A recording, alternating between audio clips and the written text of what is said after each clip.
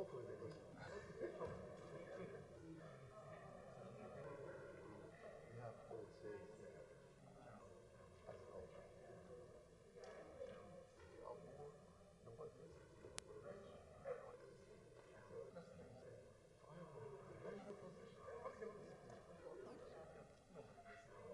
Did you hear anything? No, I didn't.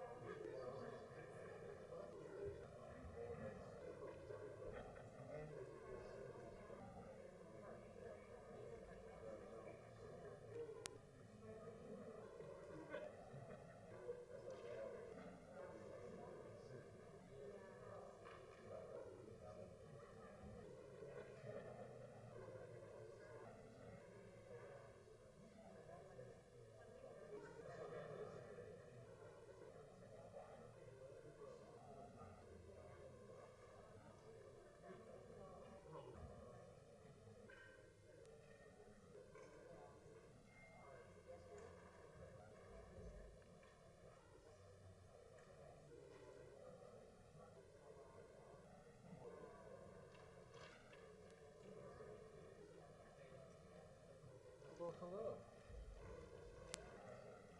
He came. Yeah. Your boss came and went. We're probably, he's in the building.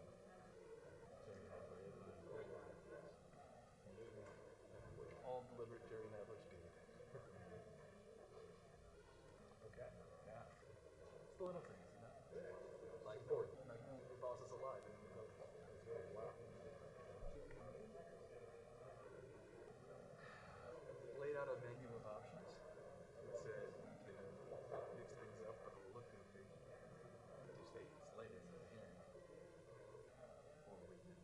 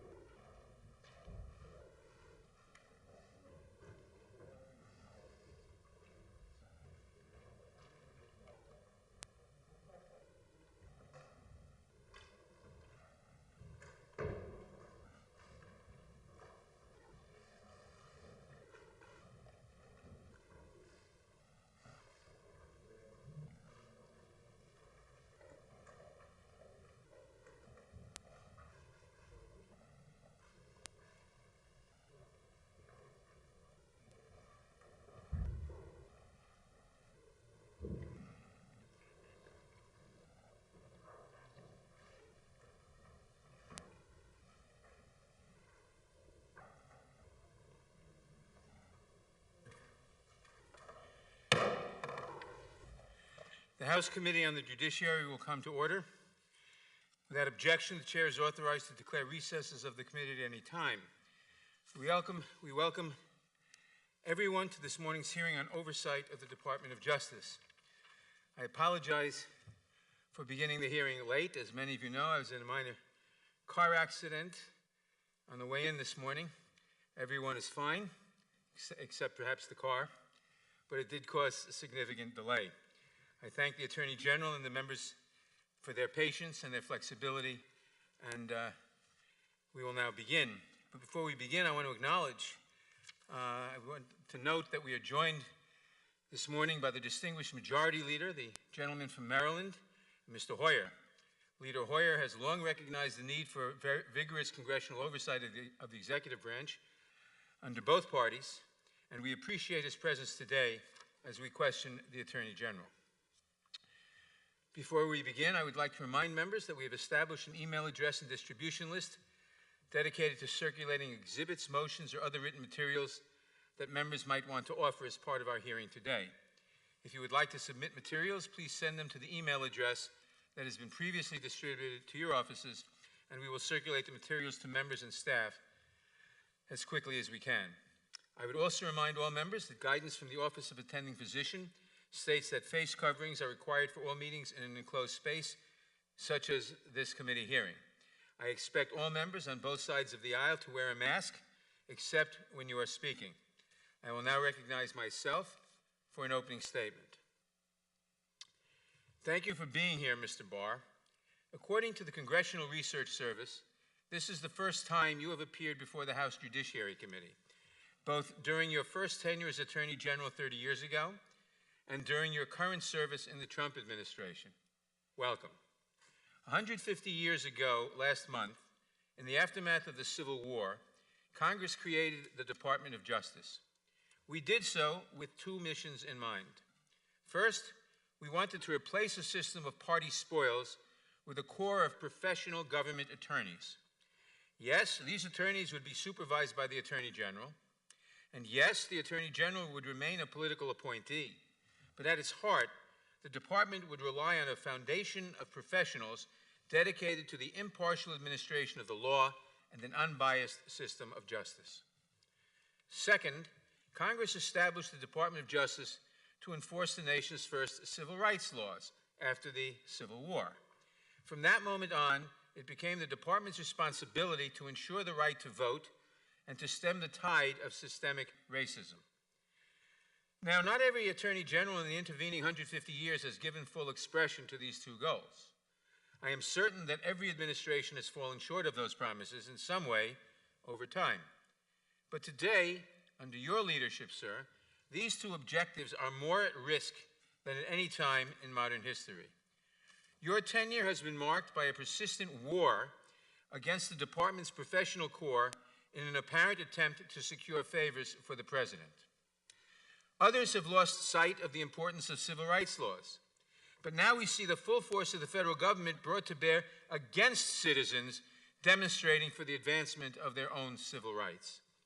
There is no precedent for the Department of Justice to actively seek out conflict with American citizens under such flimsy pretext or for such petty purposes. 150 years later, we are again at a pivotal moment in our nation's history, Mr. Barr. We are confronted with a global pandemic that has killed 150,000 Americans and infected more than 16 million worldwide. We are coming to grips with a civil rights struggle long swept under the rug, if not outright ignored by our government. We are, as a nation, witnessing the federal government turn violently on its own people. And although responsibility for the government's failure to protect the health, safety, and constitutional rights of the American people belongs squarely to President Trump, he could not have done this alone. He needed help. And after he finished utterly humiliating his first Attorney General, he found you.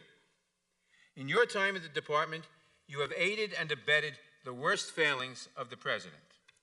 Let us recount just some of the decisions that have left us deeply concerned about the Department of Justice. First, under your leadership, the department has endangered Americans and violated their constitutional rights by flooding federal law enforcement into the streets of American cities against the wishes of the state and local leaders of those cities to forcefully and unconstitutionally suppress dissent. Second, at your direction, department officials have downplayed the effects of systemic racism and abandoned the victims of police brutality, refused to hold abusive police departments accountable for their actions, and expressed open hostility to the Black Lives Matter movement. Third, in coordination with the White House, the department has spread disinformation about voter fraud, failed to enforce voting rights laws, and attempted to change the census rules to flaunt the plain text of the Constitution, and even defied court orders on this subject, all in the apparent attempt to assist the president's re-election. Fourth, at the president's request, the department has amplified the president's conspiracy theories and shielded him from responsibility by blatantly misrepresenting the Mueller report and failing to hold foreign actors accountable for their attacks on our elections, undermining both national security and the department's professional staff in the process. Fifth, again and again, you personally have interfered with ongoing criminal investigations to protect the president and his allies from the consequences of their actions. When career investigators and prosecutors resisted these brazen, unprecedented actions, you replaced them with less qualified staff who appear to be singularly beholden to you. The message these actions send is clear. In this Justice Department, the president's enemies will be punished and his friends will be protected, no matter the cost to liberty, no matter the cost to justice. Finally, and perhaps most perniciously, the department has placed the president's political needs over the public health by challenging stay-at-home orders in the states hit hardest by the pandemic. The department's persistent efforts to gut the Affordable Care Act will make recovery that much harder. These actions come at a price: real damage to our democratic norms, the erosion of the separation of powers, and a loss of faith in the equal administration of justice. In the hands of President Trump, a Department of Justice that adopts a dangerously expansive view of executive power and demonstrates a willingness to shield him from accountability represents a direct threat to the liberty and safety of the country. And we were warned. At your confirmation hearing, Professor Neil Kinkoff testified, and I quote, "Public confidence in the rule of law depends on there being an Attorney General who will not allow the President to do whatever he wants with the Justice Department. William Barr's views of presidential power are so radically mistaken that he is simply the wrong man at the wrong time to be Attorney General of the United States." Close quote. Again, this failure of leadership comes at great cost. This administration has twisted the Department of Justice into a shadow of its former self, capable of serving most Americans only after it has first served those in power. This committee has a responsibility to protect Americans from that kind of corruption, Mr. Barr. We have a responsibility to ensure that the Justice Department and its Attorney General administer justice equally and fairly. And this is what has brought us to this hearing room today. We want to give you a chance to respond to our questions to these and other matters, and we hope and expect that you will do so in a clear and forthright manner.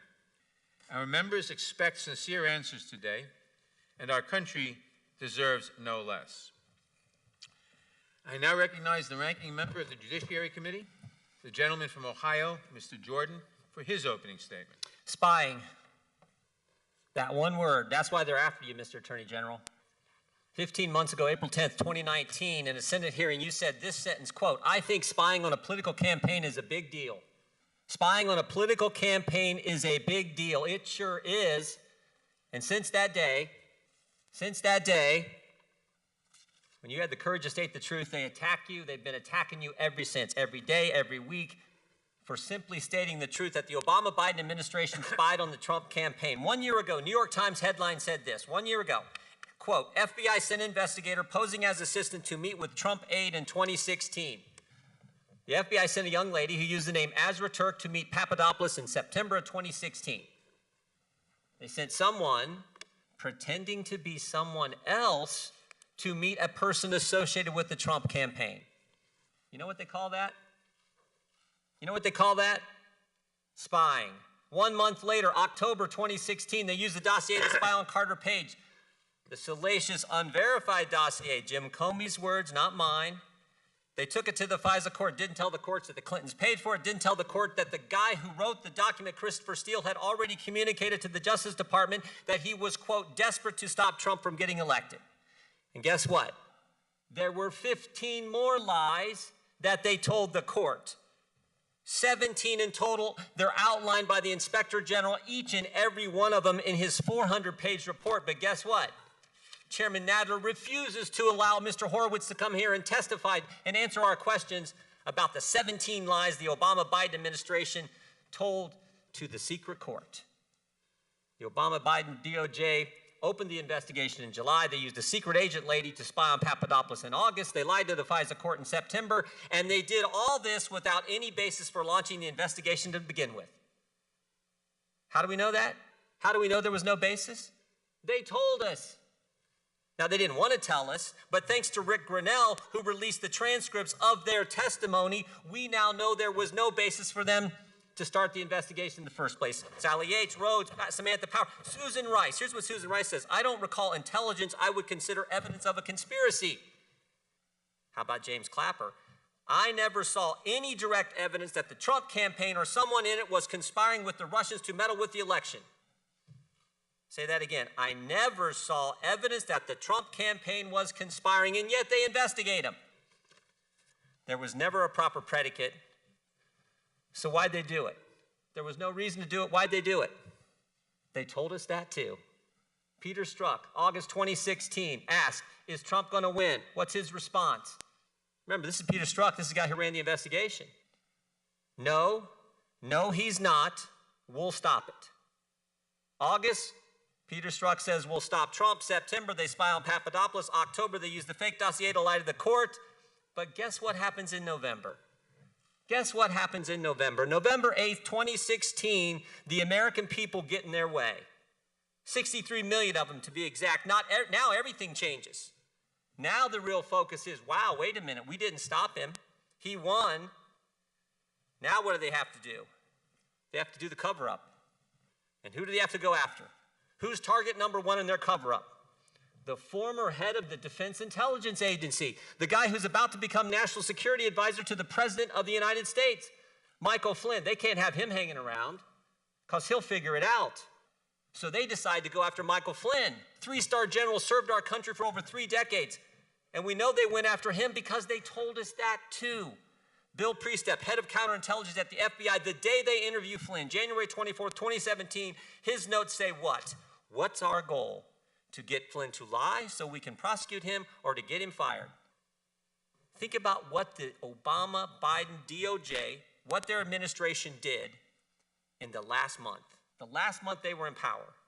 January 4th, the agents investigating Flynn want to drop the case. Comey tells them no. January 5th, they have the now famous meeting in the Oval Office. Obama, Biden, Rice, Comey, all of them are in there. They're plotting their strategy, how they're going to get Flynn. January 6th, Comey goes up to Trump Tower, briefs President-elect Trump on the dossier that they already know is false, just so they can leak it to the press, and the press will write the story that they briefed the president on the dossier.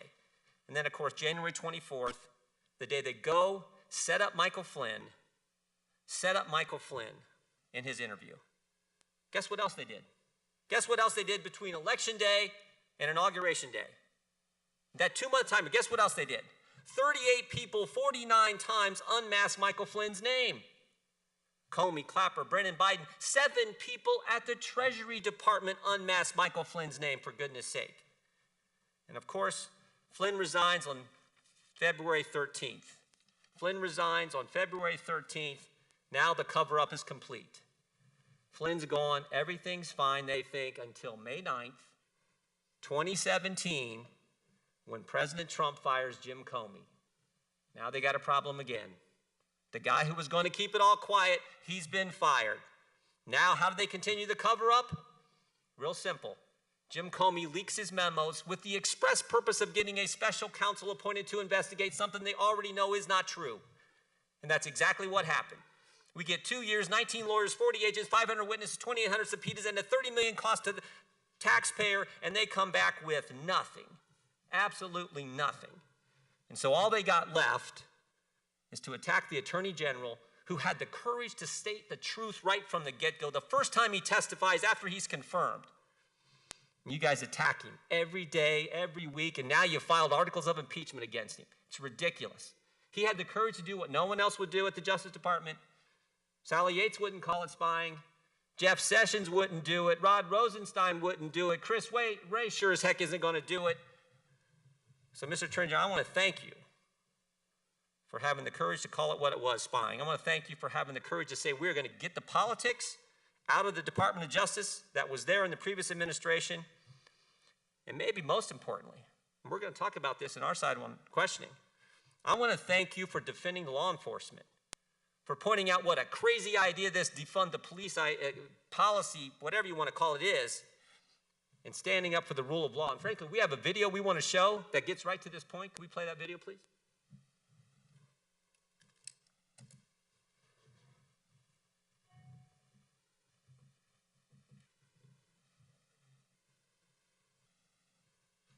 Clear in how I characterize this. This is mostly a protest.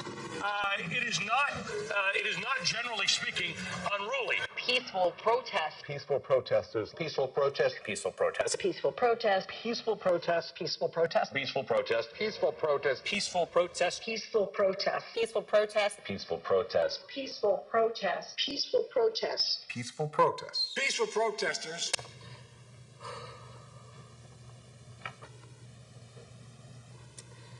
On behalf of myself, my children, and the family of David Dorn, we'd like to thank friends, neighbors, co-workers, and the community for showing all the love and support we've suffered through the tragic loss of my husband, my beloved husband, David Dorn.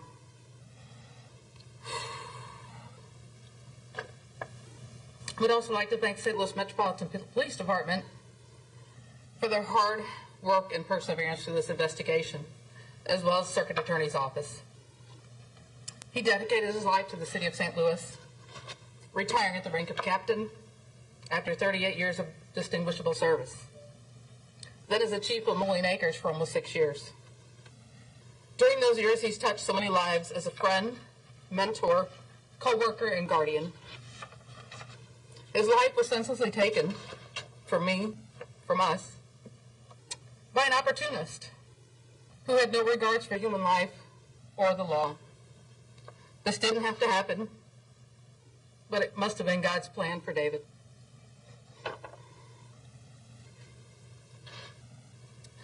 We need to come together as a community and do better. We need to teach our young people that life is very precious. We as a family are going to be taking some time to focus our attention on healing, which is very important as we move forward. We would like David's legacy to be remembered as a loving husband, father, grandfather, brother, uncle, friend, colleague, and most importantly, a child of God. I'm going to thank you all for coming, and God bless you all.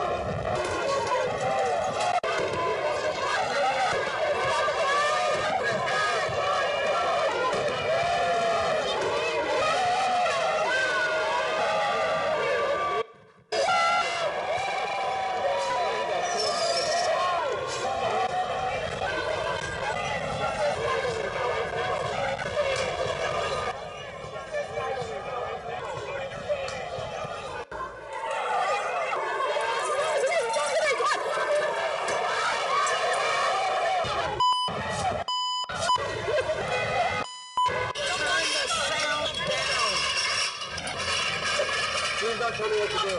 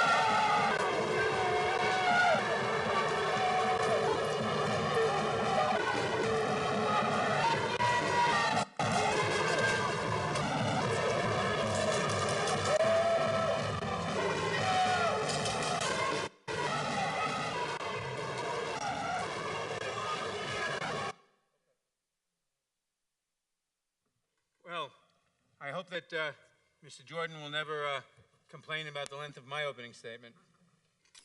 Without objection, I am going to insert the committee's audio-visual policy into the record of this hearing, and note that the minority did not give the committee the 48-hour notice required by that policy. Without objection, all other opening statements will be included in the record. I will now introduce today's witnesses. William Barr has served as the Attorney General of the United States since February 14, 2019, having previously served in the same position from 1991 to 1993 under President George H.W. Bush. He also served as Deputy Attorney General and Assistant Attorney General of the Office of Legal Counsel under the Bush administration, was a member of the Domestic Policy Staff under President Reagan, served in the Central Intelligence Agency, and was a law clerk for Judge Malcolm Wilkie of the U.S. Court of Appeals for the D.C. Circuit. In addition to his significant public service, he also has extensive experience practicing law in the private sector. Attorney General Barr received his A.B. and M.A. from Columbia University and a J.D. from George Washington University School of Law. We welcome the Attorney General and we thank him for participating today. Now, if you would please rise, I will begin by swearing you in. Would you raise your right hand, please? Or left hand? Do you swear or affirm under penalty of perjury that the testimony you're about to give is true and correct to the best of your knowledge, information, and belief, so help you God? Let the record show the witness has answered in the affirmative. Thank you, and please be seated. Please note that your written statement will be entered into the record in its entirety. Accordingly, I ask that you summarize your testimony in 5 minutes. To help you stay within that time, there is a timing light on your table. When the light switches from green to yellow, you have 1 minute to conclude your testimony. When the light turns red, it signals your 5 minutes have expired. Mr. Barr, you may begin. Good morning, Mr. Chairman, Ranking Member Jordan. I'm pleased to be here this morning. On behalf of the Department of Justice, I want to pay my respects to your colleague, Congressman John Lewis, an indomitable champion of civil rights and the rule of law. I think it is especially important to remember today that he pursued his cause passionately and successfully with unwavering commitment to nonviolence. As I said in my confirmation hearing, the Attorney General has a unique obligation. He holds in trust the fair and impartial administration of justice. He must ensure that there is one standard of justice that applies to everyone equally, and that criminal cases are handled even-handedly based on the law and the facts and without regard to political or personal considerations. And I can tell you that I've handled criminal matters that have come to me for decision in this way. The President has not attempted to interfere in these decisions. On the contrary, he has told me from the start that he expects me to exercise my independent judgment to make whatever call I think is right, and that is precisely what I've done. Indeed, it's precisely because I feel complete freedom to do what I think is right that induced me to serve once again as Attorney General. As you just said, Mr. Chairman, I served as Attorney General under President George H.W. Bush, and after that I spent many years in the corporate world. I'm almost 70 years old. I was almost 70 years old and slipping happily into retirement. I had nothing to prove, and I had no desire to return to government. I had no prior relationship with President Trump. Let me turn briefly to the several pressing issues of the day. The horrible killing of George Floyd in Minneapolis understandably jarred the whole country and forced us to reflect on long-standing issues in the nation. Those issues obviously relate to the relationship between law enforcement and the African American community. Given our history, it's understandable that among Black Americans there's at least some ambivalence and often distrust toward the police. Until just last 50 years ago or so, our laws and our institutions were explicitly racist, explicitly discriminatory. It was not until the 60s that the civil rights movement finally succeeded in tearing down the Jim Crow edifice. Our laws finally came to formally embody the guarantee of equal protection. And since then, the work of securing civil rights has rightly focused on reforming institutions to ensure they better conform to our laws and to our aspirations. That work, it's important to acknowledge, has been increasingly successful. Police forces today are far more diverse than they've ever been, and there are both more Black police chiefs and more Black officers in the ranks. Although the death of George Floyd at the hands of the police was a shocking event, the fact is that these events are fortunately quite rare. According to statistics compiled by the Washington Post, the number of unarmed Black men killed by police so far this year is 8. The number of unarmed white men killed by police over the same period of time is 11. And the overall numbers of police shootings have been decreasing. Nevertheless, every instance of excessive force is unacceptable and must be addressed appropriately through legal process, as is happening now in Minneapolis. But apart from the numbers, I think these events strike a deep chord in the Black community because they are perceived as manifestations of a deeper, lingering concern that in encounters with police, Blacks will not be treated even-handedly. They will not be given the benefit of the doubt. They will be treated with greater suspicion. Senator Tim Scott has recounted the numerous times he's been unjustifiably pulled over on Capitol Hill. And as one prominent Black professional in Washington said to me, African Americans often feel treated as suspects first and citizens second. And I think these concerns are legitimate. At the same time, I think it would be an oversimplification to treat the problem as rooted in some deep-seated racism generally infecting our police departments. it seems far more likely that the problem stems from a complex mix of factors which can be addressed with focused attention over time. And we in law enforcement must be conscious of the concerns and ensure that we do not have two systems of justice. Unfortunately, some have chosen to respond to George Floyd's death in a far less productive way by demonizing the police, promoting slogans like "all cops are bastard," and making grossly irresponsible proposals to defund the police. The demonization of the police is not only unfair and inconsistent with principles of all people should be treated as individuals, but gravely injurious to the inner city communities. When communities turn on and pillory the police, officers naturally become more risk averse and crime rates soar. Unfortunately, we are seeing that now in many of our cities. The threat to Black lives posed by crime on the streets is massively greater than any threat posed by police misconduct. The leading cause of death for young Black males is homicide. Every year, approximately 7,500 Black Americans are victims of homicide. The vast majority of them, around 90%, are killed by other Blacks, mainly by gunfire. Each of those lives matter. It is for this reason that in selected cities where there has been an upsurge in violent crime, we are stepping up and bolstering the activities of our joint anti-crime task forces. Finally, I want to address a different breakdown in the rule of law that we've witnessed over the past 2 months. In the wake of George Floyd's death, violent rioters and anarchists have hijacked legitimate protests to wreak senseless havoc and destruction on innocent victims. The current situation in Portland is a telling example. Every night for the past 2 months, a mob of hundreds of rioters have laid siege to the federal courthouse and other nearby federal property.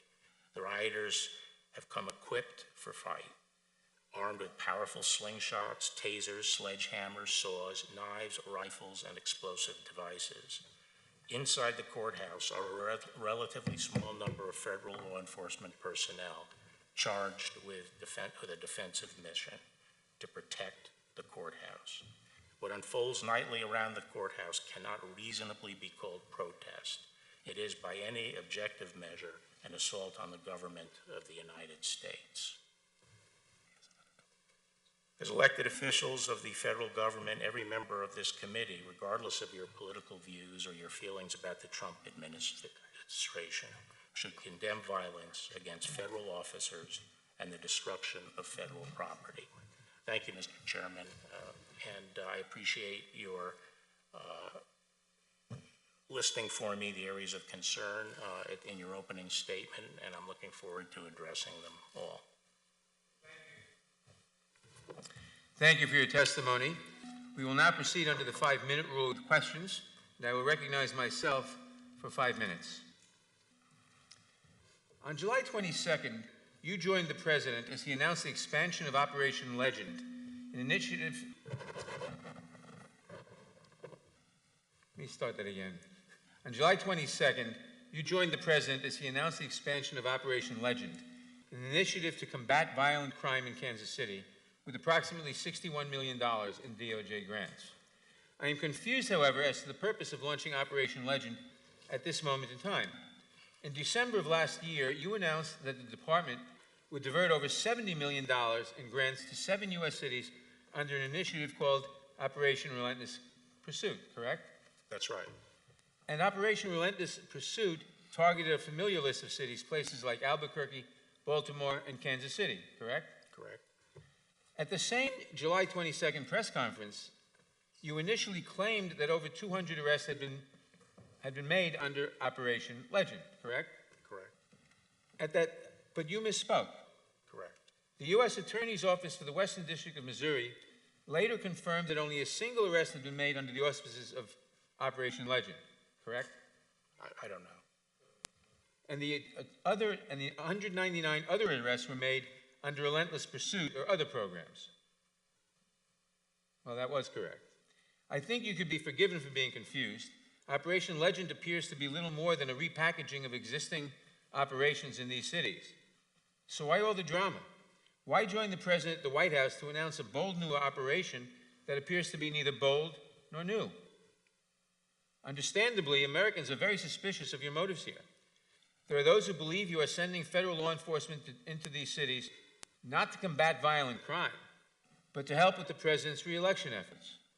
The President has made clear that he wants conflict between protesters and police to be a central theme of his campaign. So let me ask you directly, Mr. Barr. Yes or no? Yes or no? Did you rebrand existing projects under the legend in order to assist the President in an election year? I wouldn't call it. Mr. Attorney General, would you agree with me, at least on principle, that it is improper for the Department of Justice to divert resources and law enforcement personnel in an effort to assist the President's re-election campaign? No, Mr. Chairman, in the fall, we did inaugurate an anti-crime initiative because we were concerned about increasing violent crime in a number of cities, and we called that relentless pursuit. Unfortunately, COVID intervened, and our agents who were detailed for these assignments could not perform the operation. So the operation was squelched by COVID. So we couldn't complete or make much progress on relentless pursuit.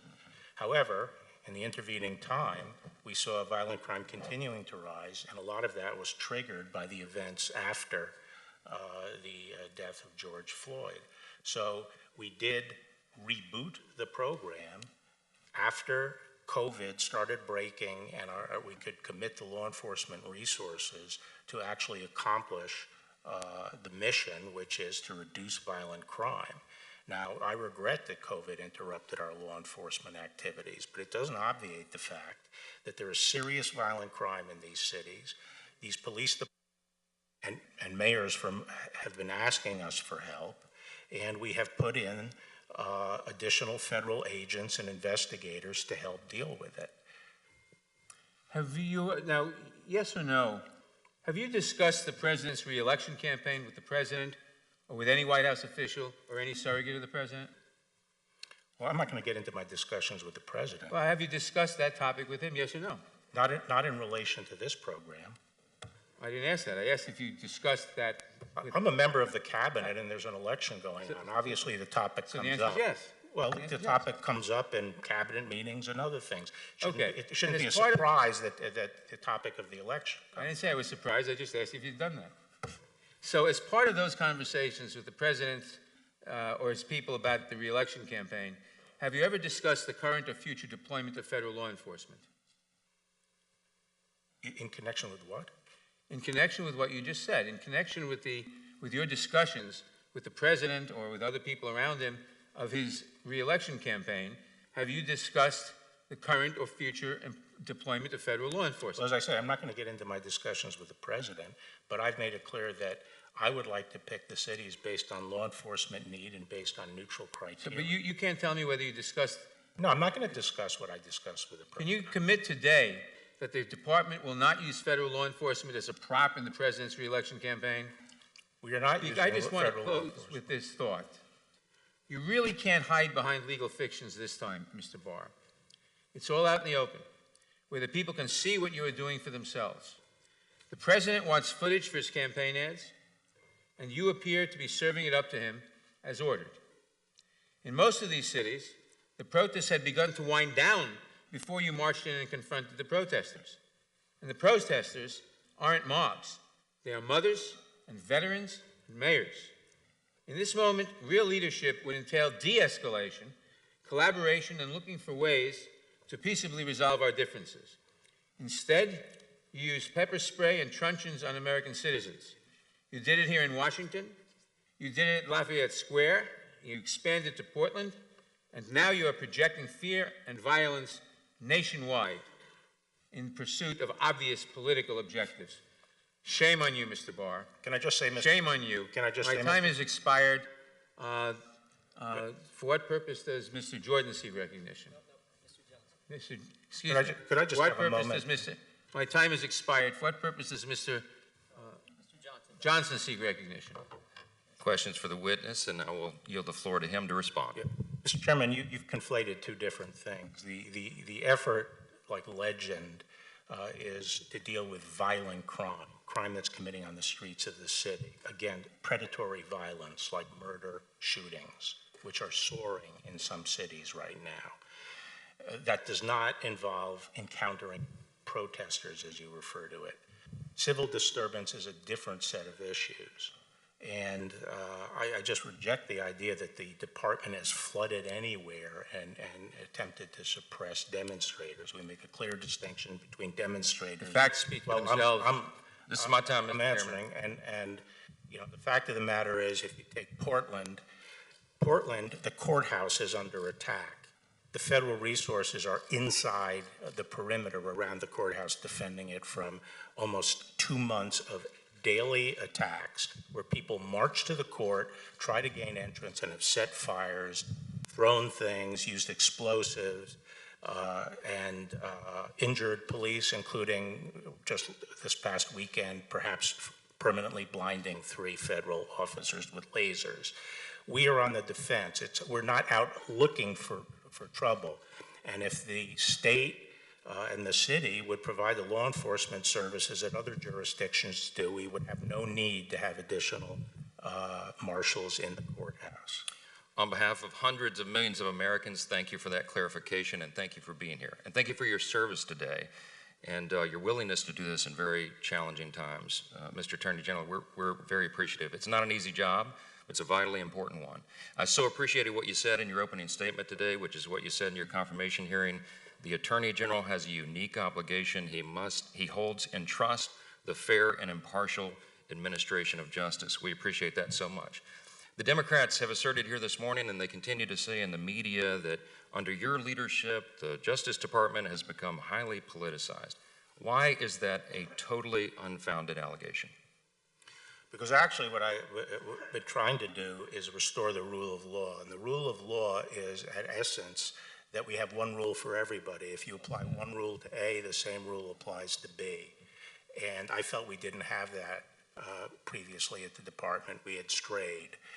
And I would just ask people, I'm supposedly punishing the president's enemies and helping his friends. What enemies have I indicted? Who could you point to one indictment that has been under the department that you feel is unmerited, that you feel violates the rule of law? One indictment. Now, you say I helped the president's friends. The cases that are cited, the Stone case and the Flynn case, are both cases where I determined that some intervention was necessary to rectify the rule of law, to make sure people are treated the same. I said Stone was prosecuted under me, and I said all along I thought that was a righteous prosecution. I thought he should go to jail, and I thought the judge's sentence was correct. But the line prosecutors were trying to advocate for a sentence that was more than twice anyone else in a similar position had ever served. And this is a 67-year-old man, first-time offender, no violence, and they were trying to put him in jail for 7 to 9 years. And I wasn't going to advocate that, because that is not the rule of law. I agree the president's friends don't deserve special breaks, but they also don't deserve to be treated more harshly than other people. And sometimes that's a difficult decision to make, especially when you know you're going to be castigated for it. But that is what the rule of law is, and that's what fairness to the individual ultimately comes to, being willing to do what's fair to the individual. Amen, and thank you for that. And by contrast, what the previous DOJ did under the previous administration was politicize law enforcement. The Obama-Biden administration sabotaged the Trump transition. They illegally spied on the Trump campaign. They unmasked members of the Trump campaign. They employed aggressive tactics on their campaign officials. Senior FBI officials, we all know on this committee, carried over from the Obama administration, carried on their abuses into the Trump administration and into the whole impeachment scam and all the rest. Let me ask you just one question because my time is running out. President Obama's Attorney General Eric Holder famously referred to himself as President Obama's wingman. He said in an interview, quote, "I'm still enjoying what I'm doing. There's still work to be done. I'm still the president's wingman, so I'm there with my boy." That's what he said famously. Is it the duty of the Attorney General to be the president's wingman? No, I've already described what I think the duty of the Attorney General is. And in your office, you are then free to act independently of the president. Isn't that true? That is true, particularly on criminal cases. It's required. And that's exactly what he has asked you to do. Isn't that right? Yes. I have no further time. I yield back. Thank you. As well, you have no further questions. Your time has expired. Ms. Lofgren. Thank you, Mr. Chairman. Mr. Attorney General, it's obvious what is happening here from the video played during the ranking member's opening remarks.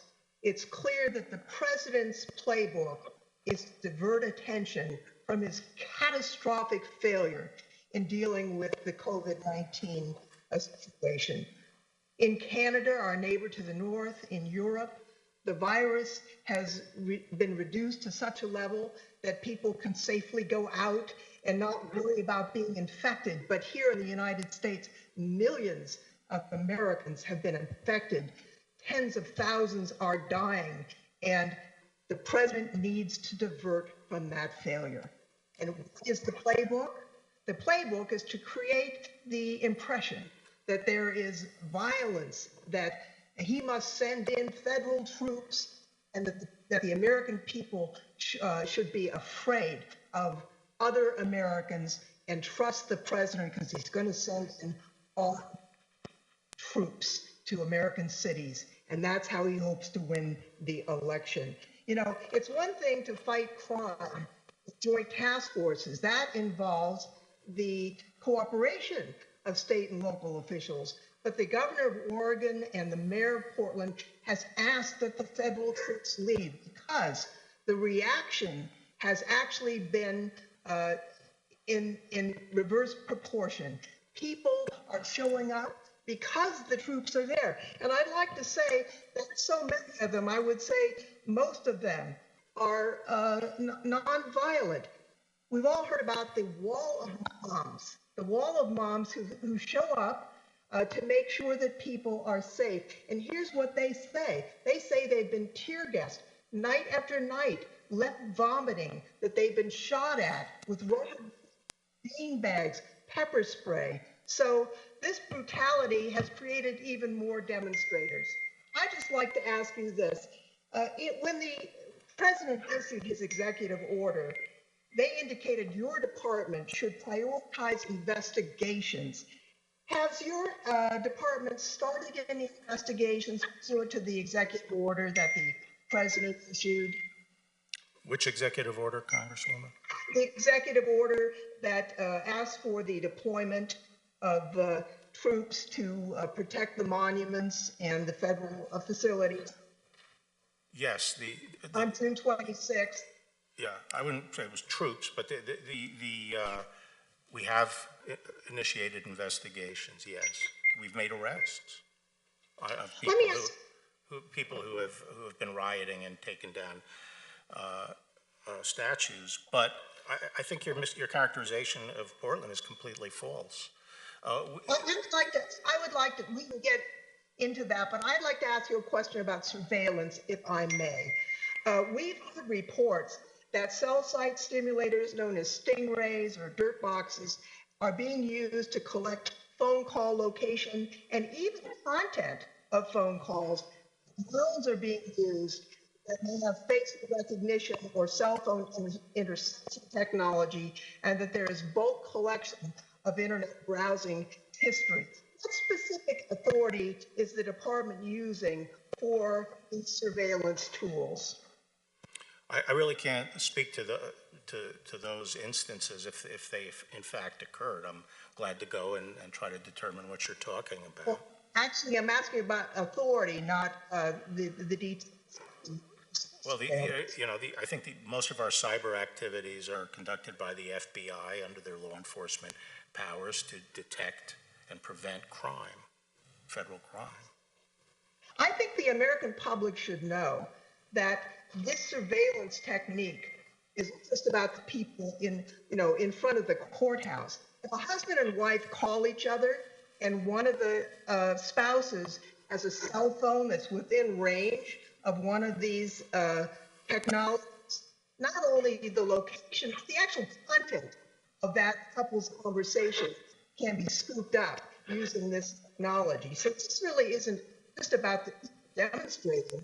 This is about the privacy of all Americans, and it's all being violated for the president's political purposes of trying to create a scene, create a reason, divert attention from the COVID failure. I think it's really very unfortunate and a disservice to the American people. Mr. Chairman, my time has expired. So, yeah. Point of order, Mr. Gentlelady Chairman. yields back. Mr. Chairman, point of order, real quick. Gentleman will state his point of order. Could you ask those members who choose not to come to work to silence their cell phones on the video because it's distracting to what we're doing here That today? is not a point of order. I now recognize Mr. Chabot. Mr. Attorney General, would it be accurate to say that it's this administration's responsibility, and of course you're part of the administration, to see that federal laws are upheld and that the federal property is secure and safe and protected? Is that correct? That's right, Congressman. There are sort of distinct missions. One mission is to enforce federal law. And by the way, the federal government is the sovereign of the United States. We have two sovereigns here in the United States, and we enforce the federal law all over the country. Every square foot of the country, we enforce federal law. The other is protecting federal property, and specifically U.S. courthouses, which are the heart of federal property in all 93 jurisdictions in the United States. And we have the obligation to protect federal courts, and the U.S. Marshals specifically have been given that obligation. Federal courts are under attack. Since when is it okay to try to burn down a federal court?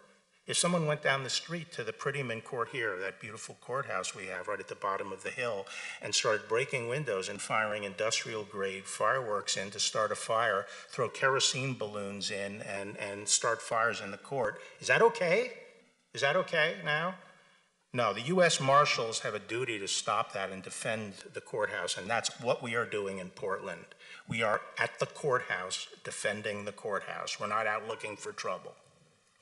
Thank you, General. And as far as weapons and devices that were utilized by the group of people, and you mentioned trying to destroy the courthouse. I mean, they were literally trying to burn it down and apparently didn't give a hoot about the people that were occupied in the building as well. So people were in danger. That is absolutely right. So as far as the weapons that you mentioned, let me get this straight. My understanding is that the people attacking the building had, among other things, rifles, explosives, knives, saws, sledgehammers, tasers, slingshots, rocks, bricks, lasers. Have I missed anything, or does that about cover it? You have missed some things, but that's a good list. But you know, they have these powerful slingshots with ball bearings that they shoot. They've used pellet guns. We believe we have found those projectiles have penetrated marshals to the bone, and they use the lasers to blind the marshals. They do start fires. They start fires if they can get the fire inside or through the windows, and they start fires along the outside of the courthouse. When the marshals come out to try to deal with the fire, they're assaulted. General, if local elected officials, mayors and city councils and governors did their jobs and kept the peace, would it even be necessary for federal law enforcement personnel to be there in the first place? No, and that's exactly the point. Look around the country. Even where there are these kinds of riots occurring, we haven't had to put in the kind of reinforcements that we have in Portland, because the state and local law enforcement does their job and won't allow rioters to come and just physically assault the courthouse. In Portland, that's not the case. General, some have derisively referred to these law enforcement personnel as stormtroopers and worse. Does that accurately describe them? Or would you like to set the record straight?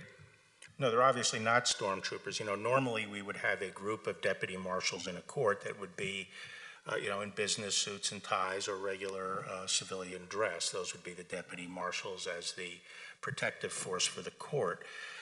But after almost a month of rioting in Portland, you know, we sent in, I think it was around the 4th of July timeframe, we sent in about 20 special operations marshals. And those are tactical teams that are able, you know, are padded and protected so they could deal with this kind of thing. Up until last week, I was told we had our stormtrooper from the Department of Justice amounted to 29 marshals in the courthouse, 29 marshals. As of until recently increased, I think there were 95, I was told, 95 DHS and Federal Protective Service and other DHS trying to protect the courthouse and 3 other buildings. That's what we're trying to do. We're trying to protect federal functions and federal buildings, which are a very small part of the city, but the rioters go at them, and we have gradually increased our numbers there to try to protect those facilities. If the state would come in and keep peace on the streets in front of the courthouse, we wouldn't need additional people at the courthouse. Thank you, John. My time's expired. Gentleman's time has expired. Ms. Jackson-Lee.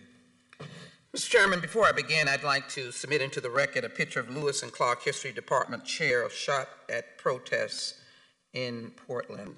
Ask unanimous consent. Place that into the record. John Lewis in 1963 said, "We are tired about being beat by police. We're tired of being put in jail. We want our freedom now." Mr. Attorney General, in your remarks, you indicated that we made great progress since that time, and you indicated that the killing of George Floyd was shocking. I disagree. It was outright cold-blooded murder on the streets of America, unfortunately by police misconduct. You seem to have a difficult time understanding systemic racism and institutional racism that has plagued so many. Mr. Attorney General, do you understand a black mother's or parent's talk to their child, to their son? Do you know what that is? I think I do. I don't know if you do, but Trayvon Martin, Ahmaud Arbery, Tamir Rice, Michael Brown, Sean Bell, and George Floyd.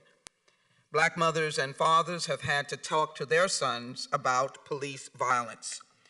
I take no backseat to the history of this committee that has stood for good policing, not misconduct. And so I ask you this question: does the Trump Justice Department seek to end systemic racism and racism in law enforcement? I just need a yes or no answer.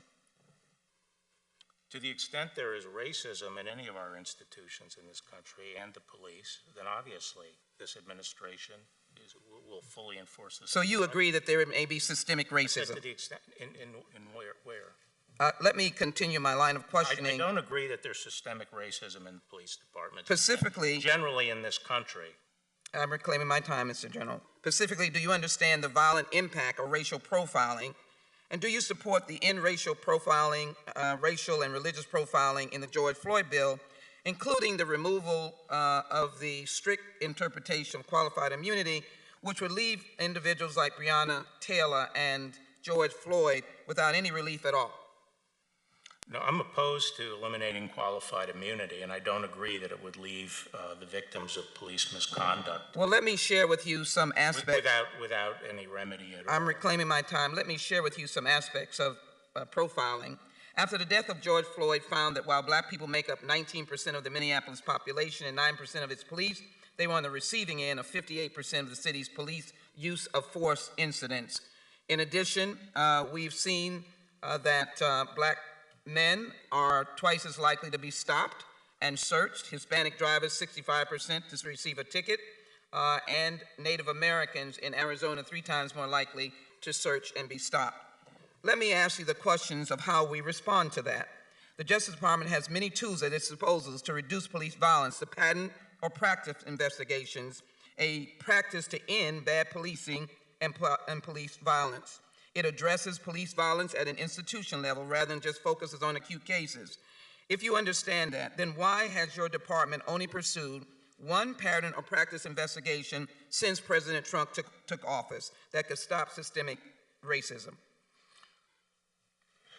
If you read my statement or listened to my statement, I did specifically acknowledge that there was a difficulty in this country with the African American community. Mr. Attorney General, I have short time. Well, Can you just I'd tell like me to be why able you to have not answer the done a question. pattern in practice? What was the reason?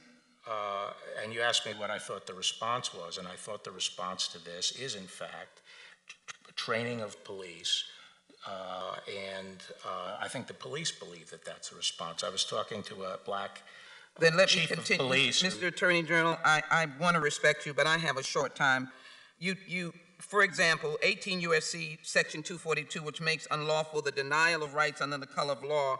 Can you defend the fact that in the first 7 months of FY 2020, federal prosecutors filed only 242 charges in just 27 cases in the Trump DOJ?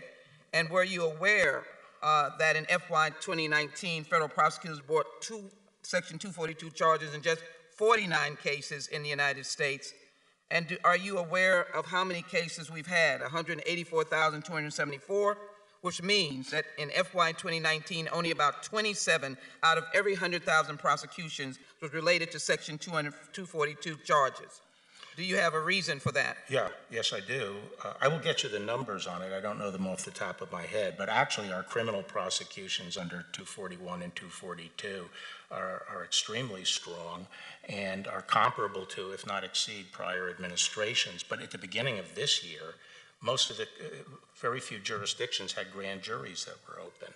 No grand juries. I think the reason is because it was really skinny. It was not your focus. Your focus was more to let out friends like Roger Stone and Paul Manafort, while Tamir Rice, whose case has not been taken up, was playing with a toy gun, was killed by police at the age of 12. Breonna Taylor was sleeping in her apartment when she was killed by police at age 26. And Rashad Brooks, 27, was killed just for sleeping in his car in a Wendy's parking lot.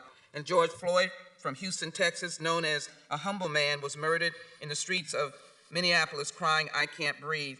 I would hope that the DOJ would focus on systemic institutional racism because there is good policing. That's what we're trying to do in the Judiciary Committee, and that's what we need you to join us on, Mr. Attorney General, and to recognize that institutional racism does exist, and until we accept that, we will not finish our job and reach the goals and aspirations of our late iconic John Lewis. With that, I yield back. The gentlelady yields back. Mr. Gomer.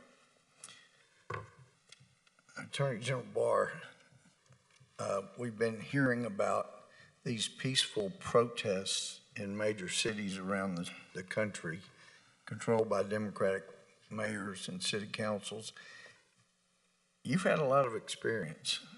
Have you ever seen so many people hurt, injured, and killed at peaceful protests in your life?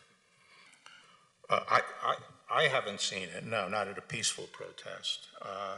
Obviously, as I've said from the beginning, these peaceful protests in many places are being hijacked by a very hardcore of instigators, violent instigators. And they become violent, and their primary direction of violence is to injure police. Police casualties far exceed anything on the civilian side. Weren't there over 50 police injured in Chicago just in the recent days? And now I'm hearing this allegation that this administration is helping spread coronavirus, COVID-19, and yet these are some of the same people that just castigated the president for shutting down travel from the location where the virus was coming from. And now some seem more interested in defending the Chinese Communist Party than they are our own country. But what occurred to me, hearing this allegation about this administration helping spread COVID, would it be a good idea then perhaps, if that's the big concern here, that maybe the federal government should shut down the protests during this COVID-19 spread so that we can satisfy our colleagues that you're doing more to stop it? Has that ever been a consideration? No, I've never considered that. Well, it would apparently stop some of the allegations being thrown here. Now, I know you know history. Going back to 1917, the Bolshevik Revolution, the Mao Revolution, Some of these tactics we're seeing are not new. Trying to get, even David Horowitz, I introduced one time as a former socialist. He said, no, I was a full-blown communist. But he has pointed out that he started looking away from the group he was in because he saw they were interested in trying to provoke the police to kill somebody so that they could really create mayhem. You're familiar with that tactic by Marxists, are you not? Yes. It is a dangerous time. Well, let me ask you, I know you know that U.S. attorneys are supposed to serve at the pleasure of the president. You know, Bill Clinton fired 93 U.S. attorneys on the same day. Do you know what made U.S. Attorney Berman think that he was the exception who did not serve at the pleasure of the president? What caused him to think he owned that position? I think part of it was he seems to have had the view that because he was court appointed, and there is a provision in law for court appointment of a U.S. attorney as essentially a placeholder until the administration gets somebody, that he felt he could not be removed by the president because he was court appointed, and that's not correct. Yeah, and some judges fail to know what my constitutional law professor knew, and that is that all courts except federal courts except for one owe their existence and continuation and jurisdiction to the U.S. Congress. Hopefully, Mr. Berman will figure that out at some point. Now, is Bruce Orr still working for the FBI? He works for the Department of Justice. Well, we have heard so much information about his basically being the go-between between the DNC, the Clinton campaign, Fusion GPS, Christopher Steele, the Russian propaganda that were incorporated into his dossier. And I know Kleinsmith, Christopher Wray, indicated he had been given the chance to resign, go get a better job. I'm wondering how long Bruce Orr is going to be staying where he is. It's incredible to me that he's still there. Well, I can't talk about, individual personnel matters. Well, thank you for your service. I'm sorry for the abuse you've taken when you're just trying to do your job. Appreciate it very much. You're back. The gentleman's time has expired. The chair recognizes the gentleman from Tennessee for 5 minutes. Thank you, Madam Chair. Mr. Barr, I'm the chairman of the subcommittee on the Constitution, Civil Rights, and Civil Liberties, so this is most pertinent hearing to me. Firstly, I'd like to ask you if you will work with us and allow the head of the Civil Rights Division, Assistant Attorney General Eric Dryband, to testify before this committee this fall. I'll talk to him about it. Will you encourage him? I'll talk to him about it. All right. I've closely watched actions taken by the federal government at Lafayette Park in June and currently in Portland, Oregon. According to a DOJ document dated June 4, received by this committee, 1,500 federal agents from 10 different agencies were deployed to confront protesters in Washington, D.C. At Lafayette Park, which has long been honored and accepted as a place of protest in our nation's capital, on the first day of June, the world watched in horror on live television as federal agents deployed by the administration and with you present and telling him to get it done, used force to clear Lafayette Park so that the president, with you and others at your side, could walk across the park and have a photo op in front of St. John's Church. This was anathema to the bishop of the diocese and the rector of the church. It was also an affront to the Constitution and to the American people. Given the timing and the coordinated attack against the peaceful demonstrators, it strains credulity that this was not planned for use of political purposes. And just yesterday, Major DeMarco testified to another committee of Congress that the protesters were peaceful, and that's what the majority of people have said, and the response was excessive. When did you first learn that the president planned to walk through the park and go to St. John's Church? First, I'd like to respond to what you said. Would you please answer my question? My time is limited. I learned sometime in the afternoon that the president might come out of the White House, and then later in the afternoon I heard that he might go over to the church. So it was absolutely necessary the park be cleared for his No, walk. that had nothing to do with that. The plan to move. Mr. The plan to move General, the it was perimeter necessary to that the Ice park be cleared, and it was done, and you said, get it done. Well, I have the time, thank you. In Portland, we've seen mothers and we've seen veterans who were peacefully protesting, not threatening the federal courthouse, beaten and gassed. Unidentified armed federal agents violently attacked demonstrators in a violation of the First Amendment's freedom of assembly, and arrested citizens without individualized suspicion in a violation of the Fourth Amendment's protection against unreasonable searches and seizures and a warrant requirement. You've gone through the Fifth Amendment and due process and just negated it. And the 10th Amendment, which leaves general policing to the law enforcement, to the states, has been forgotten. Maybe what happened was your secret police were poorly trained, just like your Bureau of Prisons guards were poorly trained and allowed the most notorious inmate in our nation's last several years, Jeffrey Epstein, to conveniently commit suicide. Sad. You misled Congress and the American people about Special Counsel Mueller's findings with your, quote, summary, unquote, of his report. It was issued about a month before you released the redacted portion of the Mueller report. But you set the stage. You set the stage such that the Special Counsel objected to the accuracy of how it was reported by the press and what you said. And federal judge Reggie Walton, appointed by George W. Bush, declared in a ruling that your summary was, quote, distorted, unquote, and misleading, unquote, and that the court could not trust you. Further, Judge Walton stated your report was, quote, a calculated attempt to influence public disclosure about the Mueller report in favor of President Trump, unquote.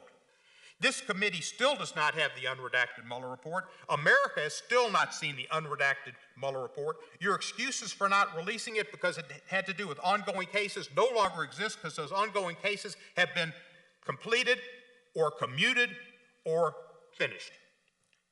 Other attorney generals work with this Judiciary Committee to see that the American public and that the Judiciary Committee had unredacted copies of that report. You have not. You've gone to court to stall it. This report needs to be given to this committee. In Michael Cohen, you've treated him differently than Michael Flynn and Roger Stone. In Michael Flynn, you've attempted to dismiss the charges, even after he twice pled guilty. And in Roger Stone, you went further. Mr. Barr, John Lewis said to us, if not me, who? If not now, when? That's why I introduced H.Res. 1032, which would require this committee to investigate your conduct as Attorney General and determine whether you should be impeached. That is my constitutional duty. I yield back the balance of my time. May I respond to these? I seek recognition. I'm sorry, what did you? I would like to Chair seek recognition for unanimous consent requests. Yes. You are Thank you. recognized. I'd like to introduce for the record a Slate article entitled Why Trump Chose Portland, which describes the racial history of the state and the Portland Police Bureau. I'd also like to introduce an op-ed from Mary McCord, who writes her words were twisted to justify the department's disingenuous position to drop charges against Michael Flynn after he had already pled guilty. I'd like to introduce an op-ed from Jonathan Kravis, describing the political interference in the Roger Stone case and why he resigned from the Department of Justice.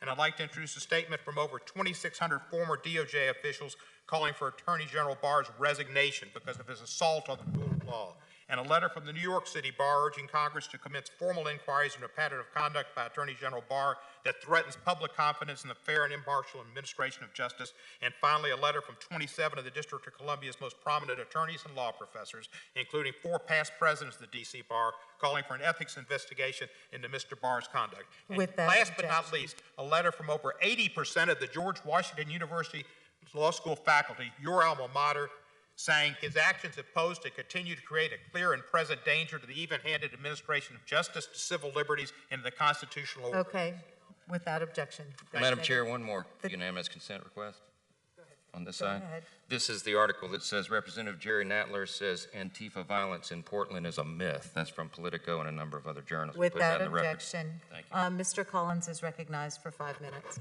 Thank you, Madam Chair. Welcome, Attorney General Barr. Wow. I'm beginning to believe, frankly, that you're probably that just hadn't come out yet, probably will in a little bit. You're probably the cause of the common cold and, and possibly even the COVID-19. I'm not sure at this point because everything's being thrown at you, including now, undoubtedly, your alma mater doesn't like you anymore. where have we come? The chairman said something earlier today that really made me think. He said, why all the drama? That's the most ironic statement coming from this committee in the last 18 months that I've ever heard of, the drama that we're bringing up today. We're seeming to just contort ourselves to get to some way to show that you have a nefarious motive. I believe, like some of our side here, I believe the biggest problem you have is telling the truth. I believe that's the problem that they have with you. You'll tell the truth and you'll take responsibility for your actions, and I think that's why you're being attacked. But I want to continue just on this, quote, peaceful protest for a second. You made a comment just a second ago on these rights. Talking about the courthouses just down the street, what if they decided, do you think that this body right here would rise up if they decided to go tonight and paint the Capitol building? This body, I'm not sure. I think this side would, I'm not sure. Yeah, this side, other side, I'm not so sure. It may be the peaceful protest to burn down the Capitol. Maybe we're back to 1812 again. But also, the other question I have is, and you've heard it earlier today, the stormtrooper comments by the Speaker of the House. And we know that that is a direct reference to the paramilitary wing of the Nazi Party, stormtroopers going at it. Do you believe that that actually puts our law enforcement community at a whole? As a son of a state trooper, I want to know your opinion. Don't you think it encourages the violence that we're seeing and encourages the participation against the police? I think that's possible, and I think it's irresponsible to call these federal law enforcement officers stormtroopers. Yeah, and we're seeing that thing played out over and over. Let's switch back to something else, though, that is I think, more appealing here. We've talked about the investigations, and especially with going with Flynn. Do you believe that there was actually a basis to go after General Flynn? I mean, what we've seen so far, what's been released, and especially keeping an investigation open, Peter Strzok kept it open. Do you believe there's actually a basis for the beginning of this investigation to start with, or continuing it? Well, I would just say, I asked another U.S. attorney in St. Louis who had 10 years in the FBI and 10 years in the Department of Justice as a career prosecutor to take a look at it, and he determined, based on documents that had not been provided to Flynn's side and not been provided to the court, that in fact there was no basis to investigate Flynn. And furthermore, it was clearly established by the documents that the FBI agents who interviewed him did not believe that he thought he was lying. Well, there's another part of this as well that concerns what has been given to the courts and the interviews, and that is that the facts were not disclosed to Flynn prior to the interview. That seems like a Brady violation to me. Do you believe that there's a Brady violation there in this case? No, there wasn't a Brady violation there, but I think what the counsel concluded was that the only purpose of the interview, the only purpose, was to try to catch him in saying something that they could then say was a lie. So it was an entrapment? And therefore there was not a legit, the interview was untethered to any legitimate investigation. So as the law enforcement officer in this country, it is your responsibility to provide justice for both sides, not, and just call it as it should be. And I think that's what you've done there. Continuing on Durham case, and I know we're not talking specifically about the Durham investigation, which we're hopeful of, but to your knowledge, and we're seeing some released documents in the last week or two that have said, to your knowledge, has Kevin Kleinsmith or anyone else at FBI or DOJ who was previously there, attempted to redeem themselves by cooperating with the investigation? It's been slow, and I can't get into that. Okay, I understand that. Well, I have another issue as we finish up in looking at this between the rhetoric, between the investigation. I think Durham investigation is something most of us are waiting for, because we can't seem to get this committee to actually believe that the IG's report is worth having something about this committee. And there's not a Democrat or Republican on the side that can make a legitimate claim why the Inspector General has not been called before this committee to actually explain his report, except politics. And that's what this committee has become all along. But I have another problem, and I've written to you about this, and that's down with the district attorney down in Fulton County, Georgia, actually making felony murder charges on an officer.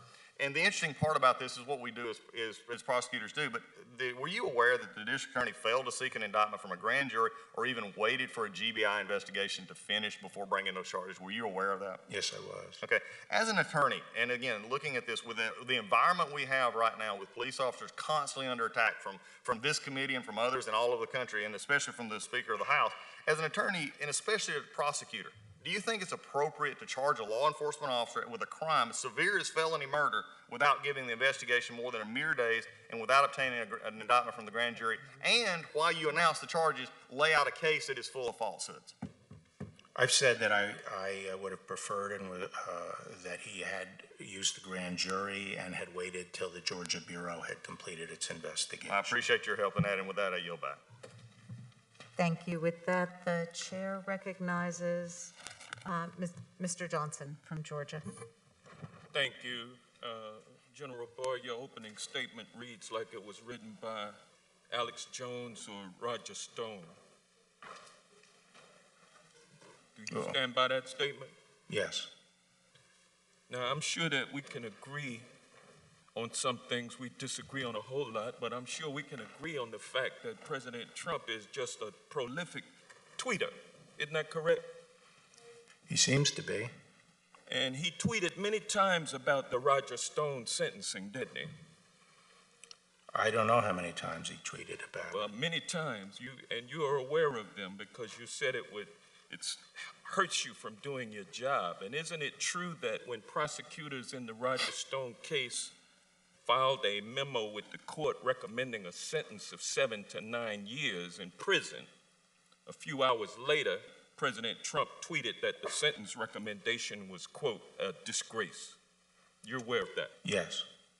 And General Barr, several hours after that, you filed a pleading with the court stating that the sentence recommendation would be changed and that you would be asking for a lighter sentence for Roger Stone. Isn't that correct? No, what is correct is that, what is corrected on February 10th, Monday, I gave instructions as to what the... Reclaiming my time.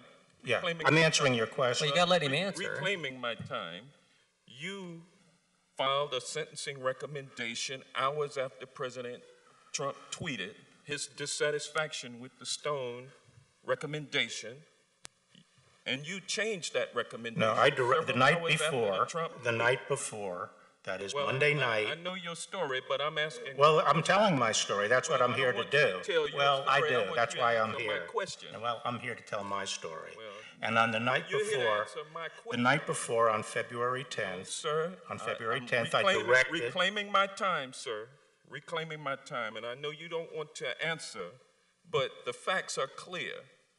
Sentencing recommendation made in the morning, tweet in the afternoon, you changed the sentencing recommendation that... No, tweet was not made in the afternoon. The tweet was made at, I think, 1:30 or 2 in the morning. Well, the tweet was made before and after.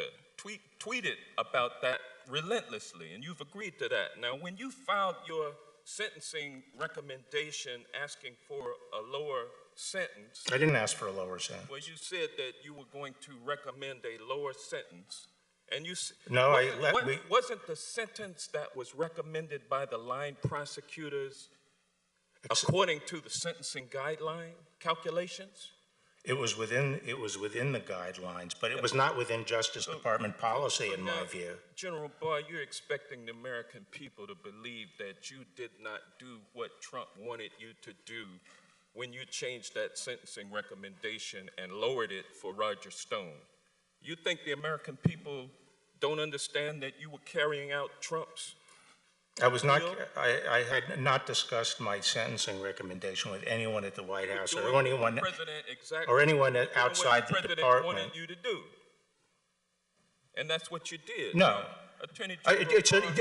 Let me ask you, do you think it's fair? Do you think it is fair for a 67-year-old man to be sent to prison for 7 to 9 years? It was in accordance with the sentencing. No, it was not. You just said that it was. And your line prosecutors will testify that it was also. Now, I'm going to move on from that. The department... During your time as Attorney General for Herbert Walker Bush, you never changed the sentencing recommendation for a friend of Herbert Walker Bush, did you? No, as I recall... All right, that's all I'm asking. No. And over the course of your time as Trump... Nothing was never elevated to me. Over the course of your tenure with Trump, you've changed 2 sentencing recommendations. Not 1, but 2. Correct? Which were they? Yeah, Michael Flynn. I didn't change it. Well, you indicated that you changed it because the original Flynn sentencing recommendation was for Flynn to serve 0 to 6 months. But under your authority, the Justice Department supplemented that recommendation with a pleading that stated the Department of Justice's agreement with Flynn's lawyers that probation would be a reasonable sentence. and that the DOJ would not be seeking prison time for Michael Friend. Isn't that correct? I don't think that's what it said. Well, that's what it said, sir. You go back and read it. I think both pleadings Sir, said that. reclaiming my time, prior to you becoming The gentleman's attorney- time has expired. Madam Chair, you can give a speech or you can ask questions. If you do the latter, you need to let the witness answer the questions. And that's the chair's obligation, I chair's believe- responsibility to allow that to happen. Mr. Buck is recognized for 5 minutes. Appearing before the committee today. General Barr, there is a disturbing pattern we've seen throughout history with totalitarian systems of government. The leaders first seek to disarm the population, then they encourage goon squads to suppress opposing voices. And finally, once they have disarmed and silenced the opposition, these authoritarian leaders institute policies that root out and crush freedom in every form. Unfortunately, the American left has been infected with the same totalitarian desire to remove firearms and silence opposing views as part of a campaign to achieve its political ends. We've seen this scenario play out in every major Democrat-run city in America. Progressive leaders push to disarm law-abiding Americans to further their influence while watching as crime rates soar. We even saw failed presidential and Senate candidate Beto O'Rourke proudly tell Americans, hell yes, we're going to take your AR-15 and your AK-47. Now the American left is actively cheering as its fascist militia Antifa rages in the streets. Antifa is a domestic terrorist organization that hijacks peaceful rallies, organizes armed riots, attacks peaceful protesters, burns buildings, loots stores, and spreads hate. Reports of Antifa-linked attacks began circulating in 2017. These thugs, often armed with sticks and pepper spray and other instruments, showed up to silence college Republican groups at Berkeley. The left was silent. Then in June 2019, Antifa jumped into the national conversation after journalist Andy Ngo was brutally attacked in Portland. No arrests were made. The left again was silent. Almost exactly 1 year ago today, the Wall Street Journal ran an op-ed stating Portland has to do something to deter political violence or the city will get more of it. Of course, the city's feckless leadership has only further encouraged Antifa's violent antics. As a result, we've seen 61 straight nights of violence in Portland. Antifa's fascist totalitarian activities are now oozing into other Democrat-run cities. Last Sunday, Antifa launched a violent assault on a peaceful pro-police demonstration in Denver, Colorado. Conservative leaders in Colorado, including Randy Corcoran, a Denver area lawyer and radio talk show host, organized a family-friendly event in honor of Law Enforcement Appreciation Day. The atmosphere was peaceful, and counter-protesters were given plenty of space to advocate their message. But as the afternoon wore on, a swarm of violent Antifa thugs infiltrated the peaceful Black Lives Matter counter-protesters and began assaulting pro-police Americans.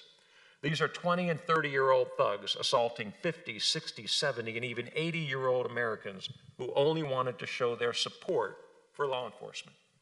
What's worse, Denver's cowardly liberal leadership ordered police to retreat once they saw members of Antifa entering the fray. A Denver police detective, Nick Rogers, apologized for this terrible decision. Detective Rogers summed it up best in a recent radio interview, quote, "I'm sorry on behalf of the rank and file. That's not us. That's not who we are. It just kills me that we let good people down." He continued, "I found out that a retreat order was given by the incident commander, and we had one lieutenant step up and say, 'We aren't leaving.' This lieutenant said, 'These people are going to get killed if we don't stay.' So he kept his people there. That's the reason this thing didn't get worse." End of quote. These are sad times in America.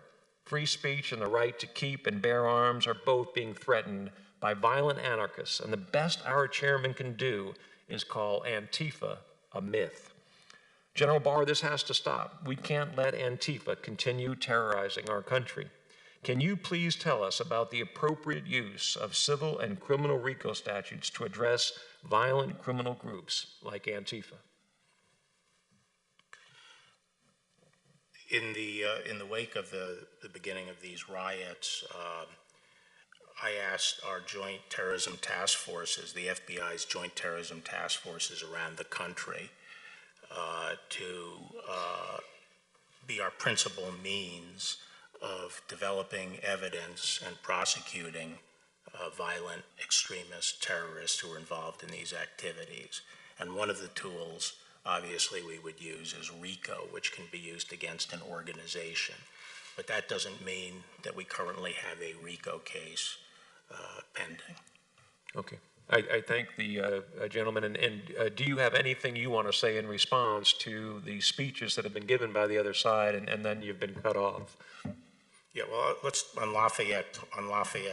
The gentleman's time has expired. Could I ask for a brief recess?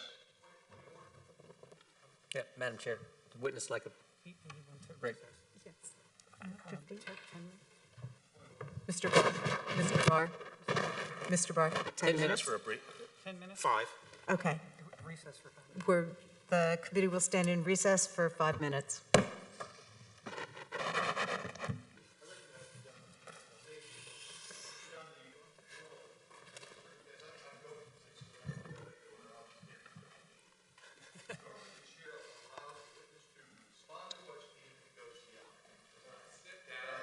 The committee's in recess, sir.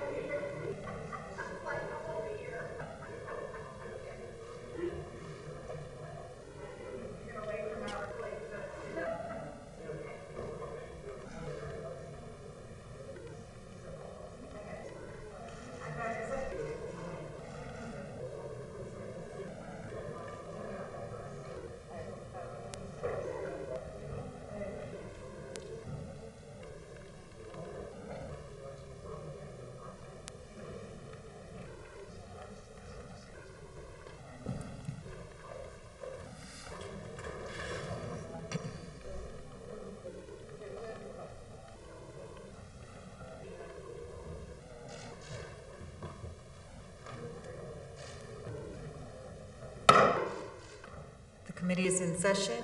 The chair recognizes Mr. Deutsch for 5 minutes. Thank you, Madam Chair. Attorney General Barr, you just told us that nothing was ever elevated to me. You had said in an interview recently that there's a process in place, an escalation system. It's the AG's responsibility to resolve it.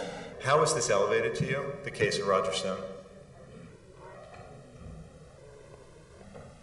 On Monday, February 10th, the U.S. Attorney was with me, and he raised the issue with me. So it was elevated by Timothy Shea? Yes. And had it been elevated during the 2 months between the time the conviction came in under the former U.S. Attorney and the time that Timothy Shea started? I think Shea may have had conversations with people in the... Did you ever have conversations with the former U.S. Attorney about this case? About the sentencing? Stone. I don't recall any discussion about Stone. Right. So Timothy Shea, you said in the interview that he was new, he had just started. He was new, but he worked for you for a long time, didn't he? Yes. And what was his job for you? Well, when I was Attorney General 30 years ago, he worked... No, now, just now. He was on my staff. He advised you on criminal justice policy and law enforcement, right? Correct. And you named him acting U.S. Attorney. Had you discussed the Stone case with him before you named him acting U.S. Attorney? No. Did you discuss sentencing with him? Not before. The first time was when he came in. It wasn't Monday, actually. Just to refresh your recollection, in a prior interview, you said he came in the week before. He came in to see some senior staff. That's what No, that's what I said. He may have had discussions with people in the deputy's office. I was not involved in those discussions. Basically, I didn't, as far as I can recall, I had no substantive involvement in Stone until that Monday when he came in the morning. Well, I'm sorry, Mr. Attorney General, the week before when he came in to see the senior staff that he had worked with the week before when he was working on I said I think he had raised it with people in the deputy's office. That's senior staff too. Right, I understand. But I was not involved. He started on July 31st. The first week he was there, he came to raise this issue. I think he started February 1st. Right. The first week he was there, he came into your office to raise the issue of sentencing. In the interview you did with ABC, you said I don't think he came. That's what you told ABC News. You said that he's talked to senior staff, not you perhaps, but he talked to senior staff. I don't know what, I think I speak English. I said that before he came in to see me, I believe he had some conversation. Conversations with senior staff, right. That's right, before he came to see you. We're saying the same thing. But the first it was raised with me. Was on Monday. Was on Monday. Did you talk to the senior staff after they spoke with him? I think at a 9 o'clock meeting, they said that he was trying to work something out on sentencing, and he was actually optimistic that something could be worked out. So I didn't really think of it as an issue until that Monday when he told me that prosecutors... He filed the sentencing memo, and the sentencing memo called for 7 to 9 years. It's the policy of the U.S. Attorney's Office to suggest a specific guideline range, which they did, and then you overruled the line prosecutors. They asked for a lower sentence, and you gave some reasons. You talked about health. Health is to be considered only for an extraordinary physical impairment. Did that apply to Roger Stone, Mr. Attorney General? That's what the guidelines said. Well, actually, I can't reveal all the information. I'm not asking what his health was, but did that apply? No. Okay, did what apply? His health. Was that the reason? Health is a reason to. I know. Is that the reason for Roger Stone? Where you're asking for a lower sentence. Let me go on. It says age. Let me go on. Age. Hold on one second. Age can be consideration. It says only if it creates conditions that are of an unusual degree and distinguish the case from typical cases. He was 67. The judge agreed with me, Congressman. No, that's not what I'm asking. I'm not asking you that. The judge agreed with me. I'm not asking whether. I know you're not asking. I'm not asking you that. And the issue here is whether Roger Stone was treated differently because he was friends with the president.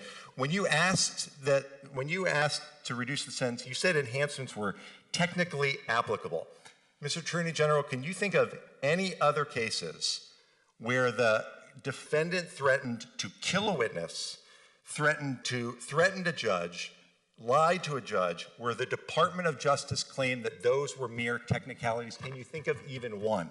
The judge agreed with our analysis. Can you think of even one? I'm not asking about the judge. I'm asking about what you did to reduce the sentence of Roger Stone. Yes. Can you think, Mr. Attorney General, He threatened the life of a witness. And the witness and said you he view didn't that feel as threatened. a technicality, Mr. Attorney General. Is there another time Can I answer when the that has question? happened? Can I have just a few seconds to answer Sure, the question? I'm asking if there's Okay. another time in this all case, time of the Justice the Department. judge, the judge agreed You with won't our answer my question, the Mr. judge Attorney agreed General, with and our- it's unfortunate. And the appearance is that, as you said earlier, this is exactly what you want. The essence of rule of law is that we have one rule for everybody, and we don't in this case because he's a friend of the president's. I yield back. Gentleman yields back, Ms. Roby. Mr. Attorney General, thank you so much for being here with us today. I'm a member of both this committee as well as the Appropriations Committee, and I've been able to see firsthand both the funding and the operation of the department. Additionally, before I was elected to Congress, I served on the City Council in my hometown of Montgomery, Alabama. And I've witnessed the importance and the value of various Justice Department grant programs and the resources to state and local governments. For example, the Alabama Fusion Center, which is designed to combine information between federal, state, and local government, private sector entities, and the intelligence community, has been a recipient of these federal grants. And the Alabama Fusion Center is also responsible for the Alabama Center for Missing and Exploited Children, and has done a great job in work in combating child exploitation. Do you believe that Congress is adequately funding programs that provide state and local agencies with the tools that they need to be effective in preventing and pursuing crimes such as child exploitation and human trafficking, particularly over the internet? I think we could always use more resources for that, Congressman. But if I could just have a moment of your time to respond to these questions here on that were being asked about the Roger Stone sentencing. The U.S. Attorney came to me and said that the 4 line prosecutors were threatening to resign unless they could recommend 7 to 9 years. But there was no comparable case to support that. It would have been a very disparate sentence. All the cases were clustered around 3-year sentence for that. And the way they had gotten to the 7 to 9 was by applying an enhancement.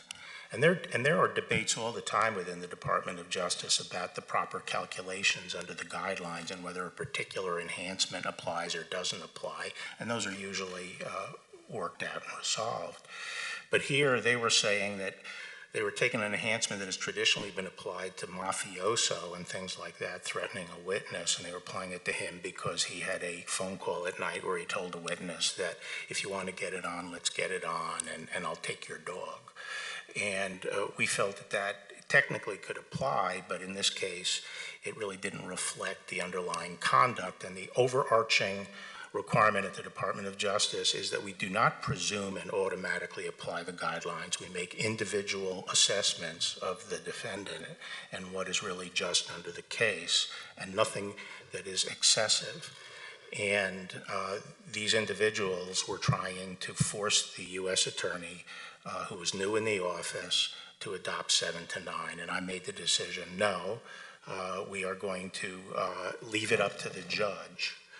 And that later, when that was not done, that evening, I told people we had to go back and correct that the next morning. So that's the sequence of events. But at the end of the day, the proof of the pudding is in the eating. The judge said she would not have gone along, she didn't think, with the first recommendation because the enhancement artificially inflated the exposure of the defendant. And she came out exactly where I had come out. So at the end of the day, the question is fairness to the individual. And even though I was going to get a lot of criticism at the end of for doing that, I think at the end of the day, my obligation is to be fair to the individual. Thank you for permitting me. Yeah, I'm happy to have yielded you time to respond. That being said, Mr. Attorney General, as I am a departing member of Congress and have just a few short moments left, I just want to express to you in the department how important this issue that I originally asked you about is to me, both as a member of Congress representing my constituents in Alabama, but also as a mother of two beautiful children. And I am increasingly alarmed about the way that children are just one click away from being on a website, a forum, or a chat room, or a social media site where bad actors may be lurking. And whereas I only have a few short seconds left, I would just ask you in the time that I have left in Congress that we could continue to work together to combat child exploitation and human trafficking, and I appreciate all the work that you're doing on this. Absolutely, Congresswoman, and as you know, one of the most difficult issues coming up is encryption, because as this material gets encrypted in the chat rooms and the areas where they groom these young children, once it becomes encrypted, it'll be very hard for us to police it. Right. Thank you so much. I yield back. Thank you. The gentlelady yields back. Ms. Bass? Attorney General Barr, when it comes to police engagement, last August when speaking to the National Fraternal Order of Police, you shared your views on police engagement with the public. You stated, and I quote, "Underscore the need to comply first, and if warranted, complain later. This will make everyone safe, the police, suspects, and the community at large, and those who resist must be prosecuted. I repeat, zero tolerance for resisting police. This will save lives." Do you stand by that statement? Yes, I think it's very important. A zero tolerance attitude is costing lives, not saving them, especially in communities of color. I'm not saying that. I reclaim my time. A movement and protests have arisen in response to police brutality. Here are a few examples of who bears the cost of zero tolerance. Elijah McClain was walking home from a convenience store when he was approached by police. He had not committed a crime. Police held him in a chokehold for 15 minutes, then injected him with ketamine, not under a doctor's supervision, but at the direction of non-medically trained and unlicensed police officers. Are you familiar with that case? No. Do you know how frequently ketamine is used by law enforcement to subdue civilians, especially people of color? No. Did you know if police departments have been documented as directing paramedics and EMTs to inject ketamine during arrests? No. Have you, well then, I guess you haven't evaluated the use of force tactics since becoming AG, and especially this particular tactic of subduing suspects with ketamine. Not with respect to ketamine, no. Will you commit to directing the department to evaluate the protocols around the use of ketamine, chokeholds, and other methods used by federal law enforcement officials when making arrests or detaining subjects? Well, absolutely. Under the President's executive order, we are reviewing Thank you. And especially use of force and working with police departments. Especially the ketamine. That's pretty outrageous. George Floyd was killed by a police officer via a chokehold. For 8 minutes and 46 seconds, a police officer knelt on his neck as he begged for his life. He was suspected of using a counterfeit $20 bill. That's how zero tolerance can amount to a death sentence for black men when used in communities of color. With George Floyd screaming, as we all know, he couldn't breathe. Now consider James Holmes, who murdered 12 people and injured 70 others in a movie theater in Aurora, Colorado, the same town as Elijah McClain, where he was arrested. James wore body armor, had a knife, semi-automatic weapons, and an AR-15.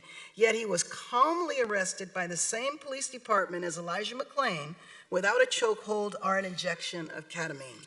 Dylan Roof used a gun to murder 9 people and injured another at Emmanuel African Methodist Episcopal Church in South Carolina. When he was arrested, no chokeholds, no injections, he was treated so well that officers brought Dylan Roof Burger King after arresting him. Are you familiar with that case? Yes. I raised those 2 examples to follow up on what my colleague from Texas highlighted earlier, that the department is not doing enough to address issues of racism, bias, and brutality in law enforcement. When someone who commits mass murder is calmly arrested and served Burger King, while a young man walking down the street is placed in a chokehold and injected with ketamine, then dies. You said that under the executive order, the administration is looking at chokeholds. What have you determined so far? Well, we're setting up a system of certification of police departments, and part of what our charter is to come up with criteria that will be used for certification, including limitations on use of force, specifically including chokeholds. So in the George Floyd Justice and Policing Act, part of it called for a national registry of law enforcement officers as a resource for police chiefs to determine who are the best candidates for jobs. As you may or may not be aware, Tamir Rice might be alive today if the police chief who hired him had known that that police officer had been fired from another department. What is your view of a national registry of law enforcement officers? The second aspect of the President's executive order is to set up a database like that so that all determinations of excessive force around the country go into that database, and if police departments aren't reporting that information, they wouldn't be certified. So we do believe in one national point where you can go in and get determinations of excessive force on law enforcement candidates for jobs. Good, thank you. And I do want to comment on part of your opening statement when you were saying that after the Jim Crow period, that our justice system was equal. And I don't believe that that's the case. I said the laws were made equal. The laws are made equal. They are certainly not applied equally. We do have systemic problems in our law enforcement system, our criminal justice system on every level. The fact of the matter is 2.3 million people in the United States are incarcerated. We incarcerate 24% of the world's prisoners. 34% are black, while African Americans are just 13% of the U.S. population. So justice is still not equal, nor are our laws. And I think when we look at how many people are incarcerated or how many people are killed, it is not the numbers, it is the percentage to the percentage of that group in the U.S. population. I yield back the time. The gentlelady yields back. Mr. Gates. Thank you, Mr. Chairman. Mr. Attorney General, you've described the prosecution of Roger Stone as righteous. That's clearly something that the President and I disagree with you on. I would suggest that perhaps the prosecution of Andrew McCabe, who lied 4 times, thrice under the penalty of perjury, would be more righteous. I would suggest to you that uncovering the criminal conspiracy that existed where people in our own government were trying to convince intelligence agents and operatives around the world to destabilize our elections and to discredit our president would perhaps be more righteous. But as we sit here today, I don't think that Mr. Stone or Mr. McCabe or any of those other folks are killing anyone or burning down our buildings. And so I'd like to focus our effort on the most acute need I believe our country has. You've recently said that you believe Antifa to be a terrorist organization. What's your basis for that belief?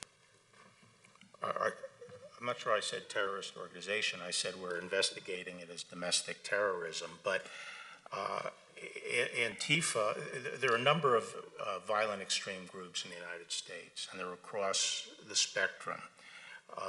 Antifa is heavily represented in the recent riots. That's not to say they're the only group involved. They have been identified as involved in a number of the violent mob actions that have taken place around the country. And Mr. Attorney General, I saw the chairman of the Judiciary Committee recently say that Antifa is a myth, that their involvement in this violence isn't something that is real. What's your reaction to the chairman? Well, I don't think it's a myth. Antifa can be best thought of, I think, as a umbrella term for what is essentially a movement comprised of loosely organized groups around the country. In some areas of the country, there are a number of groups, and there are sort of centers of activity. The groups, as I say, are loosely organized, but they are definitely organized. But since they have an anarchic temperament, they don't get along very well with each other. So I'm not suggesting it's a national organization that moves nationally. They tend to get organized for an event, and there's a lot of organization right before an event occurs, but we see a lot of the organization during the mob violence. And that is a really important distinction when determining how to apply particularly our RICO laws to an organization like this. If Antifa is merely something that inspires people to go out and commit violence, that strikes me as legally distinct from Antifa being an organizing influence to assist people in committing crimes. One question I get from my constituents as they watch the death and violence and disruption and chaos in Seattle and in Portland and in other places is whether or not there's a risk that that could metastasize to other areas of the country. Have you given consideration to the risk that might befall other American communities if the Department of Justice were not to take action to protect and preserve federal property in places like Portland? Yes, absolutely. You know, we are concerned about this problem metastasizing around the country. And so we feel that we have to, in a place like Portland, where even where we don't have the support of the state, the local government, we have to take a stand and defend this federal property. We can't get to a level where we're going to accept these kinds of violent attacks on federal courts. And if you did what my Democrat colleagues were asking, if you merely abandoned that federal property, allowed it to be overrun, allowed the people inside to be harmed, is it your view then that Antifa and other violent people engaged in these acts would simply stop, would simply accept that as their sole victory? Or is it your expert opinion, having dealt with a number of law enforcement and criminal cases in your legal career, that they wouldn't stop, that they would go to the next town, to the next community, and potentially inspire more violence? There's no doubt in my mind that it would spread. And what comfort can you give Americans in my district and around the country that you will stop this, that you will stop the burning and destruction of federal property, and that you will give confidence to regular Americans that they can go out in the streets without the risk of this terrorism? Well, as you can see in Portland, we have a relatively small number of federal officers who have been withstanding this for almost 2 months. It's a great strain, but we cannot just stand aside and allow the federal court to be destroyed. Thank you for your service and for your great work. I yield back. Gentleman yields back. Mr. Richmond. Thank you, Mr. Chairman.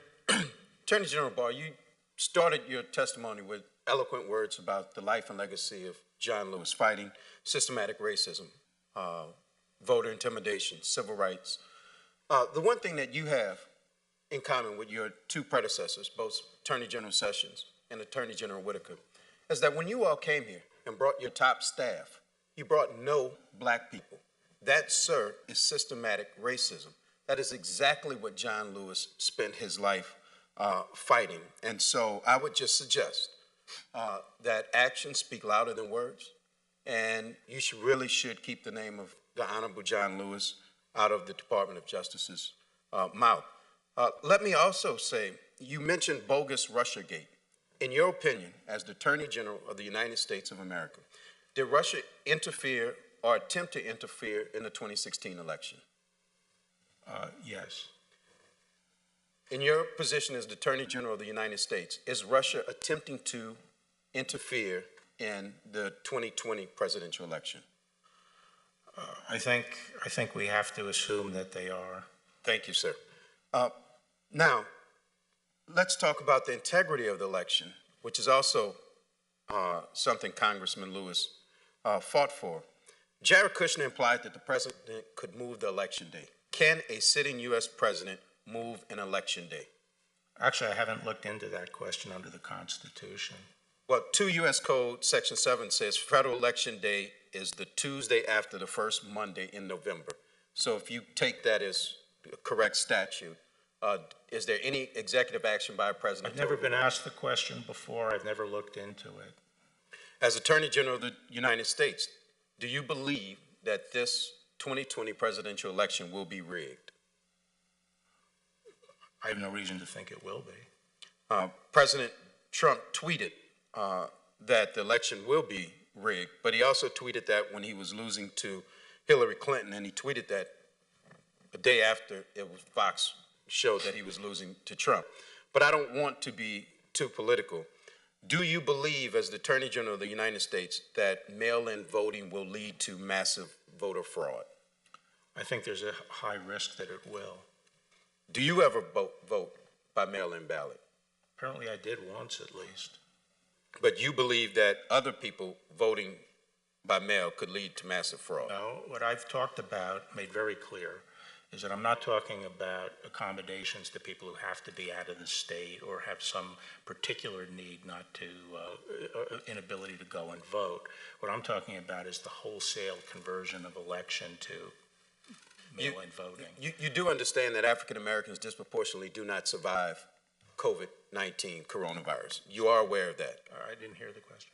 You are aware that African Americans, black people, disproportionately die from COVID-19 coronavirus, correct? Yes, I think that's right. And not that it would be the first time that African Americans would risk their lives to vote in this country to preserve its democracy. But the suggestion is that them having the ability to vote by mail would somehow lead to massive voter fraud. But I won't stick to that. No, I didn't say that. I just state, I think, what is a reality, which is that if you have wholesale mail-in voting, it substantially increases the risk of fraud. But it doesn't make it likely. That's all I said. Now, I also saw on TV that the president said he's not sure that he'll accept the election results. Can a president just protest because he lost an election? Protest in what sense? Well, can he contest an election just because he simply loses? Gore versus Bush v. Gore was. Well, I think that was over a slim voter margin. I'm talking about if it is very clear that the president has lost an election, does he have a remedy to contest the election? Not that I'm aware of. Let me go back to what Representative Bass mentioned. You mentioned the number that there were 8 African Americans killed by the police and 11 white people killed by the police. So far this year. If you use those numbers, that's 85% of that population is white, 15% of that population is black.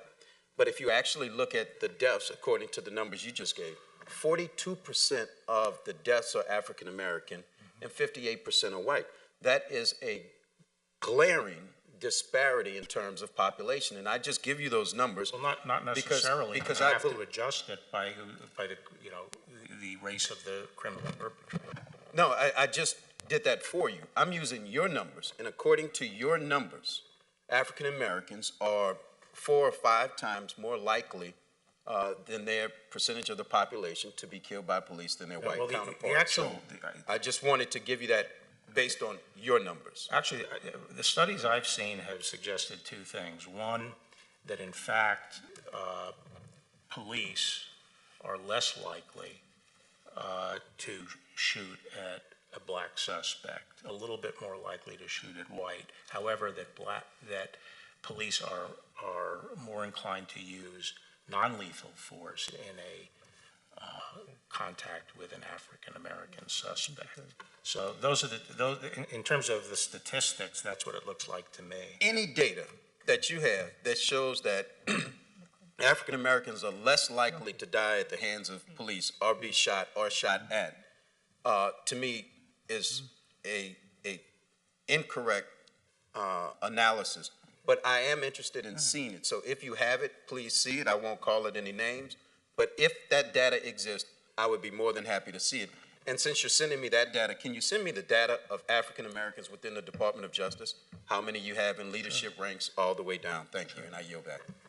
The gentleman yields back. I would remind Mr. Jordan, Mr. Biggs, and Mr. Johnson to stop violating the rules of the committee, to stop violating the safety of the members of the committee, to stop holding themselves out as not caring by refusing to wear their masks.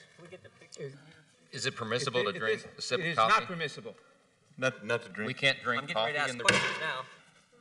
I'm getting ready to ask questions. Mr. And I will. Mr. Gates is recognized. No. He went. He went, and that's why I took off my mask, Mr. Chairman. It's my turn. I'm going to go. Okay. Mr. Jordan is recognized. Mr. Attorney General, let's clear up a few things. Judge Berman Jackson agreed with your Stone sentencing recommendation. Is that right? That's right. Yeah, and she said, I am concerned 7 to 9 years would be greater than necessary. I agree with the defense and with the government's second memorandum. So it couldn't be more clear they agreed with you. That's right. Lafayette Square. Would St. John's Church be standing today if you had not taken action? Well, I think that was on Sunday. That was on Sunday night, and I think law enforcement did use tear gas. And my understanding is that night to clear the way so that the fire trucks could get in to save St. John's Church.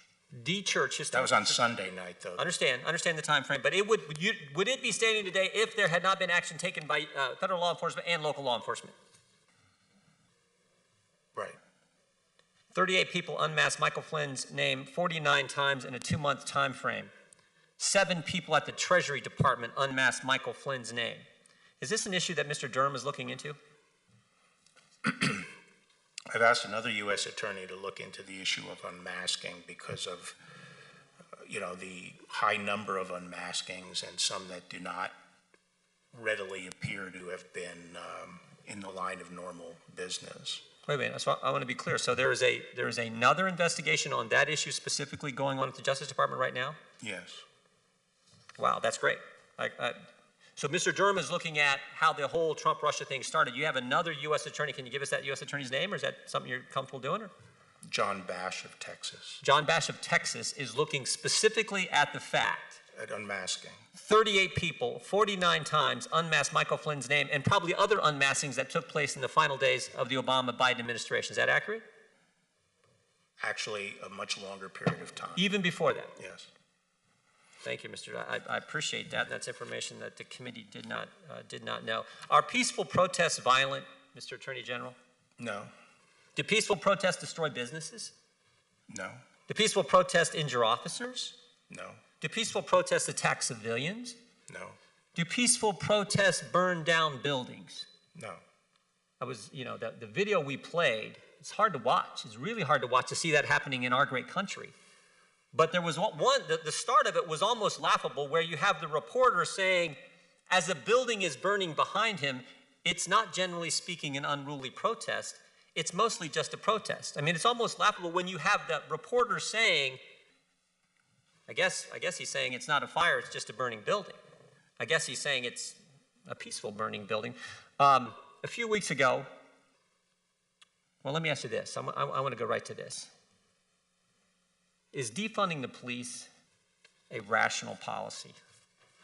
No, I think, if anything, I'm more concerned that the police be adequately funded today and get more resources. A lot of the things we need to do to address some of the concerns people have about what they saw in Minneapolis are going to take some resources, some of the training that we have to do.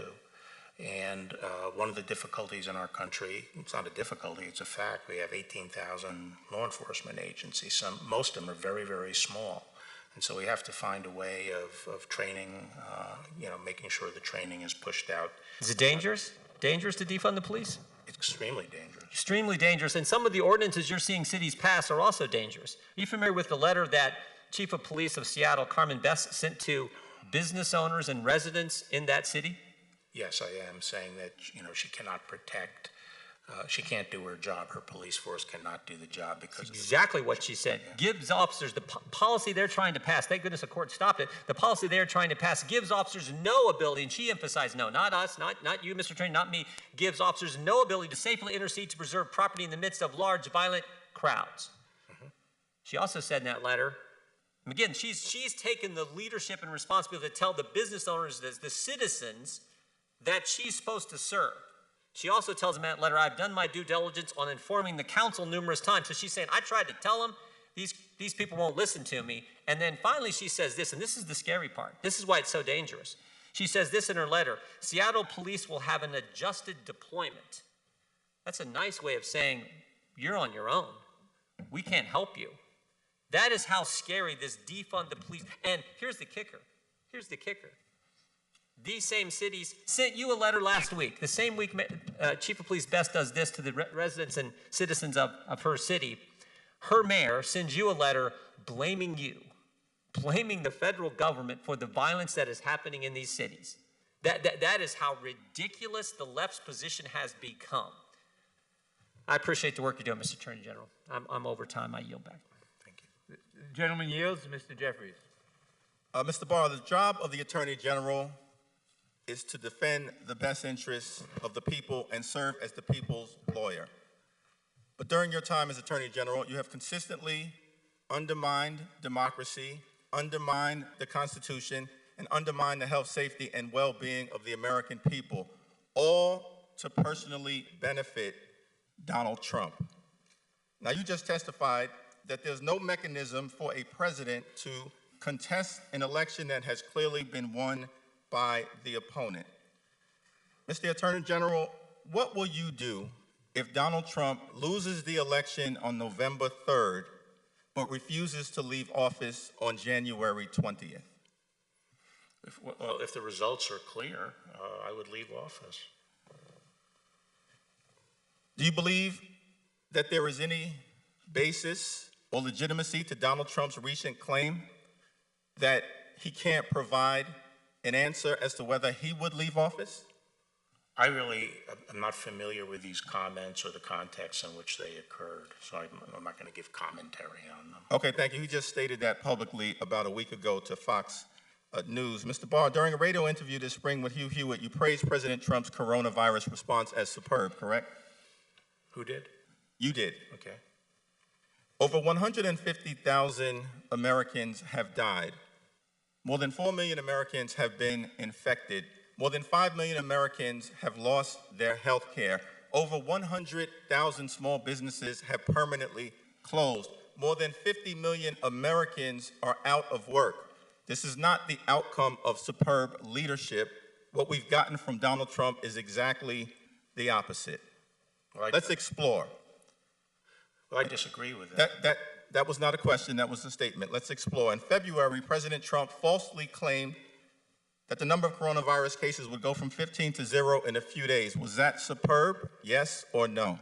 I'd have to see the context in which it was said. Here's the context. The number of cases didn't go down to 0. It's over 4 million. Let's go to March. In that month, President Trump said, "I take no responsibility at all for the failure in testing." Was that superb, yes or no?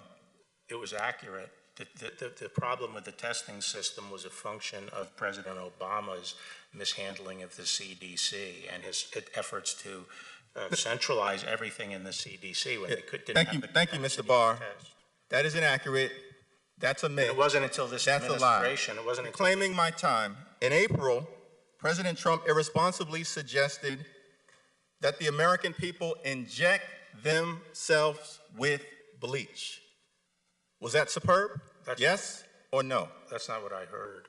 That's exactly what he said. That's what the American people heard, and you know it, and you can't defend it. Let's move on to May. In that month, on National Nurses Day, President Trump falsely called PPE shortages fake news, while nurses and other healthcare professionals resorted to wearing trash bags and ski goggles to protect themselves. Fake news.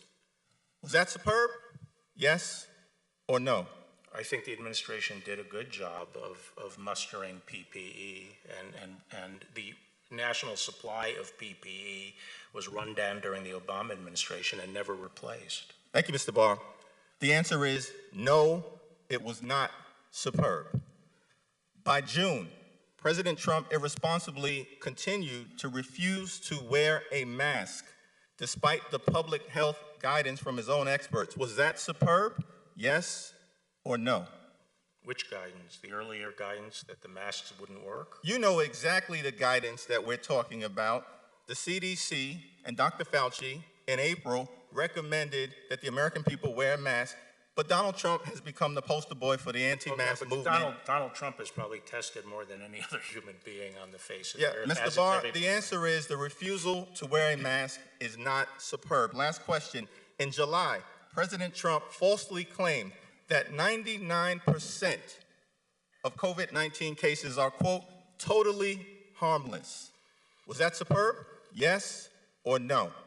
I think essentially what he was saying is that the fatality rate relatively is very low, very low. The answer is 150,000 Americans are dead. It has been a failure of epic proportions. In fact, Donald Trump's response to the coronavirus pandemic has been the worst failure of any president in American history. And the American people have paid the price. I yield back. Gentleman yields back. Who seeks recognition? Well, I guess I do. I think it's my turn to speak and ask questions. Is that correct, Mr. Chairman? Then I seek recognition, sir. Gentleman is recognized. Bless your heart. Thank you. Attorney General Barr, Chairman Nadler opened up his statement by saying you can no longer hide behind a legal fiction. That caused me some consternation. I had no idea what he was talking about. Do you have any idea what he's talking about? I don't recall that phrase in what context. Well, who knows what context? I mean, he was just kind of rattling on there that he was attacking you and your performance in virtually everything he could, and said you can no longer hide behind a legal fiction. And I didn't see any connection with anything else he had been saying, so I wondered if you had seen anything, and apparently you didn't see anything either.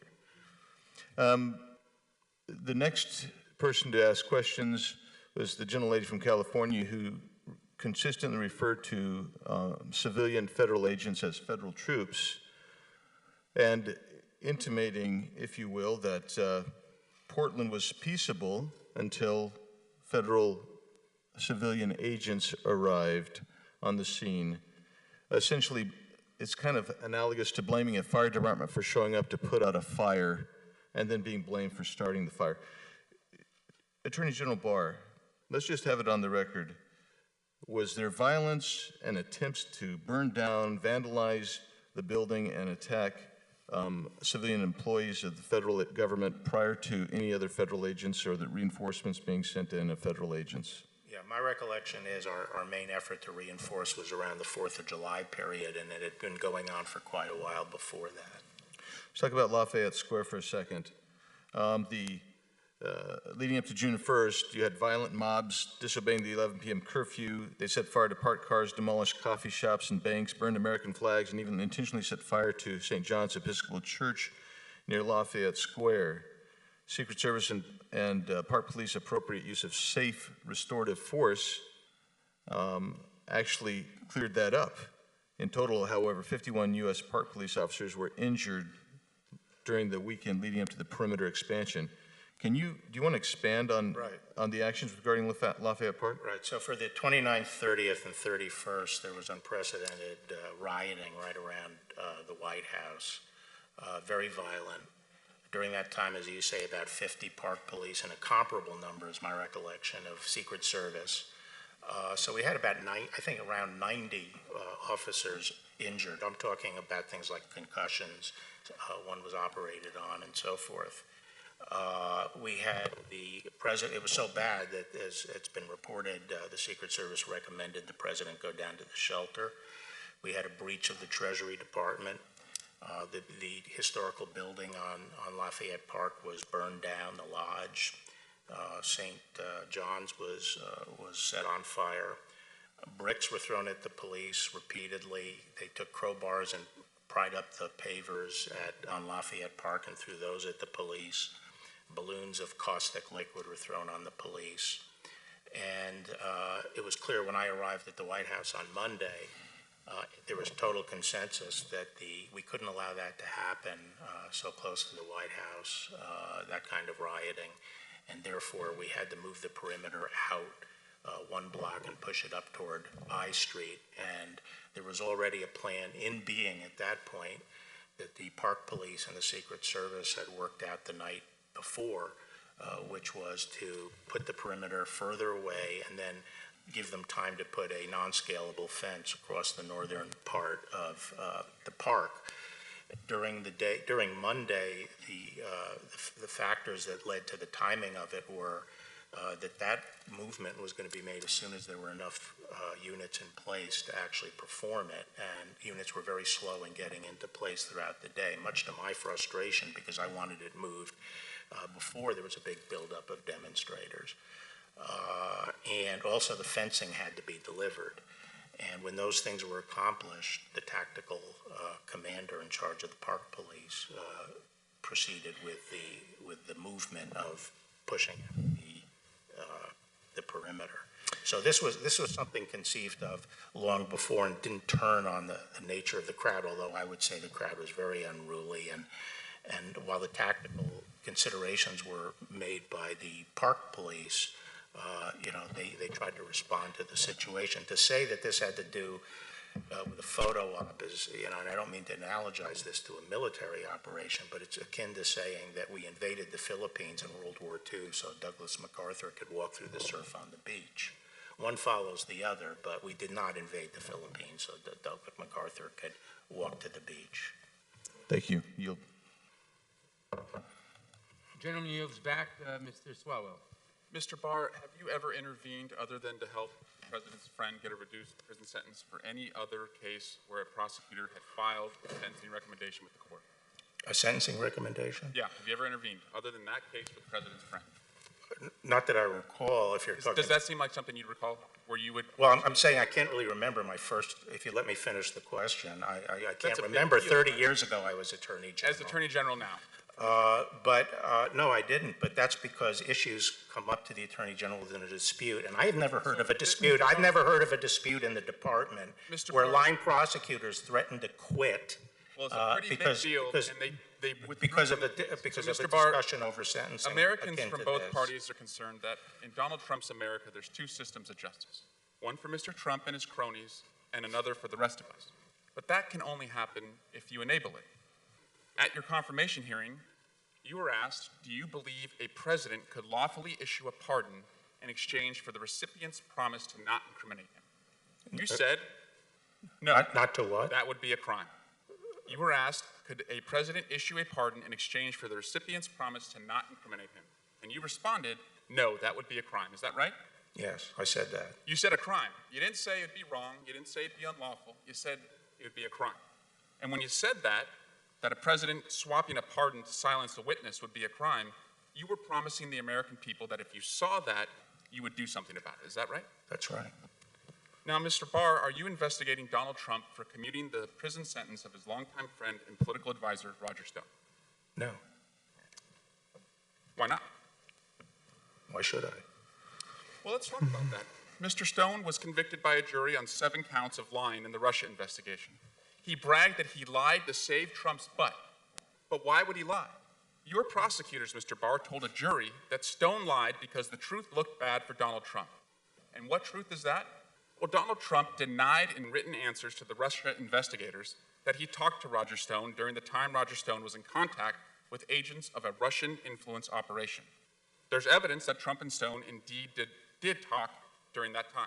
You would agree that it's a federal crime to lie under oath. Is that right? Yes.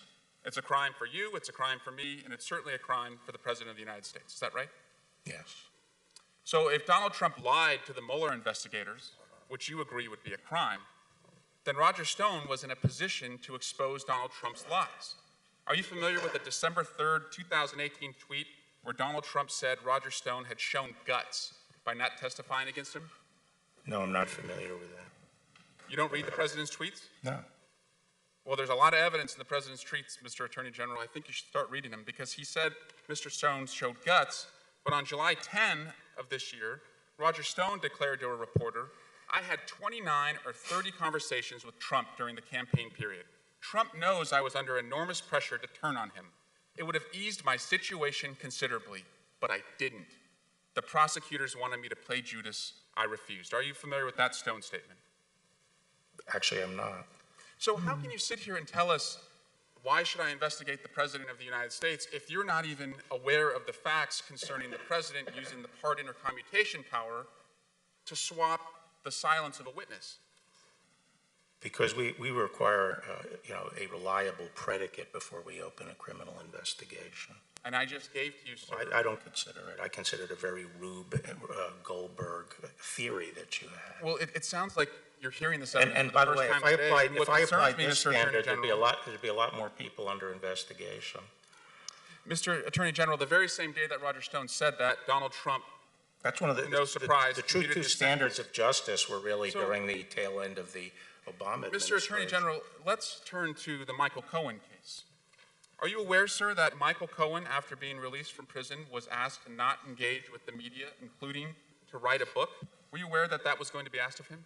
Was I aware? Yes. No. Do you know if anyone else in your department was aware?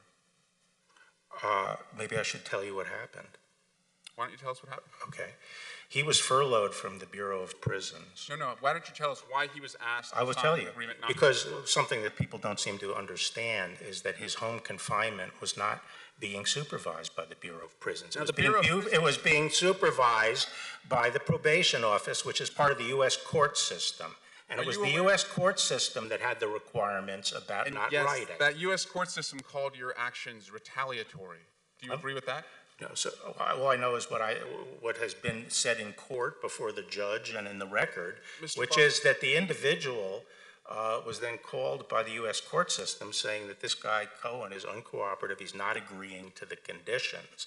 And at that point, a Bureau of Prisons person made the decision that he was no longer eligible for home confinement. Conditions that a federal judge said no other inmate had ever been asked of in his experience.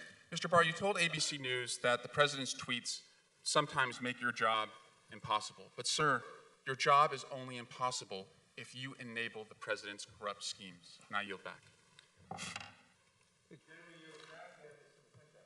Thank you, Mr. Chairman.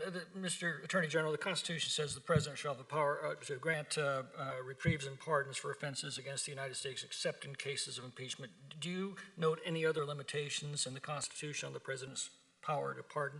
No. Has the President exceeded that power? No. My colleague from Georgia, Mr. Johnson, implied that in challenging the sentencing recommendation of Roger Stone, you were doing the bidding of the President. He didn't want to hear your response. I would. Well, no, I was, Roger Stone, I never discussed our sentencing recommendation with anyone outside the Department of Justice. It was a very condensed period of time. I first heard, I made the decision that we shouldn't take a position as to the precise sentence, but should leave it up to the judge.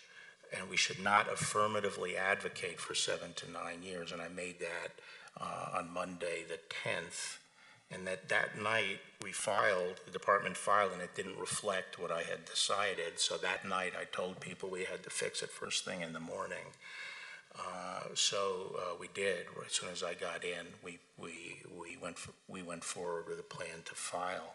At that point, I learned about the president's tweet because I don't monitor the president's tweets, and I hesitated because I knew that I would be attacked for doing it, and people would make argue that I did it because of the tweet. But I felt at the end of the day, I really had to go forward with our filing because it was the right thing to do, and I'm glad the judge agreed with it. We're learning more and more about the targeting and prosecution and extortion of Michael Flynn by partisan officials at the FBI. No one has been held accountable for this grotesque abuse of power. Knowing that agents with a political agenda can take anything that someone says, edit it, misrepresent it, prosecute it, and then extort confessions by threatening family members, and to do so with impunity, why would anyone in his right mind ever want to talk to an FBI agent again? Well, I don't, I haven't reached judgments, and I'm not suggesting that all those facts you set forth are true, and we have not, at this point,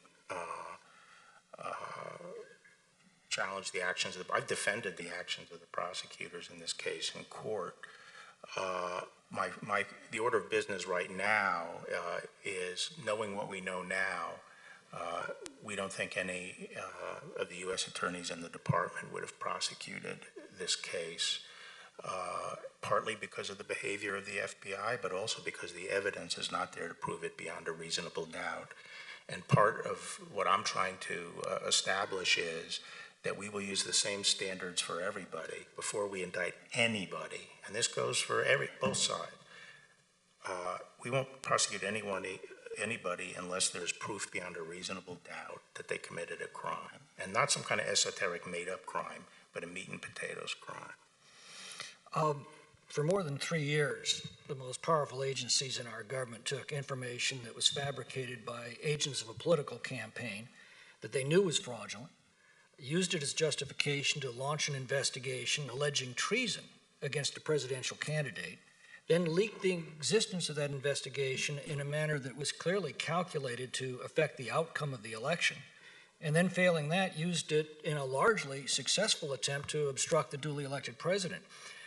Are you going to be able to right this wrong before it becomes a precedent for future election interference by corrupt officials in our justice and intelligence agencies? You know, I really can't predict that. I think, as you know, John Durham is looking at all these matters. COVID did delay that action for a while, but he's working very diligently. And, you know, justice is not something you order up on a schedule like you're ordering a pizza. Well, there are many of us who are concerned that if you were succeeded by someone like Keith Ellison as Attorney General, that this will become an institutionalized practice and the investigation of Mr. Durham will simply go away. I understand your concern.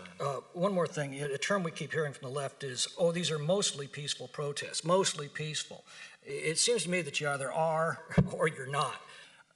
Calling what's happening in our cities mostly peaceful protests is a lot like calling Scott Peterson a mostly faithful husband or Al Capone a mostly law-abiding businessman. There is a constitutional right to peaceably assemble. Where does that right stop? When it becomes violence, criminal activity. You know, and that's the challenge here. I mean, you have a lot of people who are out protesting and demonstrating, and that's important First Amendment activity that we believe strongly in and try to protect. The particular violent opportunists that are involved here get into those crowds and then start engaging in very violent activity and hijack it. And a lot of protesters have been telling law enforcement and providing information to us about these people who are not with them, they're not demonstrators, but they're coming in. And a lot of demonstrators leave when that happens because they see what's happening themselves. Would you call that violence a myth? The gentleman's time? No. The gentleman's time has expired. Mr. Liu. Thank you, Mr. Chair. Thank you, Mr. Barr, for being here today. I'd like to ask you some questions about the legal standard for seizing and arresting protesters. Under the Fourth Amendment, it requires probable cause before you can seize and arrest a protester, correct? Yes. Yes. Okay, and the probable cause has to be particularized to a particular person. So if a protester was merely standing around in a crowd in the vicinity of someone else suspected of criminal activity, you cannot arrest that peaceful protester. In other words, there's no such thing as probable cause by mere association, correct? Well, not strictly, but I'll say that, you know, you do need particularized probable cause. Okay, and if there's no probable cause, if someone jumps into a getaway car and there are 3 or 4 people in there, that might be enough to give you probable cause, just those circumstances. You don't need it on each individual. Reclaiming my time, Mr. Attorney General. If there's no probable cause, you can't arrest a protester, correct? I said at the beginning, arrest has to be predicated on probable cause. All right. Now, an arrest can also occur whether or not the federal official says it's an arrest. So, for example, if a federal officer takes a protester into custody, transport that protester, let's say, to a federal building, detains a person for questioning, that will constitute an arrest whether or not the federal official says the person's under arrest, correct? Well, that would require a very intensive review of all the specifics involved. Actually, it wouldn't. In the case of Dunaway versus New York, which is black letter law for over 40 years, the question was whether the police violated the 4th and 15th Amendments when, without probable cause to arrest, they took petitioners into custody, transported him to a police station, and detained him for questioning. The answer is yes, that would constitute an arrest. No, the answer is that, you know, Fourth Amendment is ultimately governed by reasonableness, and there can be circumstances. The question sometimes is, when does something actually become custody? Reclaiming my time, this is not a trick question, Mr. Barr. I'm just citing you what the Supreme Court said. So here's a problem. Under the standard black letter law, which has been in effect for over 40 years, what the federal forces in Portland did was unconstitutional. Federal forces in full combat gear, in the dark of night, grabbed a protester who was peacefully standing there, forced him into an unmarked van, drove him to a separate location, searched him, detained him, and questioned him. That is what police states do. That's what authoritarian regimes do. But I don't think those were the facts. That's not, I haven't asked you a question yet, Mr. Barr. Okay. What the federal officials did was illegal because they didn't have probable cause. And how do we know that? Because Deputy Director of the Federal Protective Service, Chris Klein, admitted it on national TV. Deputy Director Klein said that the individual that they were questioning was in a crowd and in an area where another individual was aiming a laser at the eyes of officers. That's guilt by association. That's what the Fourth Amendment prohibits. Deputy Director Klein further stated that the protester was released after federal officials concluded, quote, they did not have what they needed, unquote, which again shows there's no probable cause. And it appears that federal Deputy Director Klein appears to understand that there was no probable cause because he essentially justifies that action as saying it wasn't an arrest. He calls it, quote, a simple engagement, unquote. I'm a former prosecutor. I've never heard that term, a simple engagement, because it's a made-up excuse. What these federal officials did was an arrest. They grabbed a peaceful protester, they forced him into a van, drove him to another location, questioned him. That is exactly what the Supreme Court prohibited over 40 years ago. So and that's I obviously, not an isolated incident. I obviously don't know that. I haven't asked you a question yet. In a Washington Post article on July 24th entitled Operation Diligent Valor, federal agents told reporters that there's no basis for these arrests. They said, quote, at times they have grabbed an individual and taken them inside the courthouse for questioning before determining that they had no probable cause to charge him with any crime, unquote. Deputy Director Klein said that they coordinate with the U.S. Attorney's Office on all of these arrests. I urge you to instruct your federal officials to comply with the Constitution, and I ask you to investigate these arrests because many of them are in violation of the Fourth Amendment. We do not live in a police state. We're better than that. I yield back. Gentleman yields back. Ms. Lesko. Thank you, Mr. Chair.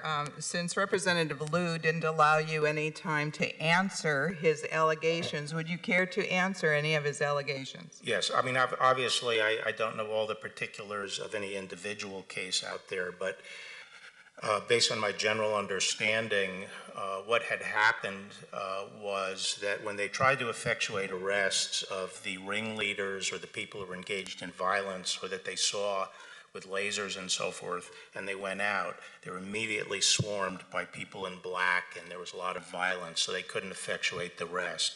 So the modus operandi was changed, and based on specific information as to individuals who were seen doing things and identified, they later tried to pick them up when there was less of a risk of this kind of mob response. The fact that if you have information that someone has a laser and is using it and later pick him up and he doesn't have it, it doesn't mean that there wasn't probable cause. It means he doesn't have the laser. The question is, was it reasonable for you to rely on the information that you had and the identification of that individual? In some cases, it could be a misidentification. In other cases, it could be the person, ditched the laser.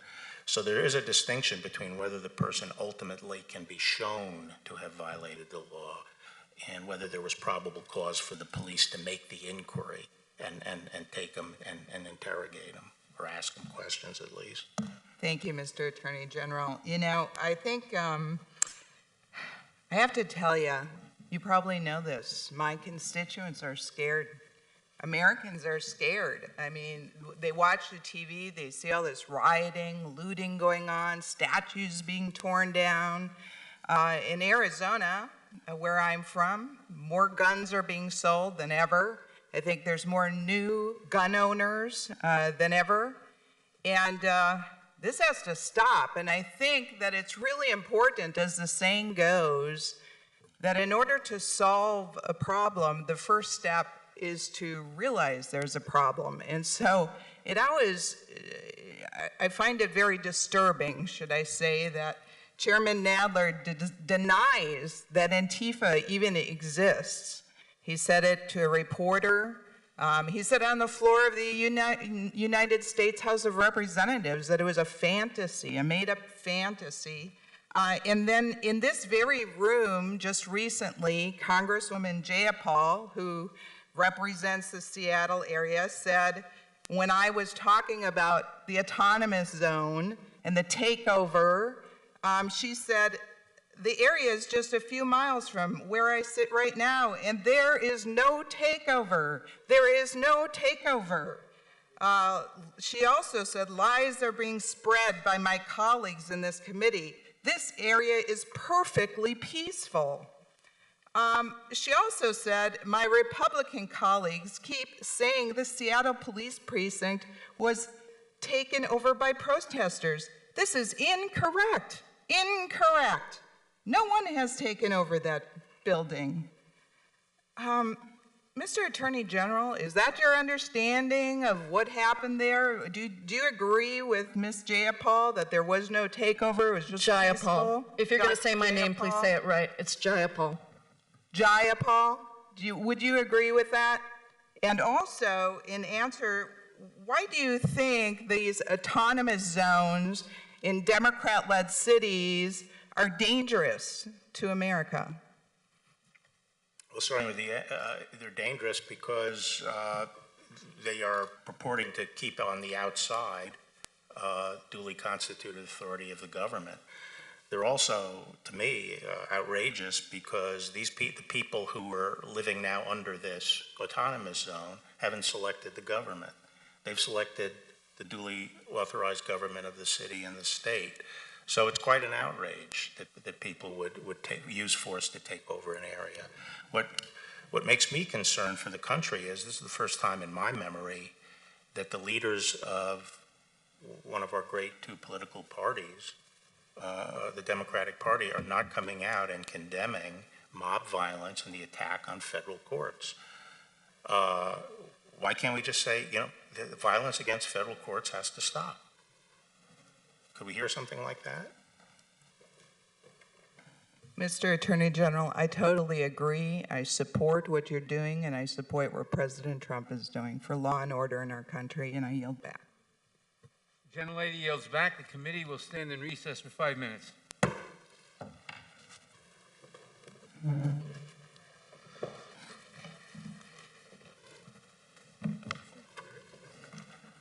take 30 seconds.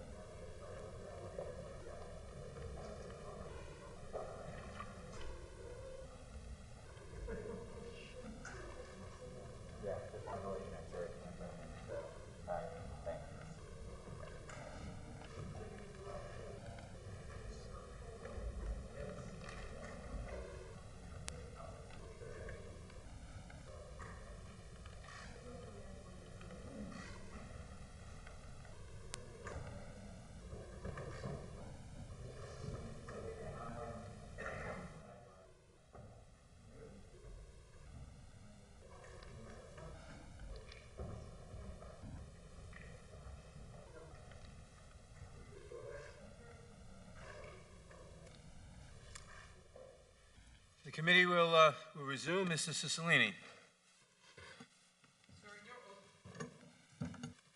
Sir, in your opening statement, you continue with your sustained effort to undermine the finding of Russian interference in our election.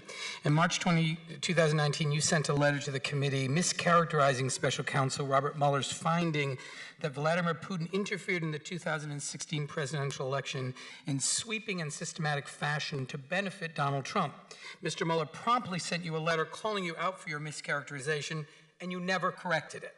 You then delayed the release of the full report, leaving the American people stewing with your misleading summary in support of President Trump's bogus claims that there was no collusion, no obstruction. You repeat these claims today, that there was no basis for this investigation and it was politically motivated by calling it the Russiagate scandal. But of course, in December 2019, the Justice Department's own Inspector General, your department's, Michael Horowitz, found that the investigation had been initiated properly and without political bias. Isn't that correct? No. It's not correct? That was not Mr. Horowitz's finding? No.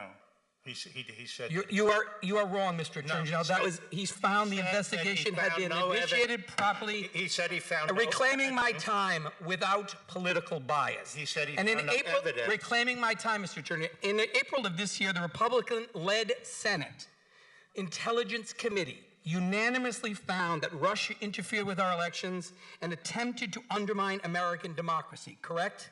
And I said so too. Is it ever appropriate, sir, for the president to solicit or accept foreign assistance in an election? It depends what kind of assistance. Is it ever appropriate for the president or presidential candidate to accept or solicit foreign assistance of any kind in his or her election? No, it's not appropriate. Okay, sorry you had to struggle with that one, Mr. Attorney General. Now let's turn to the First Amendment. Americans all across this country have been exercising their First Amendment rights to peacefully protest police brutality against black people.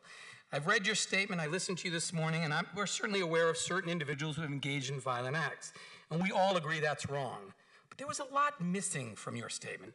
For example, as I'm sure you've also seen, the vast majority of protesters are peaceful. And despite that, unidentified federal agents have attempted to prevent these mothers, veterans, and peaceful Americans from exercising their First Amendment rights, even using unmarked vehicles to grab protesters off the street and using tear gas and munitions against them. You forcefully condemned protesters this morning, but let me ask you, sir, why have you not condemned the federal officers you're sending into cities without proper training who are attempting to take away the constitutional rights of Americans peacefully protesting? I haven't condemned protesters. Protesters are good. Demonstrations are good. They're part of the First Amendment. So let me ask what I'm condemning is people who commit crime. Yeah, we agree. Do you think it's ever appropriate, Mr. Barr, for officers to use force against peaceful protesters? Yes or no? Not against peaceful protesters. So you also don't mention in your statement today or your testimony that federal officers have even tear-gassed elected representatives. County Commissioner Sharon Myron confirmed firsthand, last night I was tear-gassed by a federal occupying force. I saw throw canisters of poison without warning into a nonviolent crowd, including elders and the vulnerable. And on July 23rd, the mayor, Ted Wheeler, was tear-gassed. He called the tactics of the officers abhorrent. These are elected representatives with grave concerns that officers are using abhorrent tactics, including tear-gassing elderly, nonviolent Americans. So let me ask you, sir, do you think it's ever appropriate to use tear gas on peaceful protesters, yes or no? Well, the problem in these things sometimes occur because it's hard to separate people who Mr. Barr, my question is very specific. Do you think it is ever appropriate to use tear gas on peaceful protesters, yes or no? It is appropriate to use tear gas when it's indicated to disperse. On peaceful protesters? To disperse an unlawful assembly, and sometimes, unfortunately, peaceful protesters are affected by it. Okay, now I'm going to show you there's video evidence as well. I'm going to ask you to look at this video.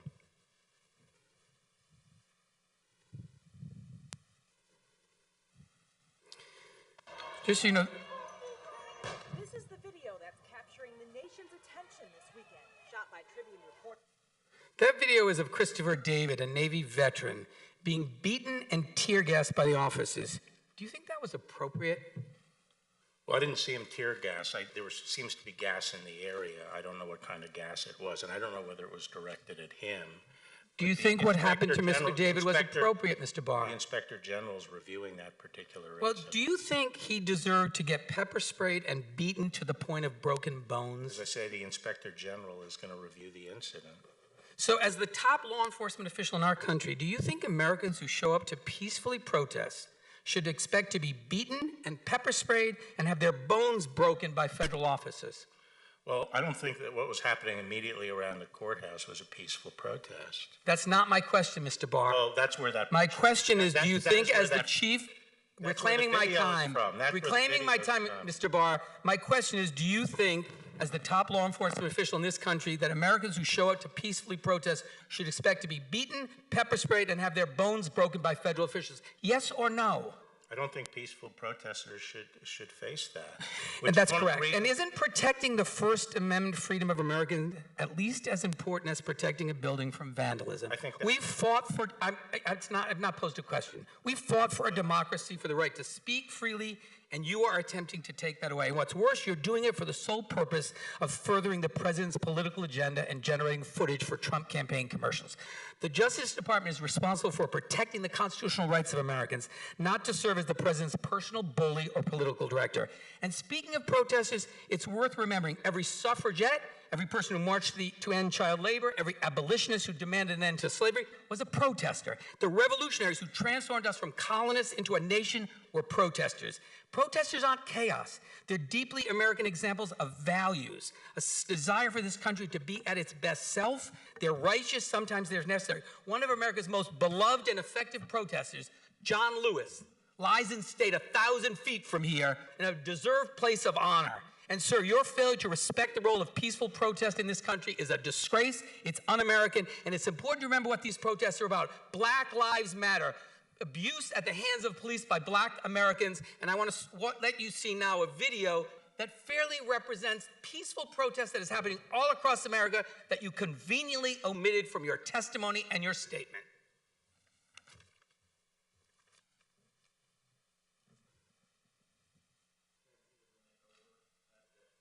There was a 9-minute video shown by the other side, so I expect Not all the same 9, courtesy. only part of it.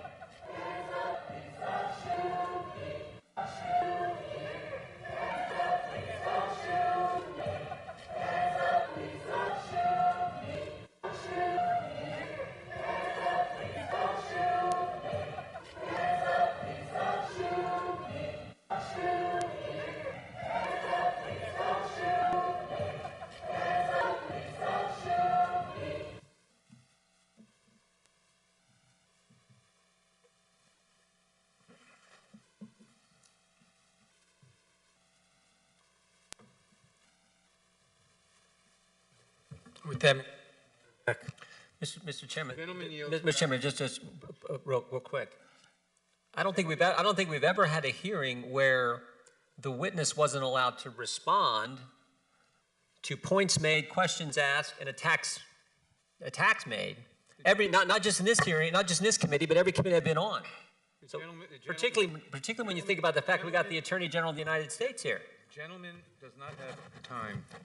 I don't want the time. I want the Attorney General to be able to have enough time to respond to accusations and questions asked him, and you guys not cut him off. What you want is irrelevant. What is irrelevant are the rules. Mr. Stubbe is recognized. Mr. Chairman, am I going to get an additional 2.5 minutes that Mr. Cicilline had? The gentleman is recognized. General Barr, thank you for your service to our country and your continued service to ensure that our country is safe. I encourage you to ignore the mob, these attacks from Democrats and the left-wing biased mainstream media. Be strong and courageous, for the mass majority of the country supports you and supports you rooting out corruption in the FBI and keeping our country safe from rioters looters, and anarchists. I, for one, am very happy that you're at the helm of the DOJ and actually supporting the rule of law and fighting for justice. I want to touch on something that Mr. Jordan spoke about in his opening remarks. I want to focus on the Inspector General's December 9th FISA report on the FBI's unlawful surveillance of Trump campaign associate Carter Page. Isn't it true the Inspector General found the FBI under the Obama-Biden administration made 17 significant errors in FISA applications to surveil candidate Trump's campaign associate, Carter Page? I think that's right. How many errors are acceptable when the FBI is targeting Americans? Well, none are acceptable. Then there was the complete Woods Files failures the FBI operated under during the Obama and Biden administration. The Inspector General found that 51 factual assertions in the FISA applications to surveil Page, 1, lacked supporting documentation, 2, the supporting document did not support the FBI's factual assertions, or 3, the supporting document showed the FBI's factual assertion was inaccurate. The Inspector General testified there should not have even been one error, yet he found 51 errors. Why is it so important for surveillance targeting Americans to be error-free? Well, especially under FISA, which is a counterintelligence tool and doesn't have the same built-in protections that the criminal justice process would have. It's very important because you're going to be spying on Americans that you have you've demonstrated an appropriate basis for doing that, and therefore there's a special burden on the investigative agency, in this case the FBI, to have accurate information as to the basis of their surveillance. And I think the Bureau has been working very hard to correct those problems and to put in place a much more effective system of guaranteeing that the information is accurate. Isn't it true the FBI under the Obama-Biden administration cherry-picked favorable evidence to obtain a FISA warrant to surveil Carter Page and ignored facts that cut against probable cause? Well, I don't want to characterize. I mean, this is part of what's under review. Some exculpatory information was not passed along to the court. Let me just put it that way. That's evident in the Inspector General's report. I will yield the remainder of my time to Mr. Jordan. Thank the gentleman for yielding. Mr. Attorney General, do you deploy federal law enforcement to enforce federal law?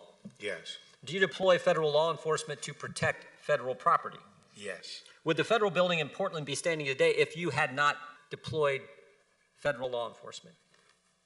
I don't think so. There have been multiple attempts to set it afire. Yeah. And I have to say, I don't understand why a small contingent of marshals inside the court poses a threat to anybody's First Amendment rights. They set up a fence on federal property, I am told, around the court, and when people are arrested, it's because they're trying to come into the fence. These aren't peaceful protesters. They bring power tools to cut through the wire and so forth to get in. This is a very strange occupation of a city when you have, 100, 120 federal people behind the fence trying to protect the building, and all these people are trying to cut their way in. That is the occupation of a city? Thank you. Did the Chicago Fraternal Order of Police president ask for your help? Did who ask for my help? The head of the FOP in Chicago. Did they ask for your help? I think he did. Previous exchange, they talked about Mr. Horowitz's report.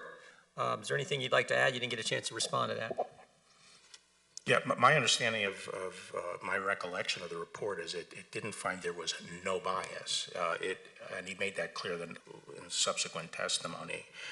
What he said was he couldn't find no documentary or other evidence demonstrating bias. Yeah, and what would be helpful if maybe Mr. Horowitz could come in front of this committee and the individual who was raising that concern with you, Mr. Attorney General, could ask Mr. Horowitz himself about what he found in that report and subsequent reports that we have not yet had a hearing on. The gentleman's time has expired, Mr. Raskin. Thank you. Sir, did I hear you correctly to say that the purpose of unleashing this federal agent assault with tear gas and rubber bullets and pepper spray on 2,000 nonviolent protesters in Lafayette Square was to secure and defend the St. John's Episcopal Church. Was that the purpose of it? No, I didn't say that. I made very clear that the purpose was to move the perimeter to High Street, which had been the plan, as far as I'm aware, all day the night before. So it was legitimate in that case. I'm talking about the June 1st. Yeah, the June 1st assault on a lot of people, including my constituents, and Well, we had to bring them to your office to talk about it. Okay, well, I don't think it was an assault. They were told by loudspeaker that the Park Police were preparing to clear H Street, and could they move off H Street? Reclaiming my time, I think you said something to the effect of the St. John's Episcopal Church would have been overrun. No, that was on Sunday night, I believe. And Okay, are you aware that the rector of the church, that the Episcopal Archbishop of Washington and the presiding bishop of the Episcopal Church nationally, along with the Catholic bishop of the Archdiocese of Washington, all denounced this police assault on the civil rights and civil liberties of the people? Did they do that before or after the fire was put out? Well, all that I know is that they denounced what you did. And if you read what the Archbishop, the Episcopal Archbishop of Washington wrote, said that using police force to clear nonviolent protesters without notice in order to conduct this grotesque photo opportunity was antithetical to the principles of Christianity. But what I want to ask you about was COVID-19, because we now lead the world in COVID-19 case count and death count. President Trump, of course, promised the disease would magically disappear. He advertised quack medical cures like injecting people with disinfectant. He told his people to slow down all the testing and refuse for months to wear a mask.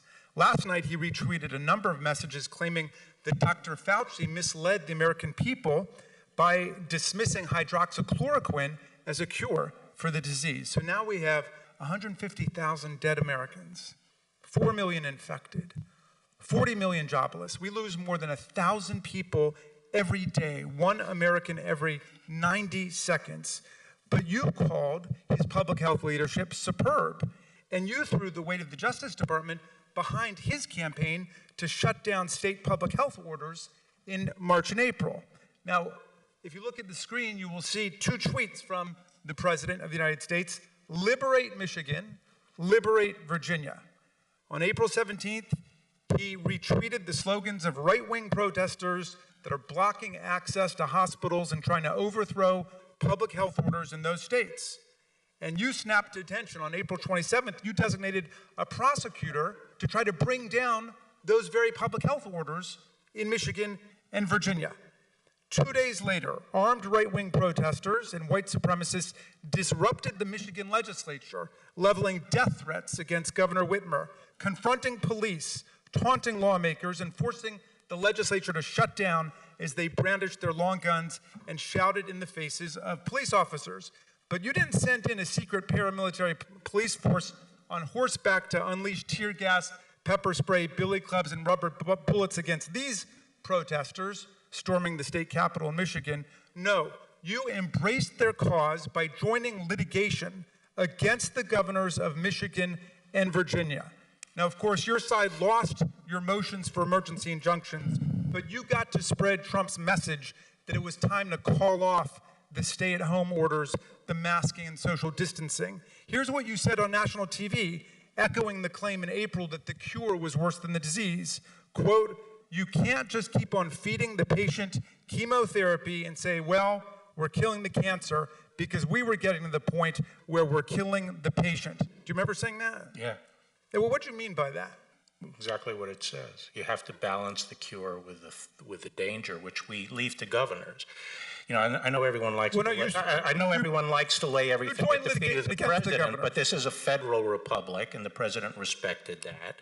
And our response has been largely run by governors. Now, for someone who claims to be so concerned about executive overreach, I haven't heard anyone talk about just keeping an eye on what the governor's doing. Mr. Barr, with no vaccine... And that's all the Department of Justice is doing. The time is fine. With no vaccine, in the area of religious liberty.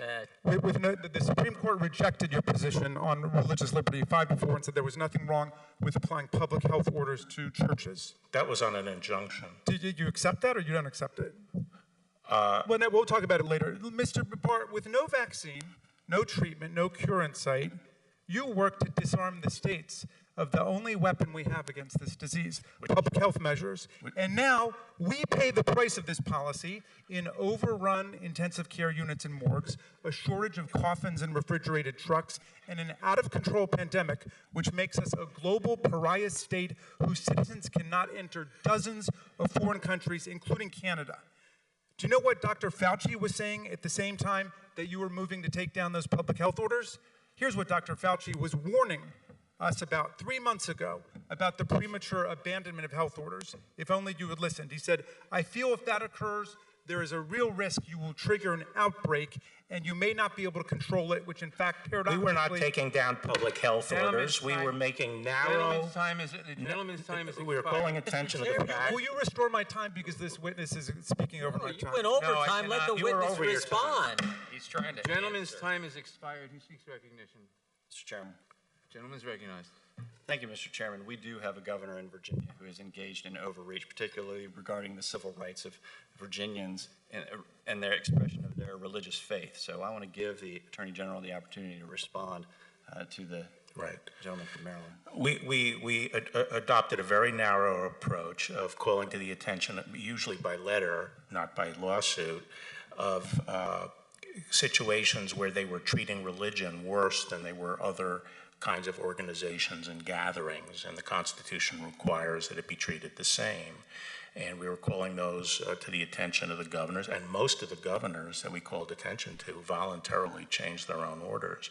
There are a few occasions where we pointed out anomalies in the regulation, differential regulation of business, and again, mostly they were voluntarily changed by the governors.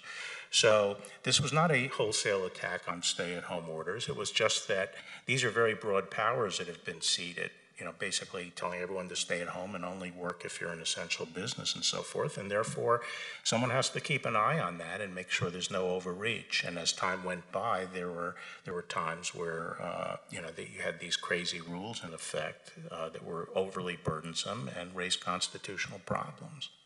I want to thank you for raising those points early, and particularly with regard to Virginia and the church out on the Eastern Shore. I want to thank you also for being here and for returning to lead the Department of Justice and right the ship and root out the rank partisanship and bias that had corrupted the administration of justice for many years.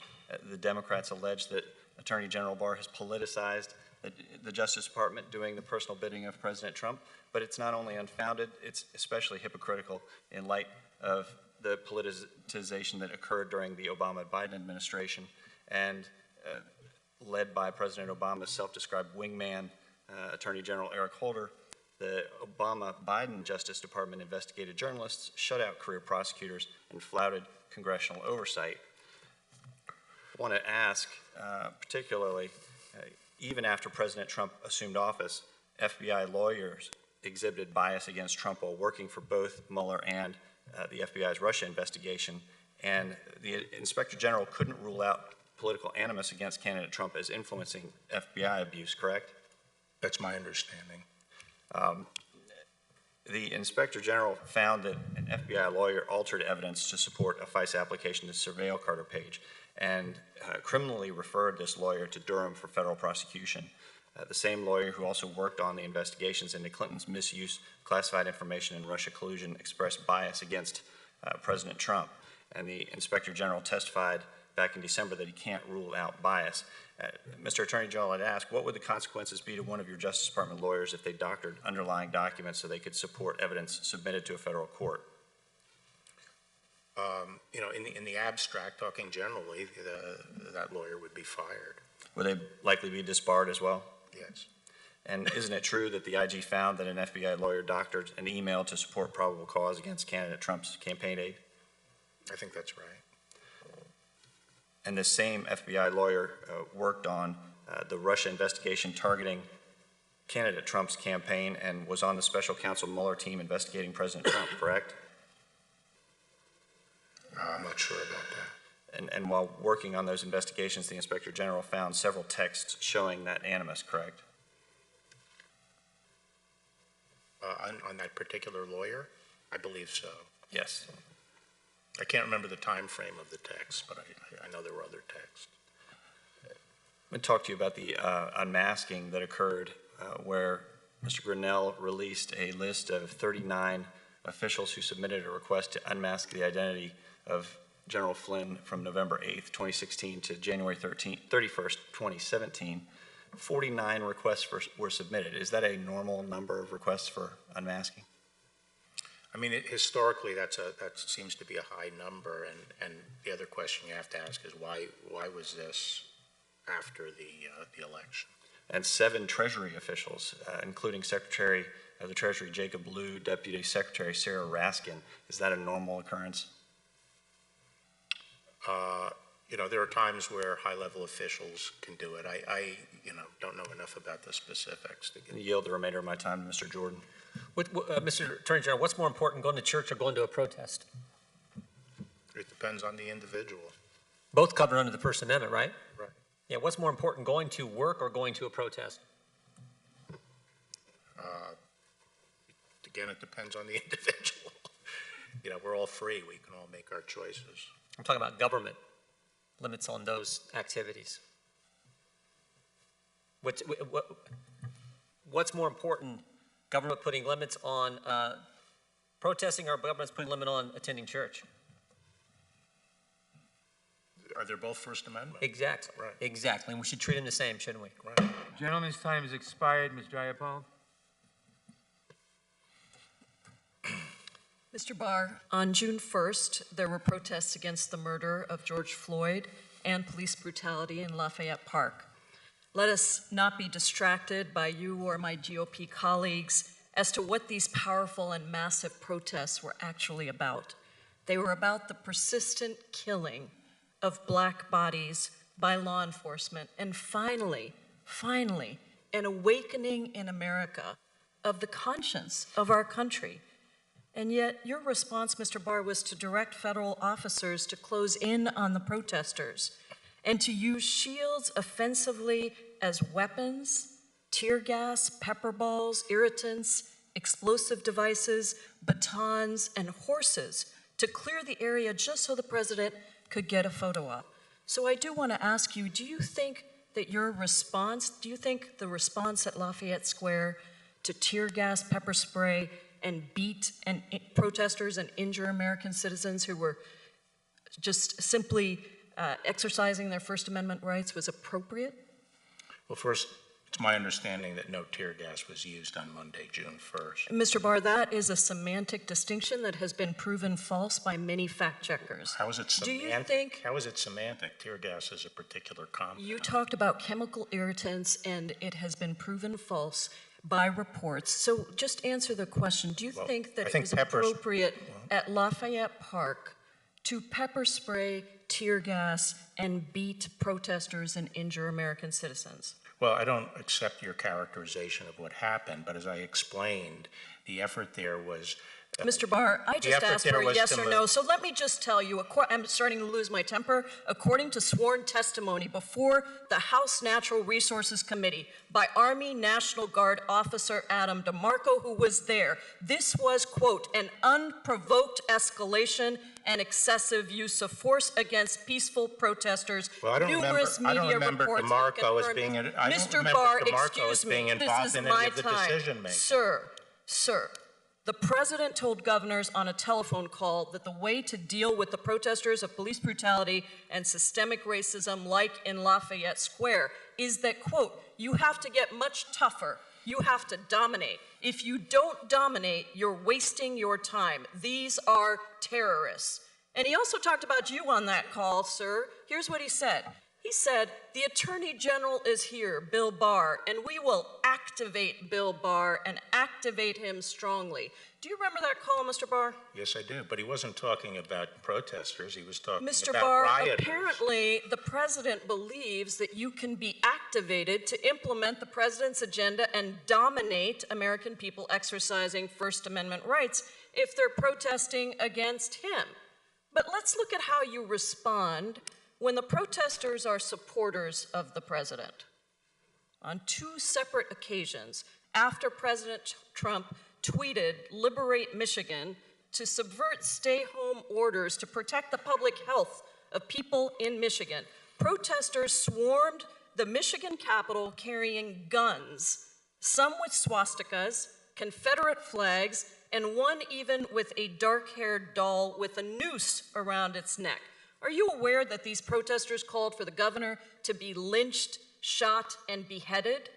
No, You're not aware of that? I was not aware of it. Major protests in Michigan. You're the Attorney General, and you didn't know that the protesters called for the governor to be lynched, shot, and beheaded. So obviously you couldn't be concerned about that. Well, there are a lot of protests around the United States, and on June Attorney 1st, General I Barr, was you worried seem about to the be District of engaging Columbia, in which is protests federal. in certain parts of the country. You're very aware of those, but when protesters with guns and swastikas and I am Confederate aware of flags, excuse me, protesters Mr. in the Barr, this federal is government. my time, and I control it.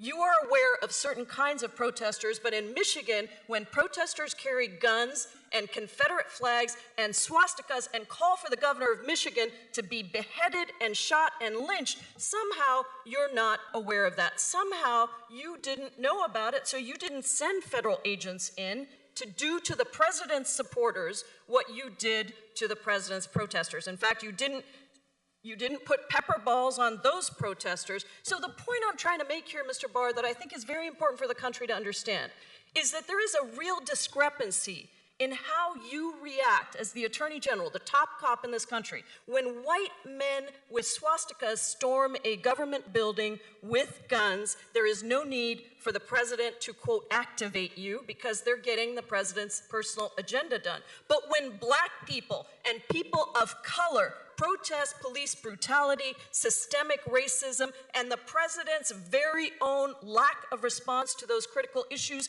then you forcibly remove them with armed federal officers, pepper bombs, because they are considered terrorists by the president. You take an aggressive approach to Black Lives Matter protests, but not to right-wing extremists threatening to lynch a governor if it's for the president's benefit. Did I get it right, Mr. Barr? I have responsibility for the federal government, and the White House is the seat of the executive Mr. Barr, let me just branch, make it clear. not You for are the- supposed to the Michigan represent authorities the can people handle- of the United Michigan States authorities of can America, handle- not violate people's First Amendment rights. You are supposed to uphold democracy and secure equal justice under the law, not violently dismantle certain protesters based on the president's personal agenda. Gentlelady's time has expired. Mr. Chairman, I would like to ask unanimous consent to also introduce into the record a report from the MIT Election Data and Science Lab, which says that over the past 20 years,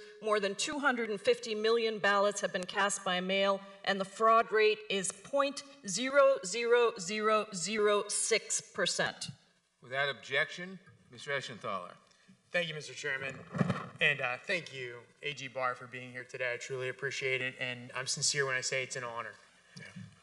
AG Barr, let me just... Could I just ask you for 1 minute, though? To respond, yes. Yeah. As I made clear, moving H Street out to I Street as the perimeter was a decision made the day before. It was justified by the extreme rioting that was going on around the White House.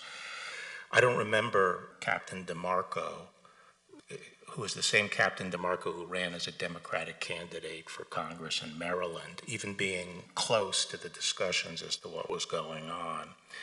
Now, the fact is that the movement was not geared to the behavior of that particular crowd. It was geared to the fact that we were moving the perimeter out so we could put a fence up on H Street, by H Street. But it is a fact that the Park Police reported, and I saw myself, projectiles being thrown from that crowd. So I did not consider them all peaceful protesters. But I'm sorry. Thank you for giving me that opportunity. You're welcome, AG Barr.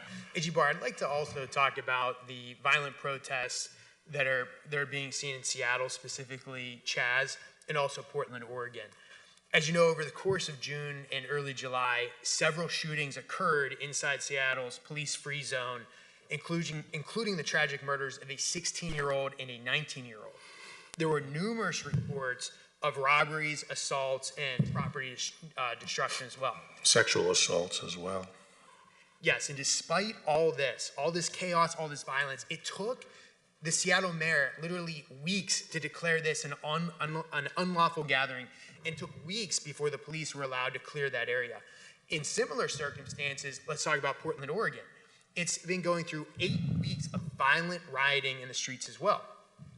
Rioters continue, in fact, to fire projectiles and mortar-style fireworks at federal law enforcement officers and are using dangerous lasers, which have already permanently blinded at least 3 federal officers. Yet our own Chairman Jerry Nadler, told a reporter on Sunday that the anarchy and violence going on in Portland, and I quote the chairman, is a myth that is spread only in Washington, D.C., end quote. Attorney General Barr, is it in fact a myth that there's anarchy and anarchist groups engaging in violence in Portland? I think there are anarchist and far left groups that are involved in the violence in Portland. I actually think that the chairman's comment was about Antifa. I'm not. I don't know exactly what he said, but I thought he was referring to Antifa. Well, do you think it's a myth that Antifa is involved in this anarchy? No, I think Antifa is involved in Portland. So either way, the chairman's comments were not correct, were not accurate. I didn't consider them accurate. What about the autonomous zone in Seattle? Congresswoman Jayapal has said, and I quote, that it's a peaceful protest zone. Is it a peaceful protest zone? No, as I already said, it's outrageous that people set themselves up and over a piece of territory where the people in there have not selected them as the government and try to exercise sovereign authority. That's an outrage, and we saw people handing out guns to people to quote keep the peace and so forth. It was anarchy there.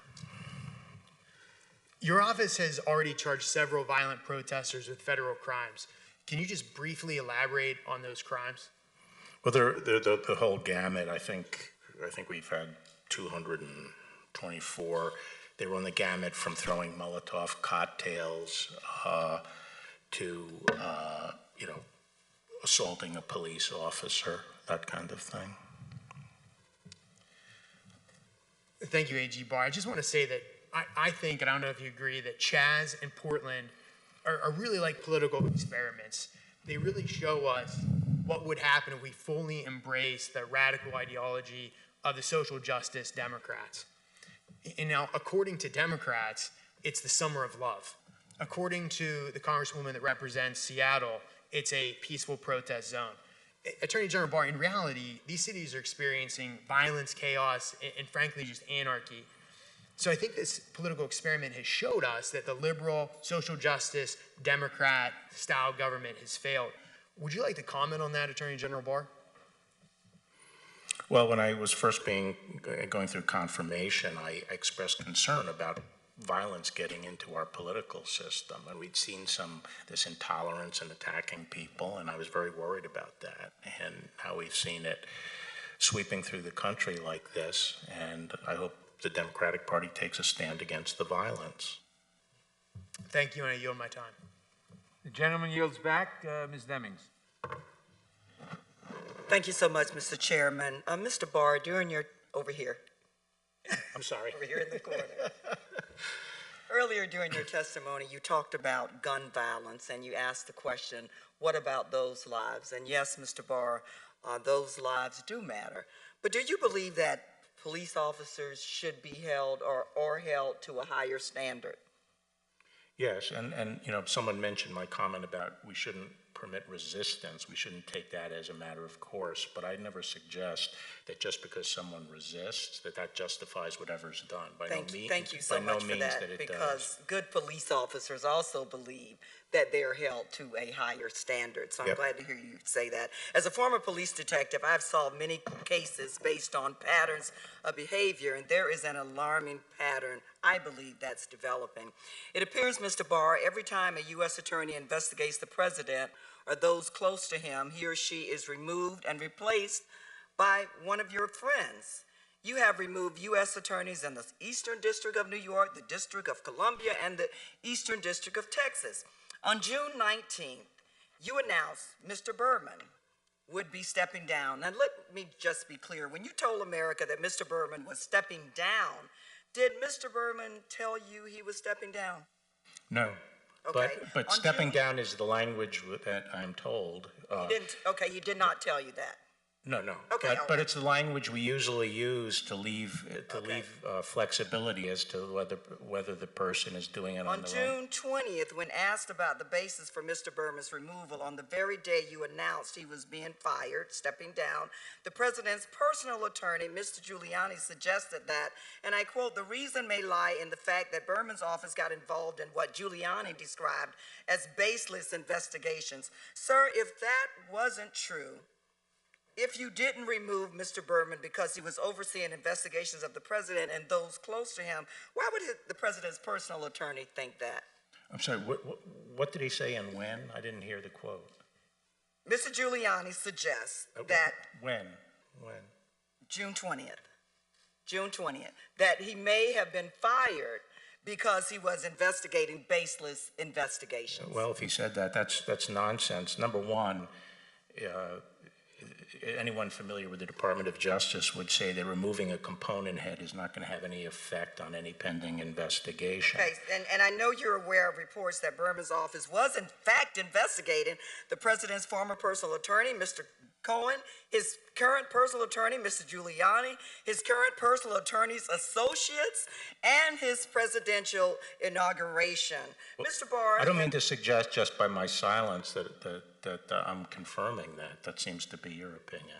Okay, all right. Have you in any way attempted to influence or interfere with any investigation in the Southern District, including the investigations I just mentioned? I've not interfered in any investigation. I've raised questions on occasion about certain matters, but as far as I'm aware, the office was satisfied with the resolution. Your efforts to remove him bypassed the normal operation of law. Now we know the OLC opinion indicates that a sitting president cannot be indicted or criminally prosecuted, because you made sure President Trump understood that in your 19-page or however long job application. However, you are aware the special counsel confirmed that a sitting president can be investigated. You did read that in the special counsel's report. Is that correct? Yes.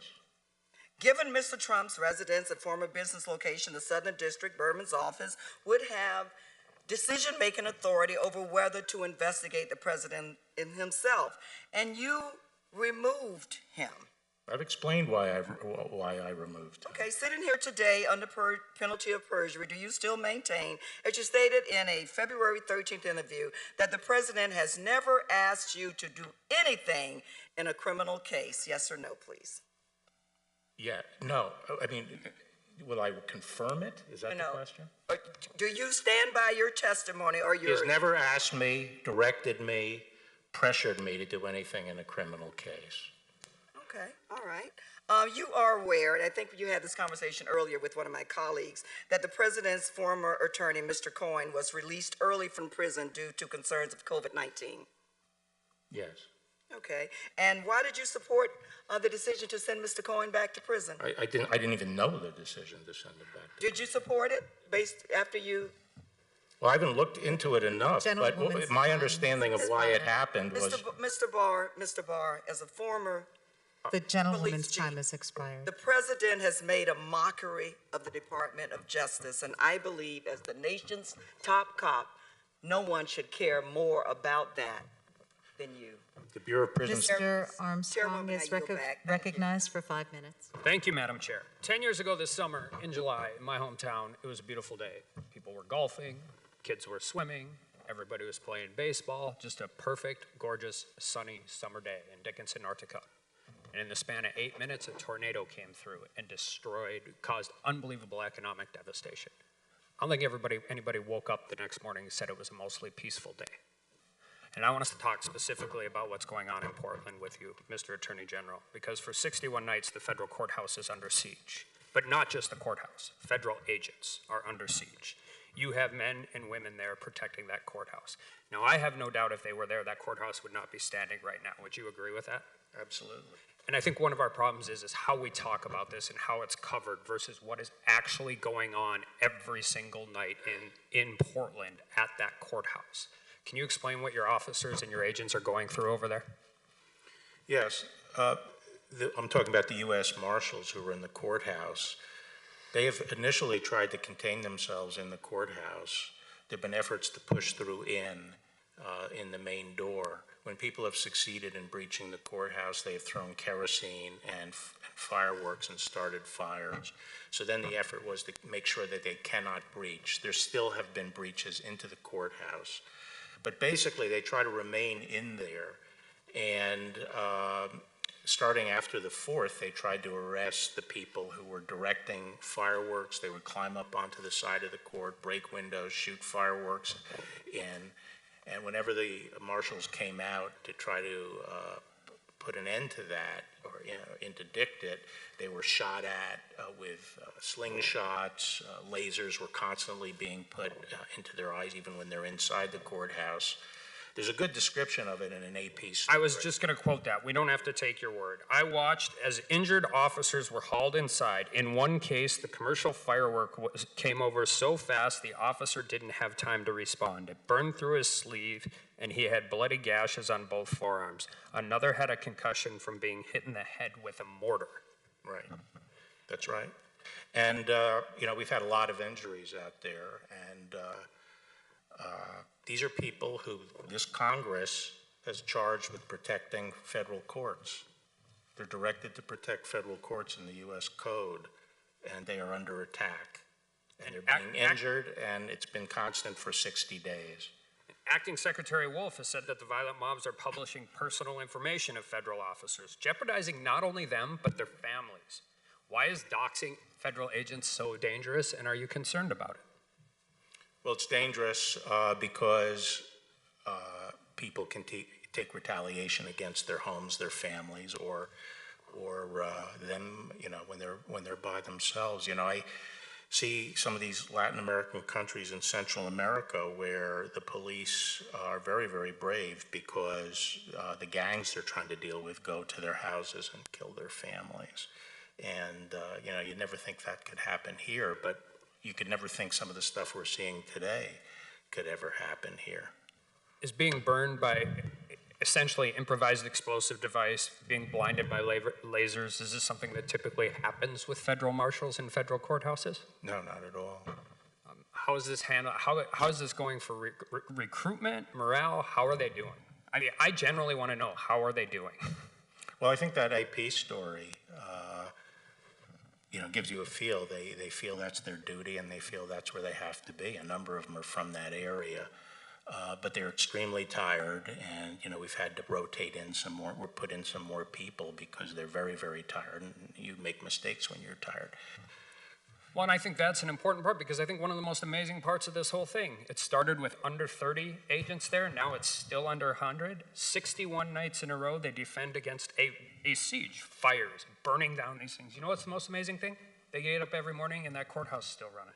They're still conducting the federal government's business. So I'm going to say something that I think should be said a lot more often. Tell them thank you. Tell the courthouse personnel thank you. Tell the clerks thank you. Tell the prosecutors thank you. Tell the judges thank you. And if you can handle it, can you tell the public defenders thank you too? Because they're still conducting the business. They do this every single night. Are they getting sleep? The marshals are having a difficult time because their demonstrators go to the hotel. They also go from hotel to hotel because the demonstrators try to disrupt their sleep at the hotel. And there's a difference between a protest and a riot. Every night at some point in time in Portland, it turns into a riot. Eventually, when you wake up the next morning and you know what's going to happen again, then we need to figure out a way to stop it. Yeah. And then just one last question. Why would we have to negotiate a ceasefire with a peaceful protest? Yeah, correct. But why would, that's right. We don't want, what we would like to see, and all we would like, is what we see in the rest of the country, which is state and local law enforcement taking care of their own city and taking care of the streets around the courthouse. The gentleman's time has expired.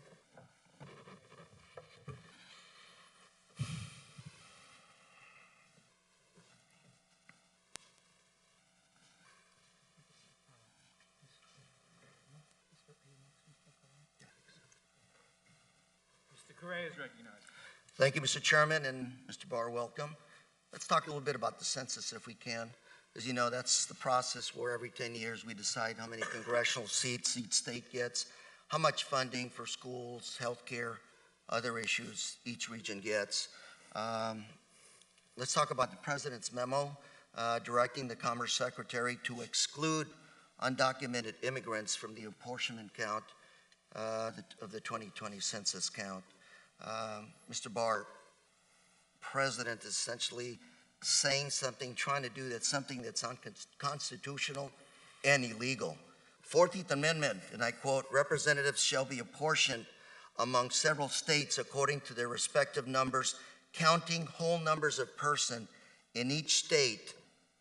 And then federal law, as you know, 2 U.S.C. subsection 2A, and I quote, the President shall transmit to the Congress a statement showing the whole number of persons in each state. Did I read those correctly, sir, more or less? Yes. Do you agree that the President's memo essentially violates the Constitution? No. Are undocumented people not whole individuals? They're not what? Are undocumented individuals in this country not whole people? They are obviously people, but the legal issue there was the terminology of the Constitution. Well, if I may. It reflects the decision at the time of the Constitution that they count inhabitants. If I may reclaim my time, sir. You used to work for the Department of Justice back in 1989. There was a letter written to Senator Jeff Bingham by the DOJ on point. If there's a slide, there's a letter, and I would ask unanimous consent to admit that to the record. Without objection. And I quote, in the past, the Department of Justice has taken the position that Section 2 of the 14th Amendment, that the original apportionment and census clause of Article 1, Section 2 of the Constitution, requires that inhabitants of states who are illegal aliens be included in the census count. And in our view, this issue today, we have found no basis for reversing that position. Are you reversing that position now? Well, I think what the department advised is that this came up because Alabama claims you cannot count illegal aliens in the census under the Constitution. The department looked at it and advised that Congress can determine the meaning of inhabitant for this purpose, that it is not a self-defining term as they only got 2 minutes, sir. That they recognized. Mr. Barr, if I may. Yeah, but this is a hearing. I thought I was the one that was supposed to be heard. Well, and I'm going to get there. The current dispute, you talked back when the Supreme Court struck down the president's attempt to put a citizenship question on the census. At that time, the president announced an executive order to collect citizenship information by other means. And at that time, you made reference to a current dispute over whether illegal aliens can be included in the apportionment purposes. Is that what you're referring to now, sir? I think that I could have been referring to the Alabama case. So I can't remember. Is the DOJ studying this issue? Have you concluded? Yes. Can you provide this committee with discussions, any research, any concluding memos on that issue? I'll look into it. But we have considered it, and as I said, our advice has been that Congress does have the power to define the term inhabitant to either include or exclude illegal aliens. We're talking about the president's executive orders. Well, sir. Congress has delegated that power to the Commerce Secretary. So as the law stands now, we think the Commerce Secretary, as the delegate of congressional power, can define that term. That's a reasonable argument to make. Mr. Attorney General, in the last few seconds I have, President has to be within the law. Nobody is above the law in this country, including the President of the United States. My concern is he goes around doing tweets, memos, dictums that are clearly unconstitutional. My district, sir, is a working class, hard-working community. Immigrants, the greatest generation. All we want is equity based on the census. We want to make sure we get our federal dollars like everybody else around the country. We want to make sure that our representation is equal, individual, in Orange County as it is in other parts of the country. All we ask for is respect, sir. I ask you, please tell the president, stop tweeting things, stop writing memos that are clearly unconstitutional. Thank you very much, and I yield. The gentleman yields back. Ms. Tiffany. Thank you, Mr. Chairman. Attorney General Barr, will you send a thank you to the law enforcement people that work for you for the work that they're doing here across the United States of America? Sure. And I want to thank all the law enforcement across our country.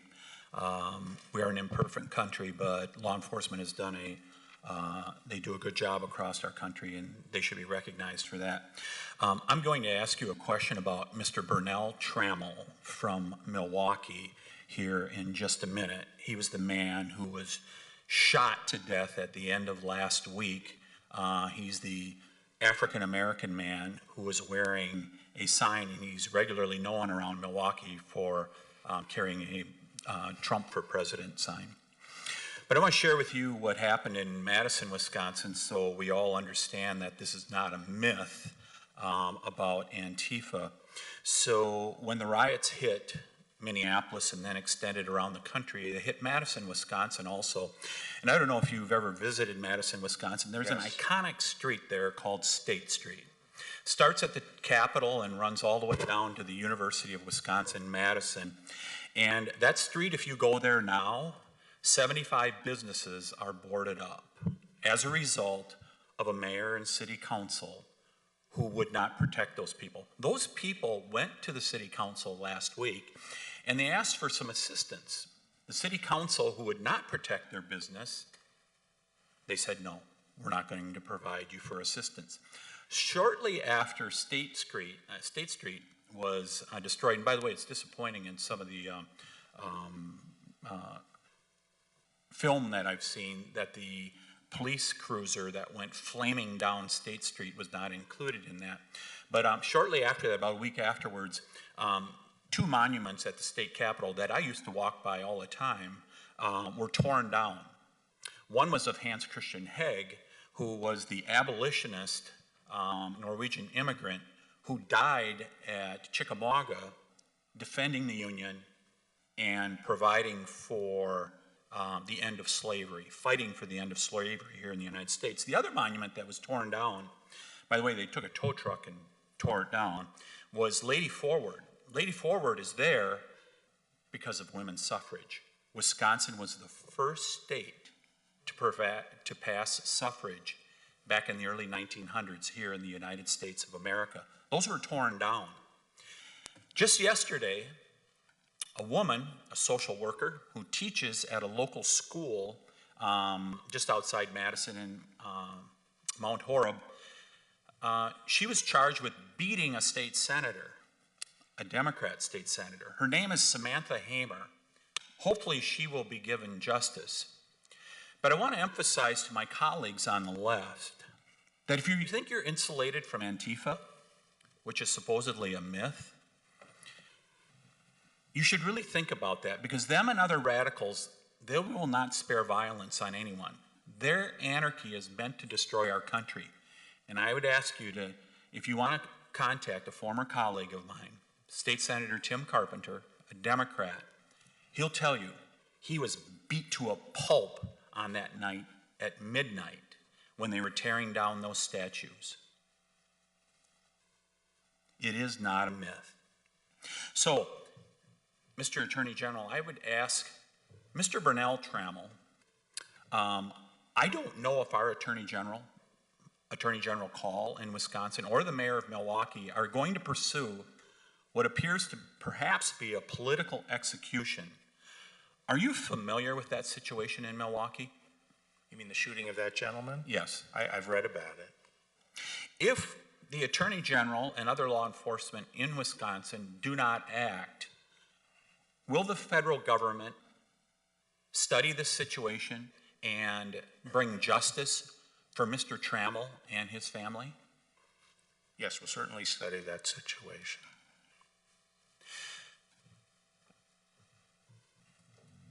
This is not a myth.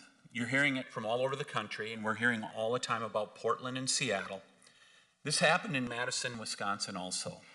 where a mayor, a far leftist mayor, proudly carries that banner, sat on a street, actually not a street, a highway with protesters and shut down traffic.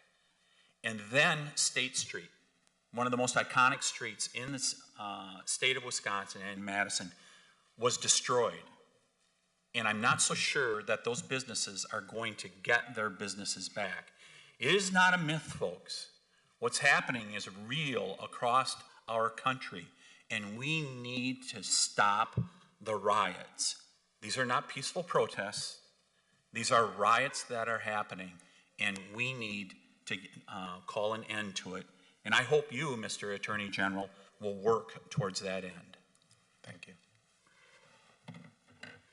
The gentleman yields back. Ms. Scanlon. Attorney General Barr, I wanted to follow up on some questions from one of my colleagues. You testified earlier that you have at times voted by mail. Is that correct? I remember, I think, once voting by mail. So if public records show you voted by mail in 2012 and 2019, you'd agree with that? I think, you know, I can't really remember the details. Okay. I think on one occasion I had to go to a station and Okay, but vote you did at before the least election. once And vote I think by in mail. another I'm one I voted by reclaiming my mail. time, sir. Yeah. I raise this because in May of this year, 800 public health experts from across the nation sent a letter urging Congress to, quote, prepare for a presidential election by mail to allow Americans to vote from home and assure their health and safety. You're aware that health experts have emphasized that voting by mail is critical to protect public health in this upcoming election, correct? When was that? In May of this year. If you're not aware of it, I can provide this to I'd be interested in your seeing. staff. Yeah. Great, I have an extra copy for you. So that public health advice is really important to citizens in the Commonwealth of Pennsylvania because we have a large population of seniors who are at higher risk for the coronavirus. They shouldn't have to choose between risking their lives and exercising their right to vote. But the problem we're facing is that the president has repeatedly sought to cast doubt on the security of mail-in ballots, saying that the 2020 election could be rigged with, quote, millions of mail-in ballots printed by foreign countries, end quote. And you, sir, have repeated this disinformation. Well, it's not Barr, disinformation. Barr, I don't have a question for you yet. Here it comes, though. Last month, you echoed the president's conspiracy theory when you suggested in at least 3 interviews that, quote, foreign countries could manufacture counterfeit ballots, end quote, to influence the presidential election, correct? You did that in at least 3 interviews? Yes. Okay. But in fact, you have no evidence that foreign countries can successfully sway our elections with counterfeit ballots, do you? No, I don't, but I have common sense. Okay, well, and that's what you responded when you were directly challenged on that. You said, no, you didn't have evidence, but it was obvious. According to state election officials, your alleged concerns here are not obvious, but in fact are outrageous. Every state in the union has absentee ballots. 2/3 of the states allow for vote by mail for any reason. 5 states, Colorado, Oregon, Washington, Hawaii, and Utah, vote entirely by mail and have done so for decades. Even the U.S. military uses mail-in ballots, doesn't it? Yes. Okay. So isn't it true that after you suggested without evidence that foreign adversaries could sway our elections using counterfeit ballots, election experts and officials from around the country said that what you suggested was virtually impossible, preposterous, would never happen, and would be readily detected due to the multiple levels of security used with mail-in ballot systems?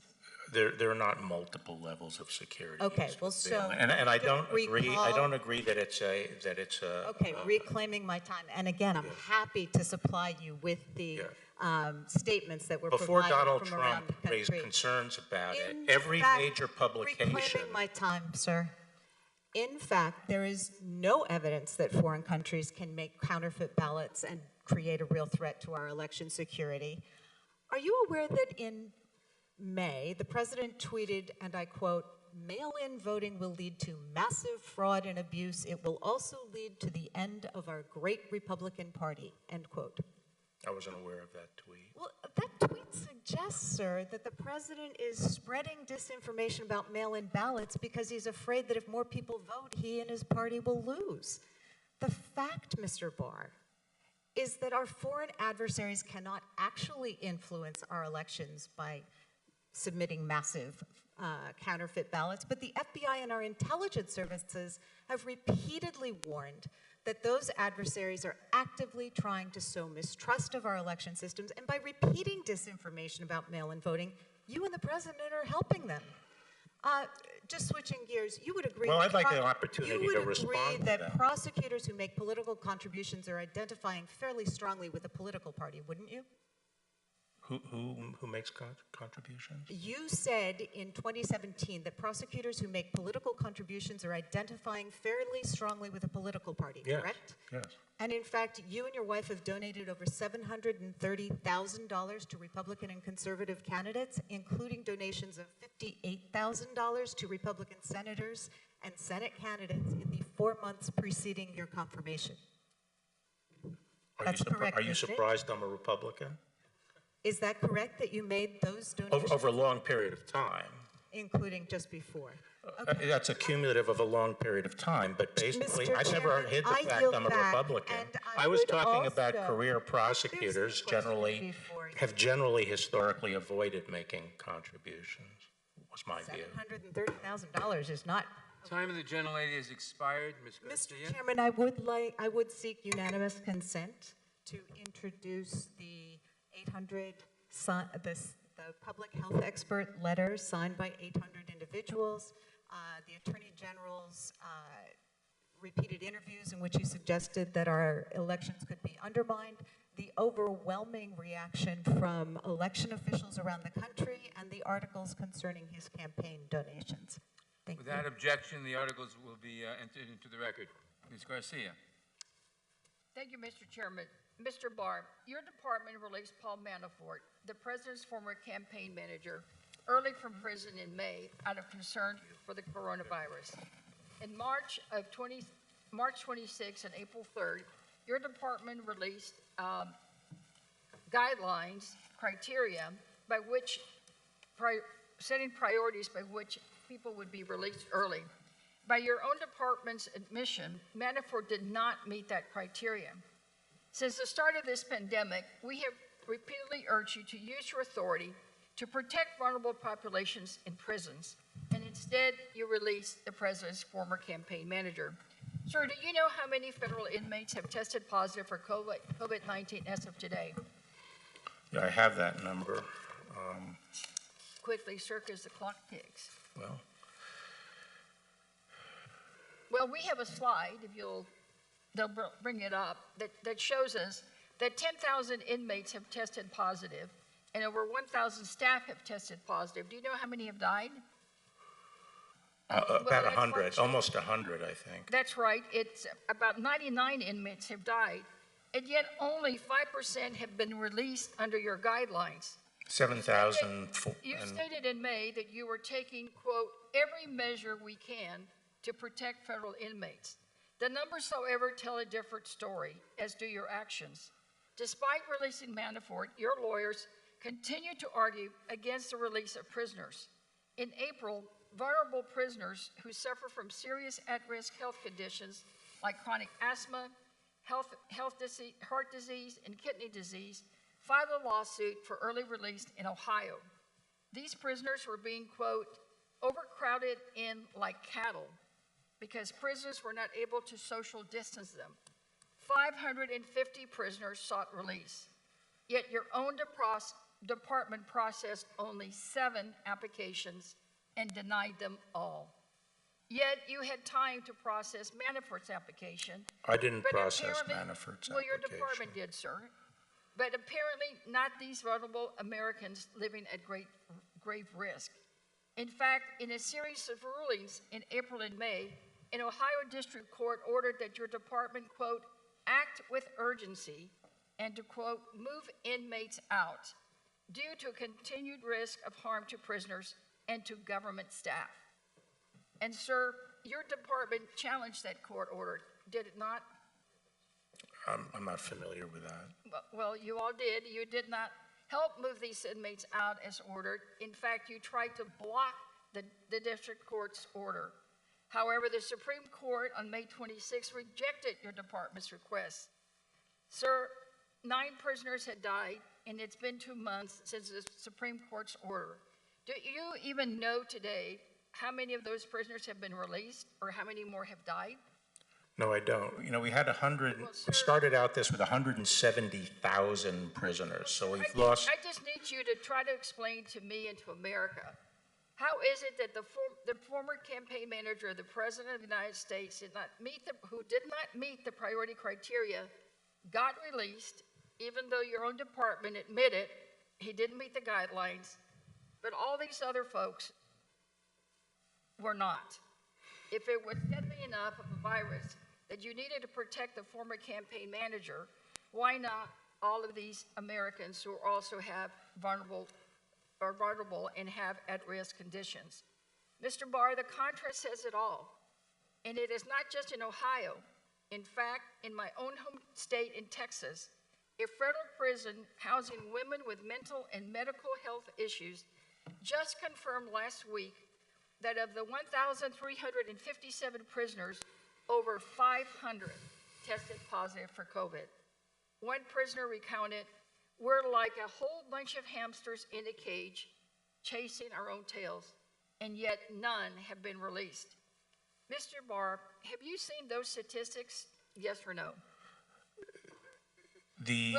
I put out guidelines, general guidelines, to propel the release of. Not released anyone. I put out general guidelines. One of those prisoners is a mother, Andrea Circle-Bear, who had to give birth on a ventilator in that facility because your department prioritizes releasing Paul Manafort instead of vulnerable Americans.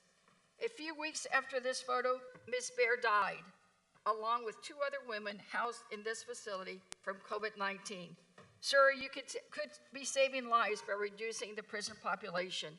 Yet you have blatantly abandoned your duty to these women. You have shamelessly abandoned your oath of office to protect all Americans impartially because you have prioritized giving special favors to the president's friends.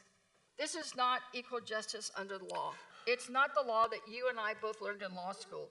It is 2 simple systems of justice, one for the president's friends and one for everyone else. The director of the BOP. It is flat wrong. Yeah, the Thank you, and I yield back. Yeah, the director of the BOP testified under oath that no one from Justice Department was involved. Gentlelady yields back. Yeah, but the gentleman has not been given an opportunity to respond, and that's been a consistent problem. Mr. Neguse is recognized.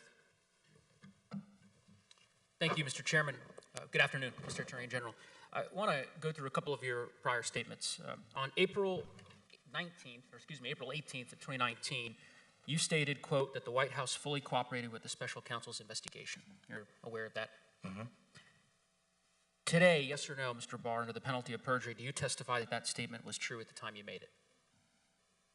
I thought it to be true at the time I made it. Why isn't it true? June 9th, I'll get to that, Mr. Barr. I mean, does it have Mr. to Barr, do with I will quibbling get to over? that. Reclaiming my time, you answered the question. Okay. I have another question for you. On June 19th of No, 2020. actually, I need to answer that question. Mr. Attorney General, you did answer the question. No, you I'll said give under penalty of perjury. I'm going to answer the damn question. You okay? said the answer was yes, is what you said. Well, are you saying no? I think what I was referring to, and I'd have to see the context of it, was the supplying of documents. No, Mr. Attorney General, this statement was not limited to the supply of documents. You stated at a press, Mr. Attorney General, reclaiming my time. Reclaiming my time. I think that's what I was talking on about. April 19th of 2019 that the White House fully cooperated with the special counsel's investigation. You knew when you made that statement that the president had not agreed to be interviewed by the special counsel. Now, on June 18th of this year, Mr. Attorney General, I was referring to on the June 18th, production of documents. Mr. Attorney General, on June 18th of this year, the Department of Justice issued a statement saying that Mr. Berman, the former U.S. Attorney for the Southern District of New York, had, quote, stepped down. You're aware of that statement being released by the department, correct? Yes. And do you testify today that that statement was true at the time the department issued it? He may not have known it, but he was stepping down. He may not have known that he was stepping down. That's your testimony today? He was being removed. Mr. Attorney General, The statement did not say that he was being removed. It did not say that he was being fired. It said that he was stepping down. And apparently your testimony today is that that was in fact accurate when Mr. Berman has testified under oath to this committee that it in fact was not. Now I want to talk about No, he was removed. Mr. He was Attorney General. removed, and I wanted an opportunity to offer him another job and talk understand to your him rationalization the next for your day. answer, but the American It's people not a will let your rationalization. answer speak for itself. Now, Mr. Attorney General, earlier this year, President Trump stated that he had planned to make what he described as Vice President's, quote, Ukraine dealings an issue on the campaign trail. Earlier this year, on February 10th, you stated that you had set up a, quote, intake process for submission of information, intake process, end quote, for submission of information relating to the Ukraine to the Justice Department, and that included, quote, these are your words, anything Mr. Giuliani might provide. Do you recall making those comments? Something along those lines. You'd concede there isn't anything standard about the Attorney General creating a special process for information related to advancing. I disagree. You disagree? And I also made it clear that that is a vetting process that's available to anybody. Is that right? Which U.S. attorney have you assigned to receive information from Vice President Biden's personal lawyers regarding President Trump? Well, maybe if they had vetted the dossier, there's no. maybe if they vetted the dossier, we wouldn't have the whole Mr. Attorney Russiagate General, problem. there's no U.S. attorney, of course, that you've appointed to do that because What are what you you have talking about? done with respect to this process is unprecedented. Now, It was cautionary so that we do not pollute the criminal investigative process with Ukrainian I will give disinformation. you an opportunity to explain this intake process. My understanding is that you have directed. You are going to give me an opportunity? I intend to right Okay. now. The Eastern District of New York, the U.S. attorney responsible for that district, my understanding is that you have asked that U.S. attorney to be responsible for the intake process. Is that right? No. That's wrong? The U.S. attorney? The U.S. attorney in the Eastern District was given oversight of all Ukrainian-related cases, any new cases involving Ukraine. Correct. We face a problem with Ukraine, which is unreliable information coming in. I appreciate There's a lot of you doing corruption there. It's I a hall of appreciate you- mirrors. Mr. Attorney General, And I I wanted to make sure that before we got into criminal proceedings, and this was to everyone's benefit, particularly Vice President Mr. Attorney Biden, General, that the information was scrubbed I appreciate in you conjunction noting with that, the and that is intelligence consistent community. with the memo that you issued, which said, any and all new matters relating to Ukraine shall be directed exclusively to the Eastern District of New York for investigation and appropriate handling, just as you've described right now. Now, of course, the U.S. attorney responsible in the Eastern District of New York was recently changed. My understanding is a few weeks ago, you announced that Seth Ducharme would be taking over to replace Rich Donahue. Mr. Ducharme, prior to serving Pittsburgh is this in charge role- of the vetting. Mr. Attorney General, prior to taking this position, Mr. Ducharme worked at Maine Department of Justice. Is that correct? Yes, he was a counselor to me, He was a counselor and then to he you. was the principal assistant deputy attorney general. That's right. And rather than having the acting U.S. attorney, the deputy U.S. attorney, rather, in that district They wanted serve, to swap jobs. You now have appointed your prior counsel to oversee that very same process. With that, I yield back my time, Mr. Chairman. Mr. Chairman, The gentleman yields back. Ms. McBath. Mr. Chairman, before we go to Ms. McBath, could I enter a couple of documents ask for unanimous consent to enter 4 documents, the 2 memos I referred to, setting the guidelines for who gets released, a Washington Post article about Paul Manafort's release, and a testimony from the Council of Prison Locals 333 for the record. Without objection, Ms. McBath is now recognized. Thank you, Mr. Chairman. I want to start by thanking you, Attorney General Barr, for joining us today and for the work that the committed public servants in your department are doing to keep our country safe. But, sir, just a few months ago in May, you said that you would be taking the president's position in urging the Supreme Court to overturn the Affordable Care Act. When asked if you will still take that position, even if it means, and I quote, stripping millions of Americans of their health care in the middle of a pandemic, you stated that the case would not be argued until October, and that the president expects to fix and replace Obamacare with a better system. Attorney General Barr, let's be very, very clear. As public health officials and data have shown us, this pandemic is simply not going away. Just last week, it was reported that one hospital was planning to send coronavirus patients home to die. due to limited resources to treat them. So we're still facing an extremely critical and extremely serious situation. And even if you expect the president to figure out a new plan by October, the president has not yet put in place another system, nor is there any guarantee that he will do so by October, as you, quote, expect. So when you say you expect the president to figure out a new plan, you are taking a risk with millions of Americans' lives.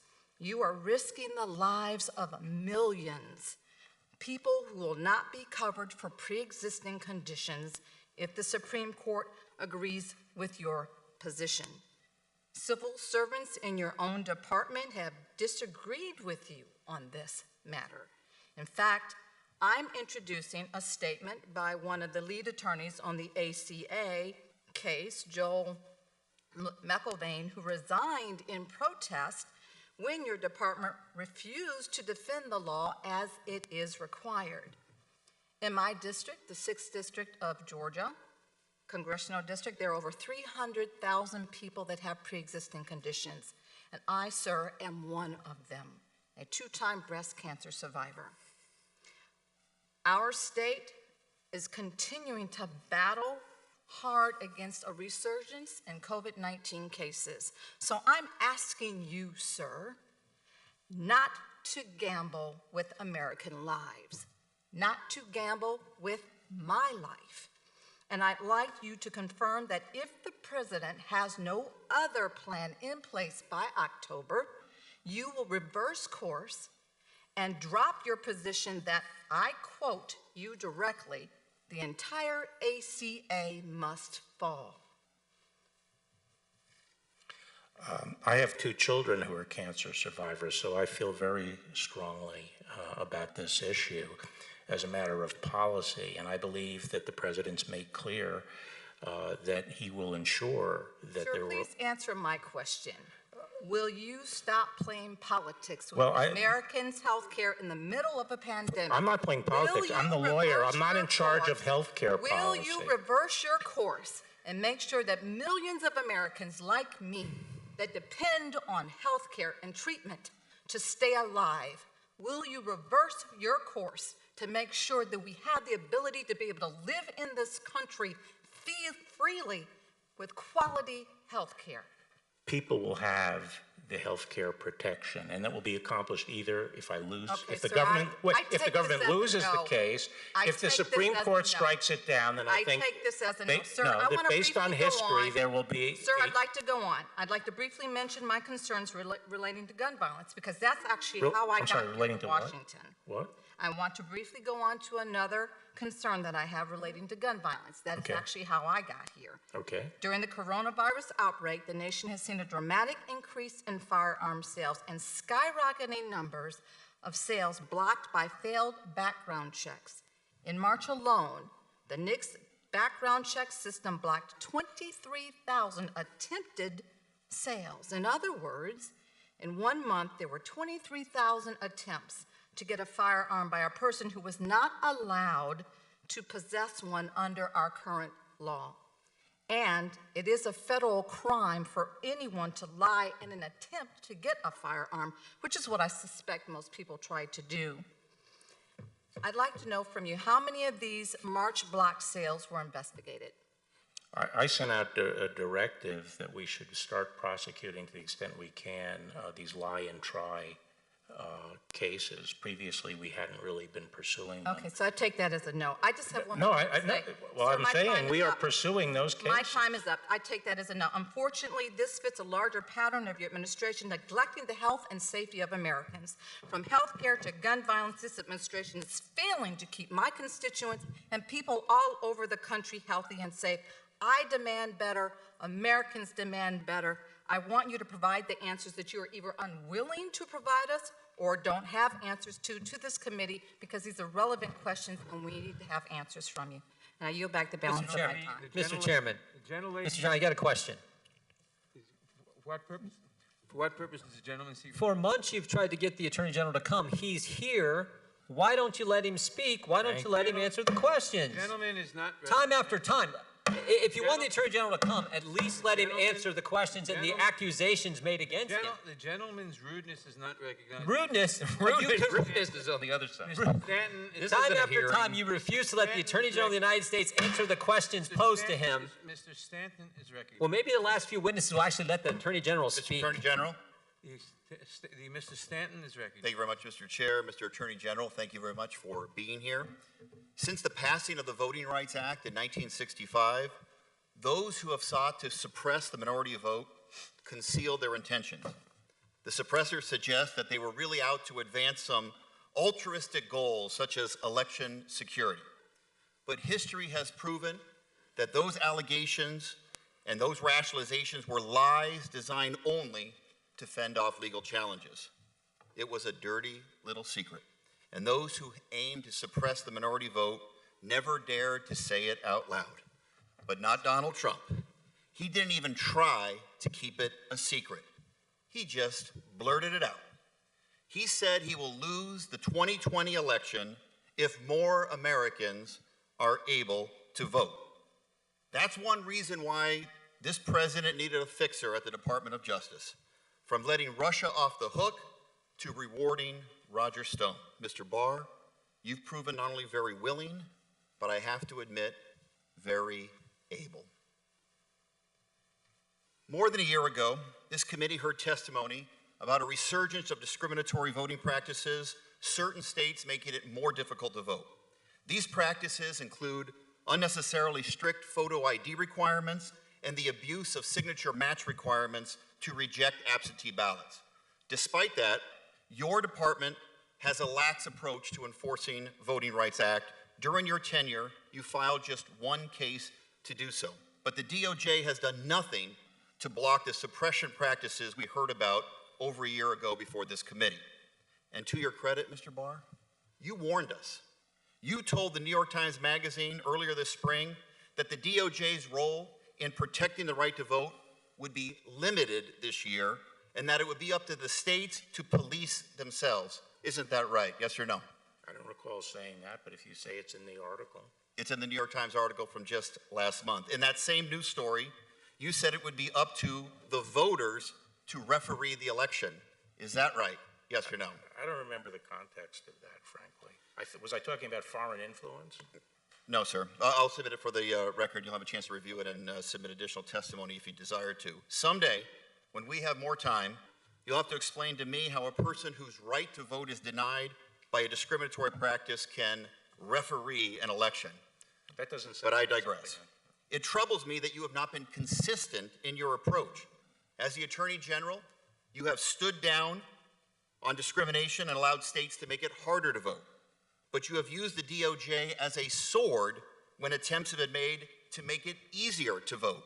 Voting rights advocates in South Carolina and Alabama sought to prevent Americans from choosing between voting and risking their health by making it easier and safer to complete an absentee ballot during the pandemic.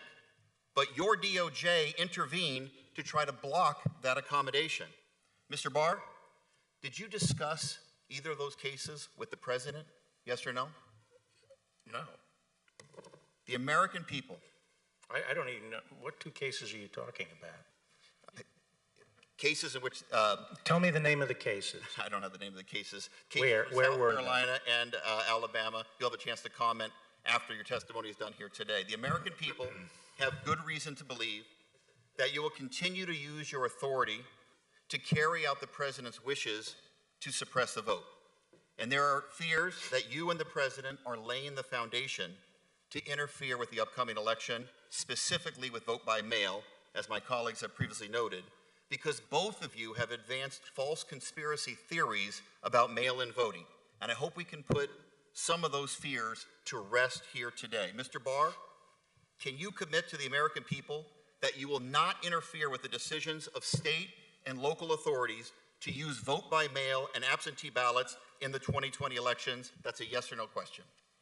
Well, I think the federal government has very limited ability to get involved in this, but I'm not going to give up whatever ability we have to ensure the integrity of the election. I've never, my observation was simply that it would inject some uncertainty into the election process, and it opens up the potential of fraud, and I think the integrity of our elections is very important. The president has suggested that only votes counted on election day should be what matters, meaning that if a voter casts a legal ballot on or before election day, but that ballot is not counted on election day, it shouldn't count at all.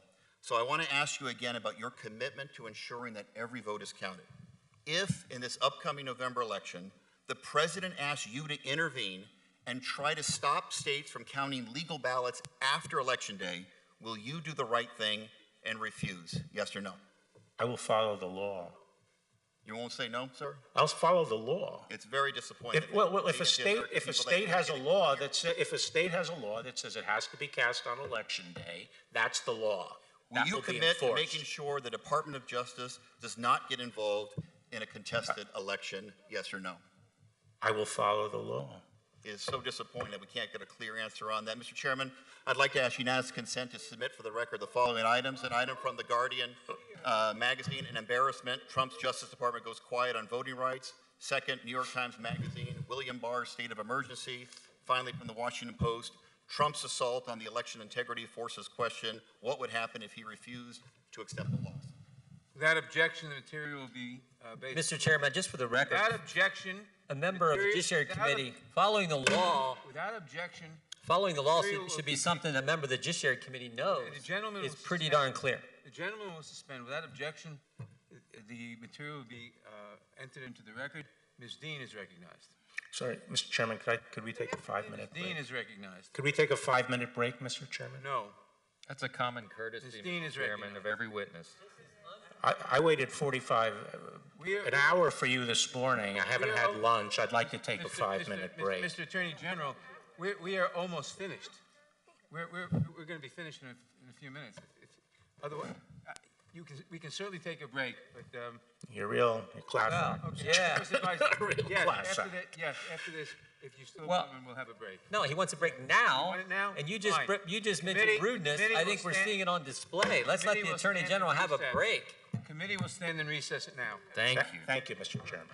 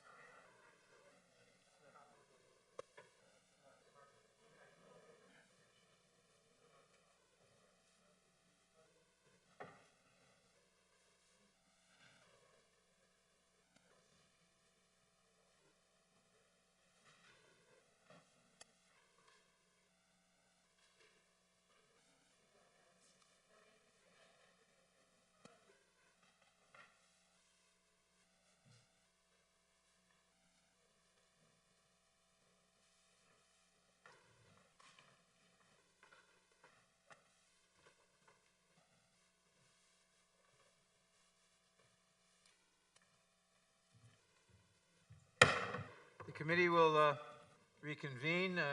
Ms. Dean is recognized. Thank you, Mr. Chairman. Good afternoon, Attorney General Barr. I'd like to return and discuss some different issues regarding June 1st and Lafayette Square, where, as you know, peaceful protesters had gathered over days and hours to discuss civil rights, to discuss the heinous murder of George Floyd, and to call for equality and justice. When asked about the use of force displayed in the video against the protesters at Lafayette Square, you stated that your attitude was, quote, get it done. Let's look at what you got done. If you'll take a look at the timeline we have compiled, we see that you were spotted in Lafayette Square at 6:10 p.m. that Monday evening. The president was scheduled to speak in the Rose Garden at 6:15. The park police began to disperse protesters at roughly 6:33. President Trump started his speech at 6:43 and finished at 6:50. So by 7:01, when the president was ready to walk across the street to take a photo in front of St. John's Church, the square was cleared and ready for him to go. Am I correct? Yes. The timing is clear. Multiple local officials also confirmed the point of clearing the square. One safety official said it was as if the park police's plan to move the perimeter had been, quote, hurried up when the president needed to walk to church.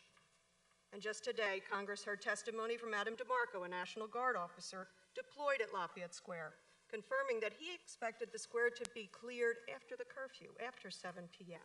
I'm sorry, who was that? Adam DeMarco, National Guard. In Well- the afternoon, I didn't have a question for you, sir. In the afternoon, you told us that you learned of the president's interest in crossing the square to go to the church. Is it your opinion, Mr. Barr, that clearing protesters from Lafayette Square, which local officials were told to hurry up moments before the president's photo op with a borrowed Bible in front of a church, was coincidence? Is this timing coincidence? I believe it is, yes. It's not post hoc ergo propter hoc, is that what you're Familiar saying? with the Latin. In a related matter, when asked about the use of pepper bombs fired... It wasn't a coincidence in this set, if you would permit me, Congresswoman. Okay? As I said, I use the analogy of MacArthur at Leyte Golf. We heard Okay? that. Thank Yeah? you. I'll reclaim Okay, it. so Mr. Attorney General? he couldn't have walked... Said coincidence. Fine. We'll assume that that was all coincidence. In a related matter, I've already when asked explained that it about- had been planned all Mr. day. Attorney General, the time is mine. We've waited a long time for you to come here. The time is mine. You've waited to talk to me like this? You didn't need to wait When so asked long. about the use of pepper bombs fired at Americans in Lafayette Square, you said, quote, no, there were no chemical irritants. Pepper spray is not a chemical irritant. It's not chemical, quote. Well, everything is chemical. I was referring to a dichotomy in these kinds of things between chemical compounds and naturally occurring substances. Attorney General, reclaiming my time. There are rules by which we operate here. I would ask you to respect them. Take a look at the screen.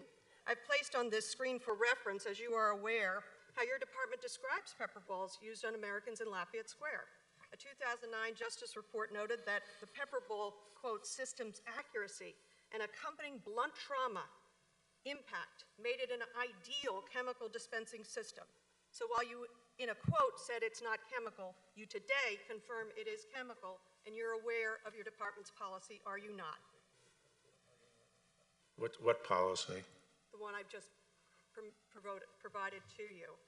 What does it say? What's the policy? Well, I showed it to you. Finally, whether or not you authorized it at the time, perhaps you weren't listening. I didn't see the policy. What was the policy Clearly in you weren't there? listening. Fine. Whether or not you authorized the use of pepper balls. What? I did not ask you a question yet, sir. I ask you to please refrain from interrupting me. We watched horrifying videos played across the news and social media showing that these chemical irritants were used on protesters. So yes or no, and this is a yes or no, sir, have you begun an investigation of the use of excessive force in Lafayette Square? Well, I think the IG is looking at everything related to, the anti-rioting. So the answer is yes, you are investigating. The IG By way is of an investigating it. I will hope that he does not get fired. Tragically, what happened in Lafayette Square is no longer an isolated incident. use of chemical irritants has been used in more than 90 cities. My colleague showed you the video of the Navy vet being pepper sprayed and beaten, his bones broken. Whether or not you thought this was appropriate at the time, have you now called for law enforcement to stop using these chemical irritants on protesters? Yes or no? Pepper spray? Yes. No. No? I think it's a very important non-lethal option. For protesters? No, for rioters. That was my question, for protesters. No, for rioters. Yes. Sir, America was founded on the principles of free speech. When people resist law enforcement, they're not peaceful. Reclaiming my time. I'm surprised at your lack of respect for a member of Congress. The time of the gentlelady has expired. Ms. McCarcel-Powell. Mr. Barr, good afternoon. I'm glad that you mentioned Latin America a little bit earlier. You know, many of my constituents that I represent in Florida fled to America from countries that use deadly force to stifle speech, and they used armed forces to suppress dissenting voices. They cherish our Constitution, as other Americans have done for generations, because of the incredible freedoms and rights that being an American citizen gives to all of us. It's extremely personal to me because you probably know that my roots are in Ecuador, but I live by the American Constitution. And it's true that those who weren't fortunate enough to always have these rights and freedoms sometimes cherish them even more than those who have always had them. When they see photos from Portland, they don't see the American ideal or the America that they know. They actually see and are reminded what they left behind. You would agree with me on that? Are you listening, Mr. Barr? Well, I wasn't sure. Take a look at this video. Who's the subject of that last sentence?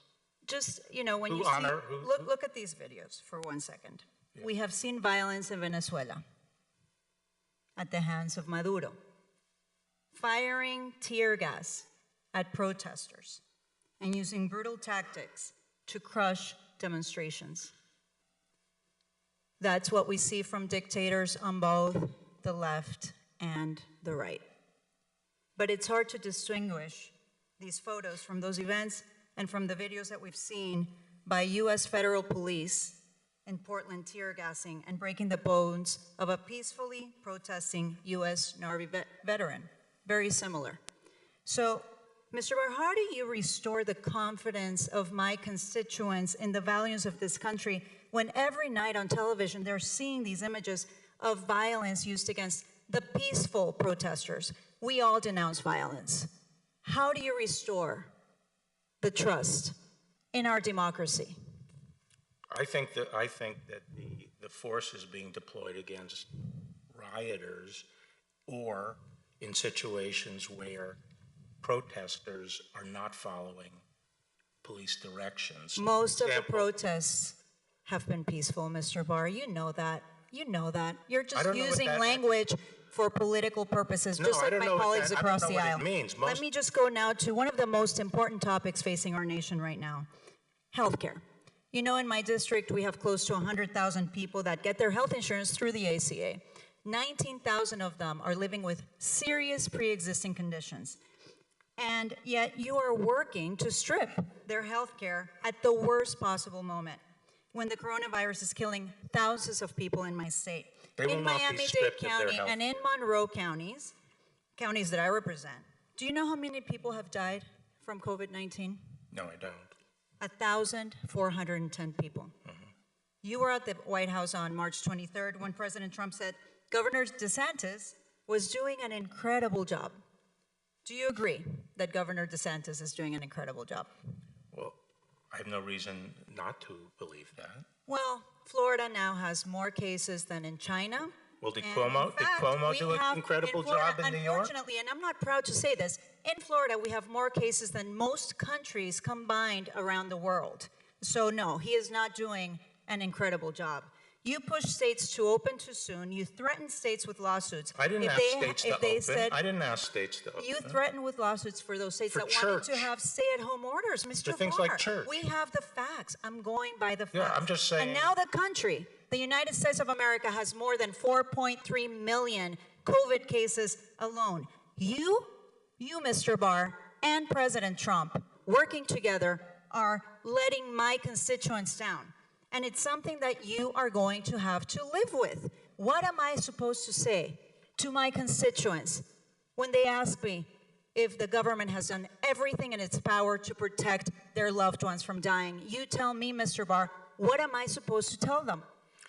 I would tell them that managing this kind of thing requires a lot of difficult choices and weighing different consequences. I'm not going to lie. I am not going to lie to my constituents. I am going to tell them that President Donald Trump and the Attorney General, working together, are not following health guidelines. They're letting Americans die needlessly because of political reasons. That is what I will tell them, Mr. Barr.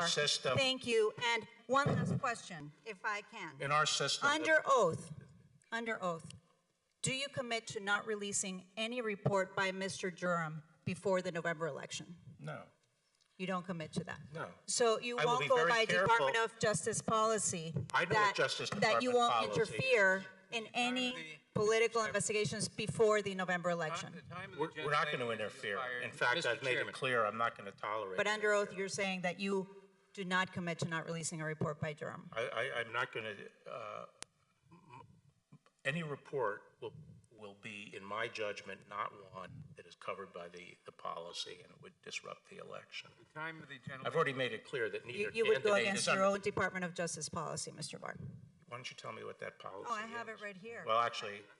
Do you want me to repeat it for you?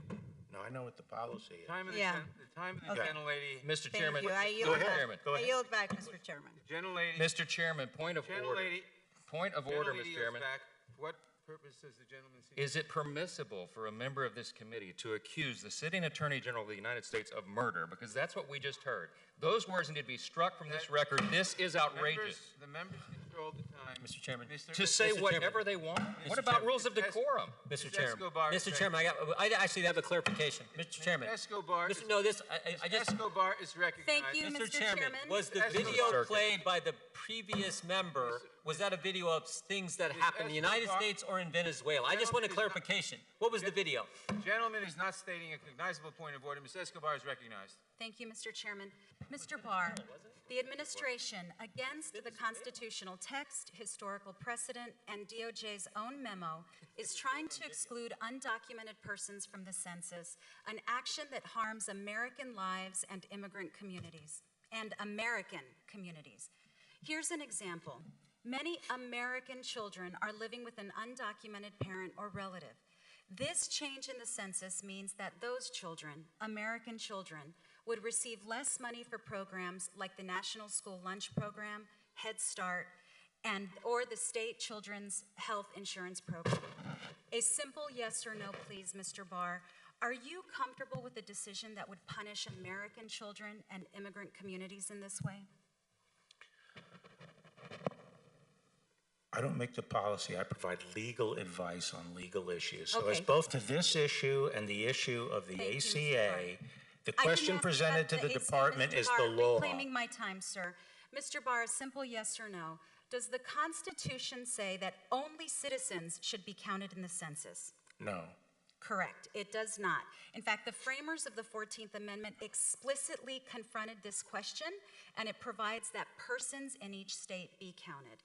I'll move on. Well, they wouldn't have confronted it because there were no illegal aliens Among at the time. many other things, I'm alarmed by your department's refusal to comply with and implement key Supreme Court rulings.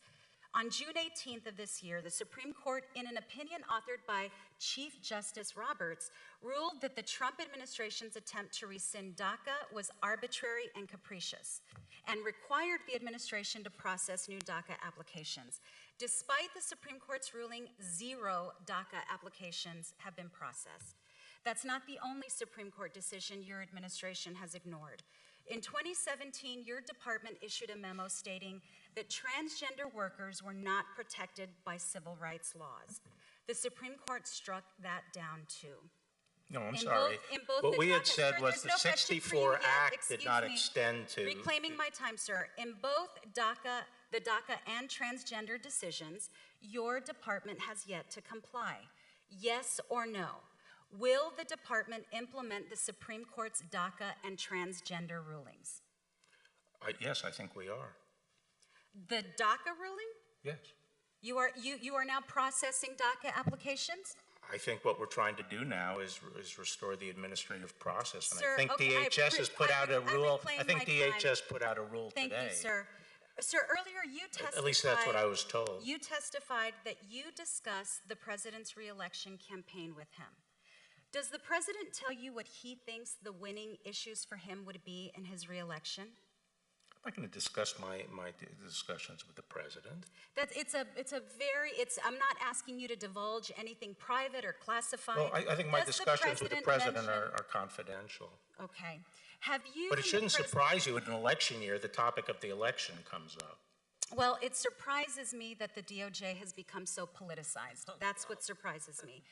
Sir, have you and the president ever discussed the fact that anti-immigrant and anti-LGBTQ policies excite his base? No. You've never had that conversation. He's never told you that his anti-immigrant policies, his anti-LGBTQ policies gin up his base. I haven't discussed that with him, but I assume the immigration, I think a lot of his base does care about immigration policy. Does that motivate some of the work that you do? Like what work? Well, for example, your enthusiasm for... That position was taken on the transgender that you're talking about was taken before I arrived in that litigation, I believe. And you can reverse it any day. And my question was whether you... No, it was a were going to legal reverse question as to whether the 64 Act extended to transgender. I think it was... I'm running out of time, sir. One more question. You keep telling us that you're not aware of the president's tweets. Are you aware that your department has stated that the president's tweets are official White House statements? No, I wasn't. Okay. I don't pay attention So it to goes the back to tweets unless they're brought to 2017. my attention. Okay, Mr. Barr, thank you so much for being here today. I want to remind you of something you probably don't remember, but some months ago, you actually were outside my office. You were coming out of my neighbor, Doug Collins' office. I tapped you on the shoulder, and in a friendly reminder, I handed you a copy of the Constitution, and I asked you to please help us defend the Constitution. There's nothing more dangerous to our republic than an attorney general who refuses to uphold his oath, refuses to uphold and defend the Constitution, and swears allegiance to just one person, Donald Trump. No, Sadly, that's where we are today. My loyalty is the Mr. Chairman, I Constitution. yield back. That's why I came into government. Gentlelady yields The lady just accused him of not adhering to his oath of office. Let him talk. Holy, she just accused the Attorney General of the United States not adhering to his oath. Let the gentleman speak. Even worse. The gentleman will suspend. The gentlelady yields back. The ranking member asks whether the video shown by the gentlelady from Florida took place in the U.S. or in Ecuador. No, Venezuela. And that, sir, the U.S. or Venezuela. And that, sir, is precisely the point. This concludes today's hearing. She was We making thank the Attorney my General point was for it was participating. Venezuela. We thank the Attorney General for participating without objection. All members will have 5 legislative days to submit additional written records for the witnesses or additional materials for the record. Without objection, the hearing is adjourned.